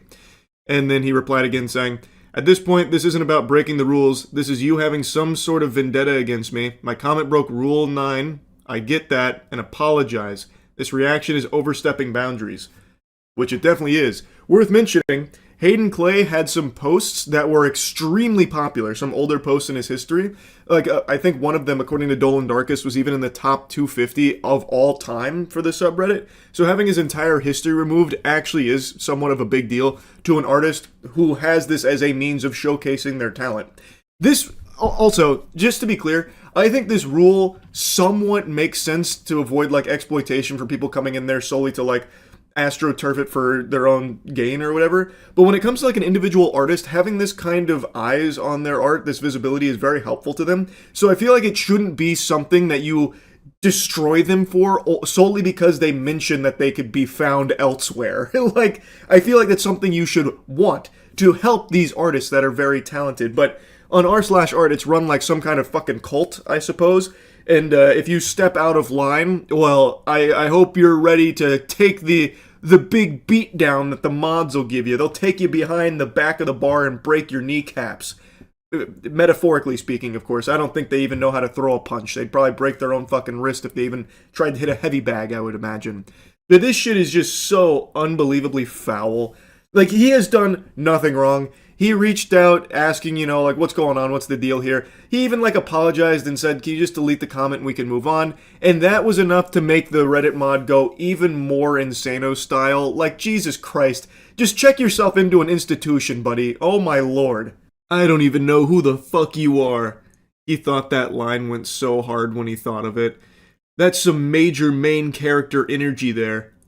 Oh! Yeah, Hayden Clay's the one with main character energy. Certainly not the r/art mod who's gone through and deleted every single one of his posts, all because he had the gall, the audacity to talk to him in DMs. He dared try and speak to a mod. Don't you know they are holy, sacred icons of the Church of r/art? You can't just speak to them and question their decisions. And then he replies saying, the power-hungry mod who deleted all my posts because I asked the question. True. You've been reported for harassment. Have a wonderful day. Nice job making this sub a worse place for artists and those who enjoy it. Yeah, the mod reported him for harassment all because he was asking a question in DMs and then just responding to having all of his shit just wiped out in the extinction event of r/art. And now he's been reported for harassment. I already know this mod. His heart was beating so fast. This was probably the most excitement he'd had since the last time he had done this. Like, I bet he was cracking open 4 Mountain Dews, like cracking his knuckles. Time to get to business. He talked to me. Time to remove all of his posts. Also, that report for harassment led to Hayden Clay being banned site-wide on Reddit for 3 days. Pretty cool system they have over there at Reddit where one angry mod can make a complete fraudulent, bogus report of harassment and it immediately leads to a ban for the recipient there. What should have happened is this report goes through, someone takes a look at it, they immediately recognize that this mod is unstable and should not have that position in the first place, so they strip him of his mod privileges. That's what should have happened. And if that did, I bet that guy's life would have felt like it was crumbling down around him. Because if he can't enact his power on strangers on r/art, then his life has no meaning. But that is just not how Reddit functions over there at all. I remember over the years it's been kind of revealed that a large part of Reddit is controlled by a handful of these turbo losers, where it's like this tight-knit club of people that have absolutely nothing going on with their life, so their whole existence is dedicated to power tripping on Reddit and like controlling it like they're the puppet masters. And I imagine this is one of those kind of people, because it's pretty clear that he can just report someone and immediately they're banned for it. So I have to guess that this mod is part of that group, especially when you consider that his appeal was also denied with the admins siding with the mod's harassment theory here, believing that that was the correct course of action. He needed to be banned for 3 days all because he decided to try and ask a question to an r/art moderator. That's a sin punishable by death on Reddit. But anyway, as a result of all of this, r/art went into like a pseudo lockdown where you couldn't submit new posts or make comments. They have since soft reopened it so you can make comments again. And of course, all the comments are probably what you're expecting, where everyone is mentioning Hayden Clay and how unfair this is, and basically calling for the resignation of this mod as if it's some kind of like legitimate position. It's not, and it's also never going to happen. He is never going to relinquish his mod privileges. It is literally what he lives for, I bet. And you can kind of see that because he still replies to people that reach out about this. Like, even outside of Hayden Clay, there's people expressing their concern. So here's another r/art mod classic. We ban people who don't follow our rules, for sure. Cool, but I'm more talking about the way the mod spoke to the person. They just asked a question and they got their history wiped. Not sure what you mean. If you look at the link I provided, you can see the conversation they showed between themselves and the mod. Or they refused to follow our rules and were removed. Okay, but like I said, their history was wiped for asking a question. Is that what you do here? I'm not clicking on your link. It's a Twitter link. I'm not sure how this can be a productive conversation if we aren't looking at the same information. And then they got muted. Pretty cool. I'm not clicking on any of your links that maybe go against what I'm trying to express here. You're out of line, Buster. Get muted. Goodbye with you. You're not welcome on r/art anymore for asking us questions and trying to bring up concerns. We don't do that around here. So that's kind of the state of r/art mod team. And I think it's important that you know that this isn't an isolated incident. A few years back, something kind of similar happened where one of the mods went on a bit of a wacky power trip where they had removed a post from an artist claiming that it was AI art. That artist reached out to prove that it wasn't, to try and get their post reinstated. I'm the artist of a painting, a muse in Warzone. I'm here for complaining about the unfair ban, but I can give you guys the process or the PSD file of that painting. I'm not using any AI support, and that punishment is not right. Sorry for my bad English, and thank you for your time. Here's my portfolio. Take a look. The r/art mod replies, I don't believe you. Even if you did paint it yourself, it's so obviously an AI-prompted design that it doesn't matter. If you really are a serious artist, then you need to find a different style because A, no one is going to believe when you say it's not AI, and B, the AI can do better in seconds what might take you hours. Sorry, it's the way of the world. You've been temporarily muted from r/art. Yes, very classy r/art mod. I can hear your pinky was up when you wrote that reply there. So he struck the post down believing it was AI art. When reached out to and challenged with proof that it wasn't AI, he instead goes, okay, so even if you did paint it, and even if you are a serious artist, I still don't like it. Also, AI can do what you did much better in a matter of minutes, what might take you hours. Sorry, bub, that's the way of the world. Also, you're muted. This happened a couple years ago, and when it happened, this was also a pretty big deal to the r/art community, but nothing happened. This mod, as far as I know, is still currently a moderator on the subreddit. Who's to say it's not the same mod that just had this meltdown with Hayden Clay? I think there's a very real possibility, especially judging by the cringe way that they communicate with other people. So I think it's very possible it's the same culprit. Regardless, though, it is so pathetic. Whoever is responsible for this shit here. It is unbelievable to me how often this seems to happen with Reddit mods. Like, this stereotype has existed for a long time about being like this sad, lonely loser who power trips as a Reddit mod, and yet it keeps happening over and over and over again. There is no self-awareness and no fucking shame from some of these Reddit mods. It's tragic. What? It's just so stupid, man. Unreal. Anyway, that's about it. See ya. Every day we inch closer and closer to the bleak future where nobody owns anything. Even the idea of ownership is looking like a foreign concept of a long-forgotten age, as every corporate vampire zombie husk worm person is scrambling to try and shove this idea down your throat that you will be happier owning nothing.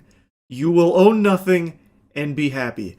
I know I've yapped about this a lot over the last 2 or 3 years, but that's because it's been accelerating at such an alarming pace. Look at this newest development here. You can now lease a PlayStation 5. Zoinks! Certified turbo zoinks moment if I've ever seen one. This is all fart, no poop. This shit is fucking foul. You have a plethora of really enticing options here to choose from €10 a month up to 17 depending on the model and I guess the duration of the lease. This is fucking outlandish. This is some hogwash. I cannot believe that we are just seeing this now just out in the open, out in the wild, unashamedly. Now, I was reading through things and it seems like 36-month contract is what you would sign for this agreement here. And you don't ever own it. It doesn't seem like you pay for X amount of time, X amount of dollars, in this case like 10 clams, until eventually you pay it off and it's yours. That doesn't seem to happen. I don't know this company, but I was looking into them and it seems like they do this for a lot of tech. And what happens is when you're done with the contract, you send it back. So you end up just paying significantly more over time. It also doesn't even make a mention of PS Plus being included. So presumably if you want to have the PS Plus service, which I imagine most people would want if they're buying a console in the first place, you're then paying even more on top of that over a long period of time and never actually even own the motherfucker in the first place. And then they just ask you to like send it back politely. What an incredible deal. If you've been hit in the head with a sledgehammer, I suppose. But I think a lot of people might just see, oh, as low as 10 a month. Jiminy Christmas, that's a great deal. That's very cheap. That's better than just, saving up and buying it. And I haven't seen too many people defending it, but I have seen a few brainless goob-soomers that are always latching on to terrible fucking business practices and defending them as if it's their fucking job to do so, fighting PR battles for these billion-dollar megacorps for no reason, no gain, aside from just being treated like a fleshlight by these companies. So there definitely has been some chirping here from these addicts that must consume the goob at all times, no matter what, so they're defending this to a certain extent, but most people are rightfully pushing back on this, calling out how outrageous it is. It's a bunch of horseradish. This is not good. And it's a symptom of the direction most of the world is going, where the weasels at the top of the food chain are trying to get you comfy with the idea that you don't own shit. You will own nothing and be happy. You don't question it. Just endlessly subscribe. Rent, lease, subscribe. You have nothing. Just suckling on their teat forever. And the beauty in the case of the PS5 here, once you're done suckling, you've had your fill of milk, you have to spit it all back up. You no longer even get to keep the console you've been paying for 36 fucking months. You have to send it back. And imagine that you're late on sending it back, by the way, and fucking Raylo sicks the Pinkertons on you to repo your PS5 from the lease. It's so ridiculous, man. And the fact that there's anyone that thinks that this is a good idea really shocks me.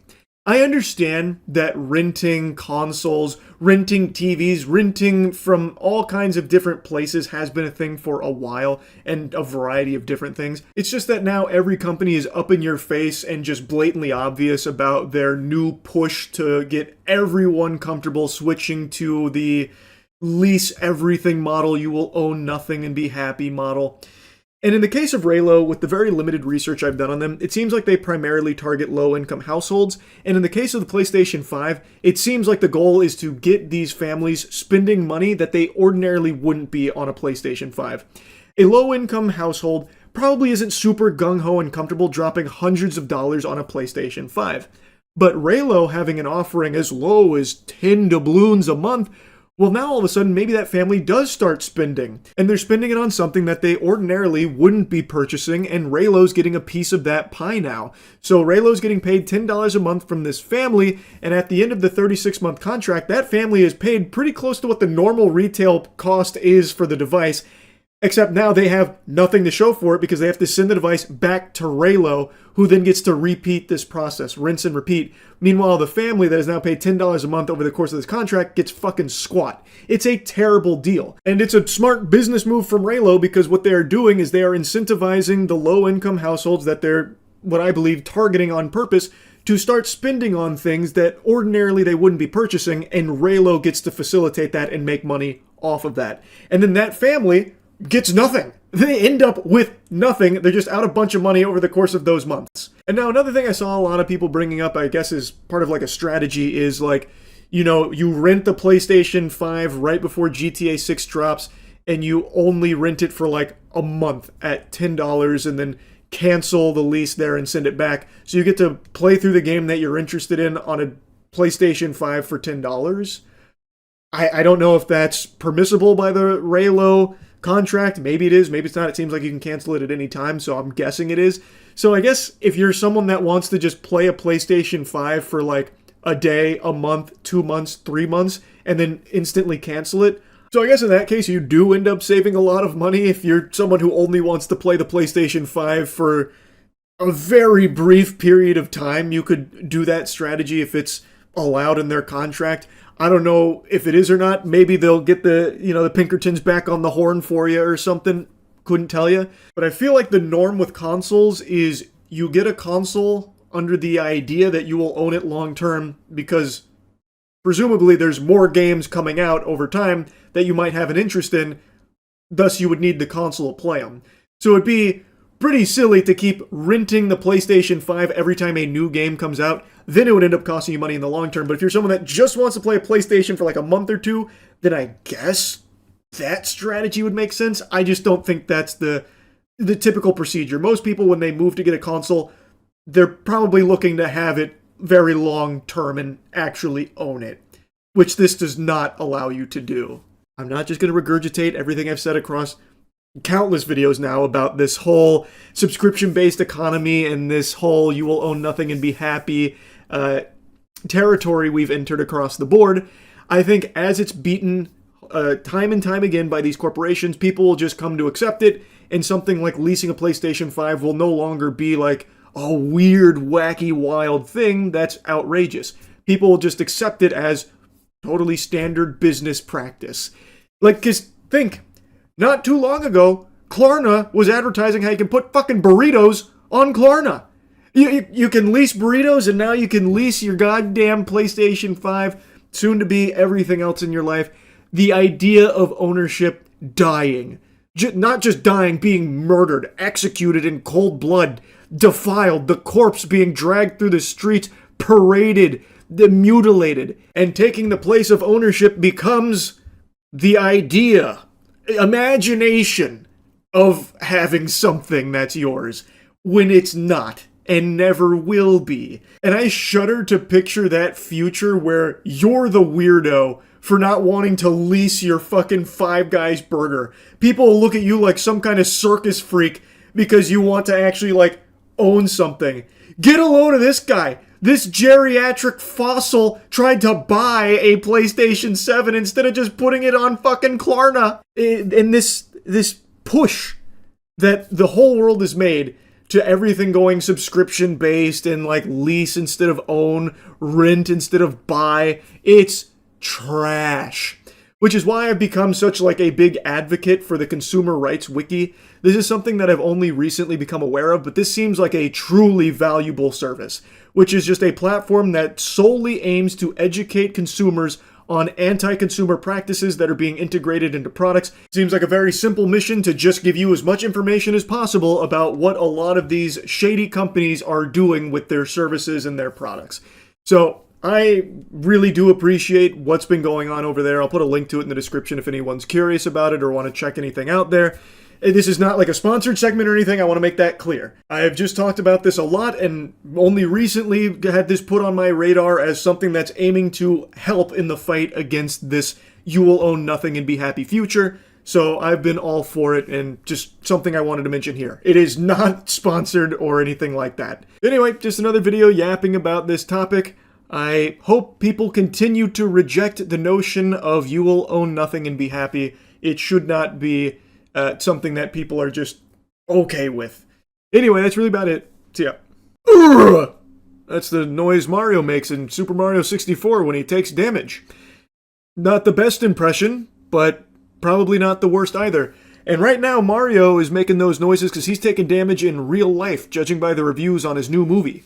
This has nothing to do with today's video topic, by the way, but right before I started filming, I saw the headlines that Super Mario Galaxy is, like, bad. So it's getting pretty terrible reviews, which surprised me because I assumed it would be business as usual. I liked the last Mario movie. I thought this would be more of the same.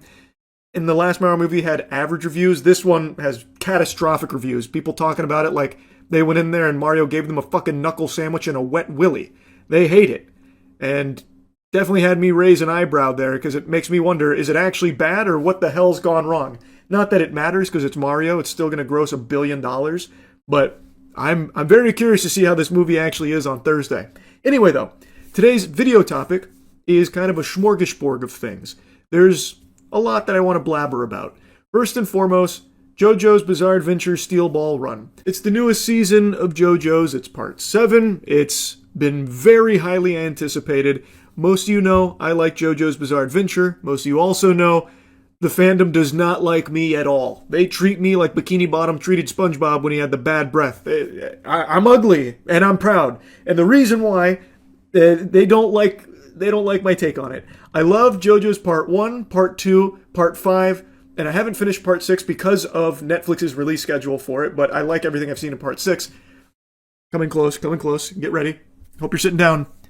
I don't like Parts 3 and 4. I know. Steam collectively just exploded out of people's ears.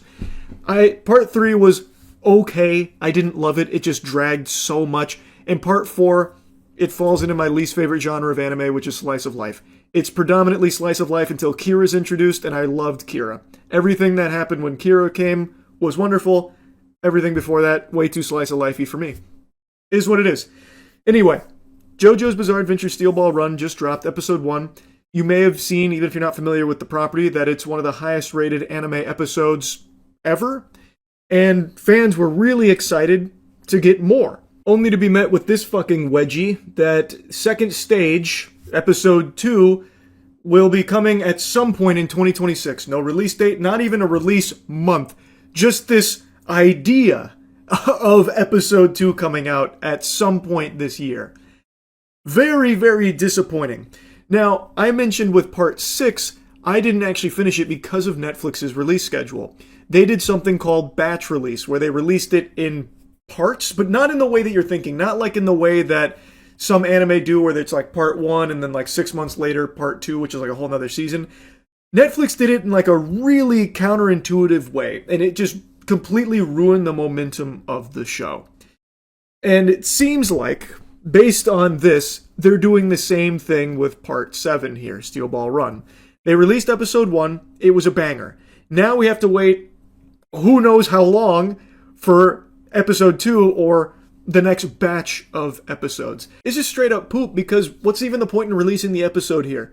Why? People are just going to forget about it in like 6 or 8 months, however long it is, until episode 2 finally fucking pops out of the oven here. They squeak it out.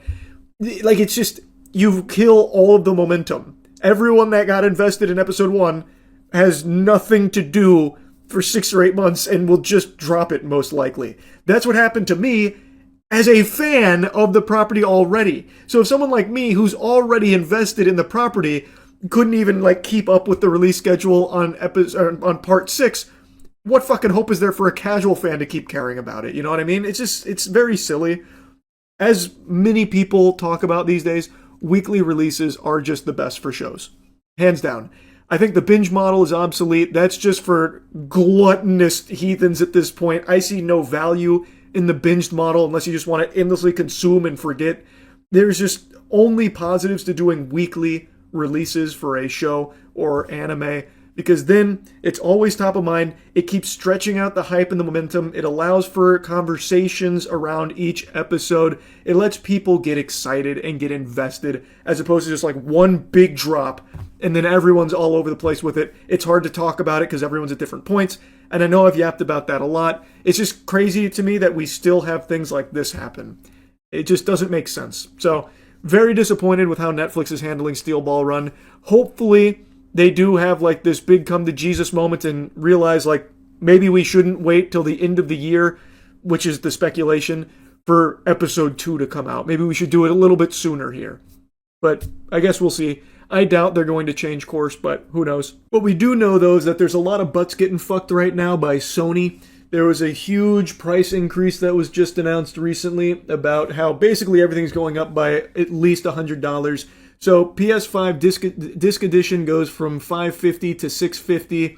The digital only goes to $600, and the PS5 Pro goes all the way to $900, a $150 price hike. Now, the reasoning they gave for the price hike is, I think you can guess it, things like RAM shortages and just everything we've been seeing across the tech space, citing like big global changes, that kind of thing. But I think their numbers are a load of hooey. I think this is a pretty steep price hike that I don't think is necessarily solely driven by what we've seen like with RAM and all of that. I think they figured that they could probably get away with it and it probably wouldn't hurt their bottom line. They're also probably right. I think people will still continue to buy PS5s even at $900 for the Pro. Yeah, it sucks. Not a very happy announcement here. You best start believing in face fucking. You're in one. And it won't just be Sony. We're going to be seeing price increases pretty much across the board on tech, I imagine. Even though I did see some glimmers of hope, like some good news, like with the AI, floundering that we've been seeing recently with OpenAI and all that. So maybe there's like signs of life there that, everything won't get absurdly expensive instantly. But I don't know. It's hard to have any level of hopium at this point in that industry. Anyway, though, huge tonal whiplash here. I want to give you something cool, something that I found to be surprisingly good, which is the Backrooms trailer. Most of you know this. I don't like the Backrooms. I haven't liked any of the Backrooms games I played. I haven't enjoyed the Backrooms products. It just, for some reason, it just doesn't do it for me. Now, you can huff and you can puff, but you won't be changing my mind. It's just not my cup of tea. That being said, everything I've ever seen from Kane Pixels seems cool. Like, if you're a fan of Backrooms, everything he's been doing with the property does seem really hype. And now, after watching this new trailer, I am pretty excited for the movie myself, even as someone who's been quite the Scrooge on Backrooms. So, I just wanted to make a mention of that. I was very pleasantly surprised by the quality of this trailer, and I really hope the movie slaps. Coming at you with another huge change of direction here, big change of pace. I cannot stop giggling at the Lindsey Graham Disney trip. Lindsey Graham, big fucking goober, absolute fucking weirdo madman. He took he claims it was like, a big business thing, and then he did a little R&R at Disney afterwards, because he was in the area. And so Lindsey Graham, naturally, of course, went to Disney World by himself. No kids. Lindsey Graham, no kids, by the way. Took a solo excursion to Disney, and boy did he live it up. He probably was, hitting some of these cool little moves, hot dog, trying to get Mickey's attention. He got himself a bubble wand. I think he was spotted with a secret family. No, he was not. Yeah, I gotta show you this picture here. I know we already talked about him earlier, but it is just so fucking wacky. I gotta show you the magic wand. Oh, it was a bubble wand, excuse me. I didn't mean to besmirch the good name of Lindsey Graham's childless Disney excursion. Look how much fun he's having. He's having such a good time. No kids, by the way. Bro, raw dogging his Disney vacation. Yeah. Why is he all by himself? He's a fucking freak, man. I don't know. I love the idea of someone recognizing him and taking a stealth photo. Yeah. I'll be honest. I would not recognize Lindsey Graham. He just looks like a normal spaced out old guy. Like he has no uniquely defining features. Now everyone started clowning on Lindsey Graham for this, naturally. And so, pretty much immediately upon like the flood of people spitting on him and poking fun at him, he posted this photo trying to look cool.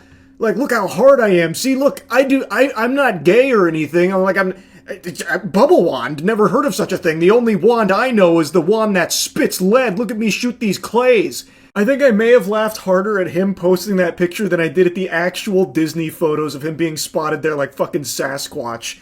It had me actually hooting and hollering because I just know this freak was having a conniption. He was there with a cold sweat and a panic like, okay, oh my god. All right, we've got to turn the tides here.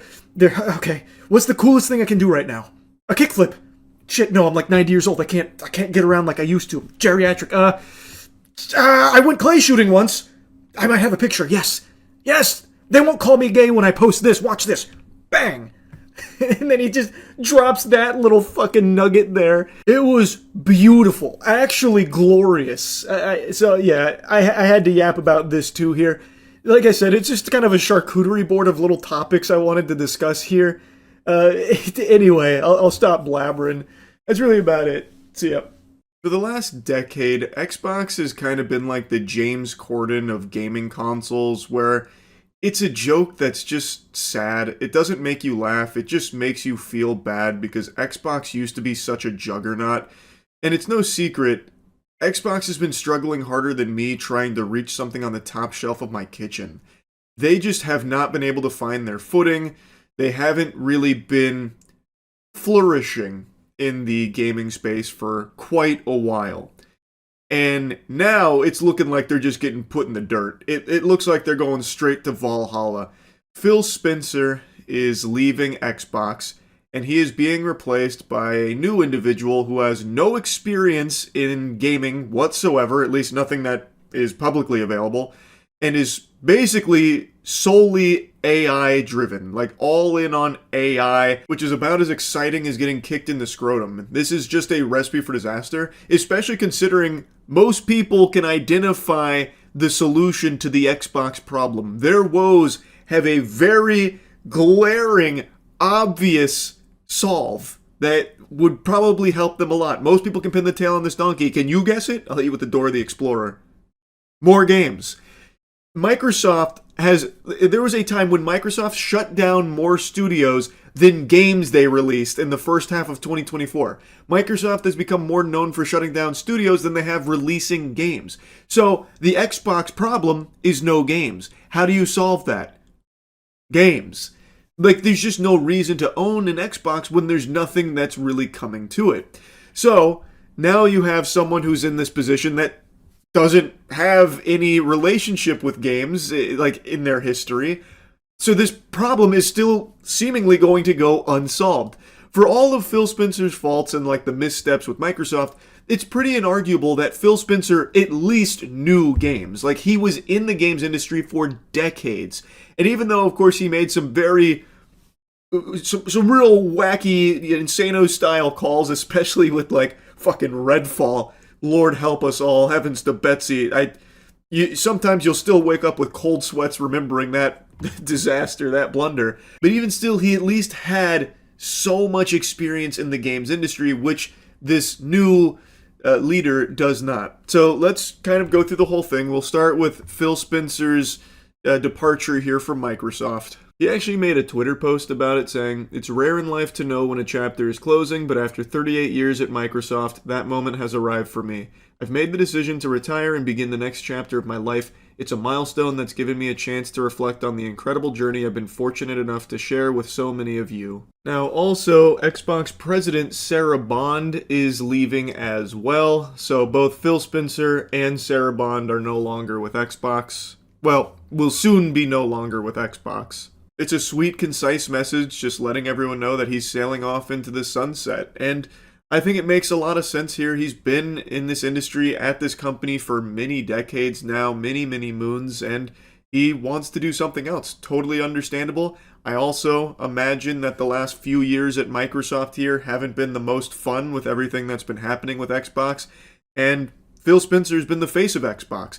And recently, that face has been getting shoved in the toilet and they're flushing it. They're giving him a swirly because most people point the finger at Phil Spencer for all of the Microsoft and Xbox decisions that have been very poorly received. And he's been shouldering a lot of blame. I have to imagine that doesn't feel good, especially when there's a good chance some of those decisions weren't from the old noodle of Phil Spencer. It could have been calls made from elsewhere that maybe he didn't even agree with in the first place, but since he's the face of Xbox, the public would eat him alive for it. So I really do find it very understandable that he wants to step away from Xbox at this point in time and explore other aspects in his professional life outside of Microsoft.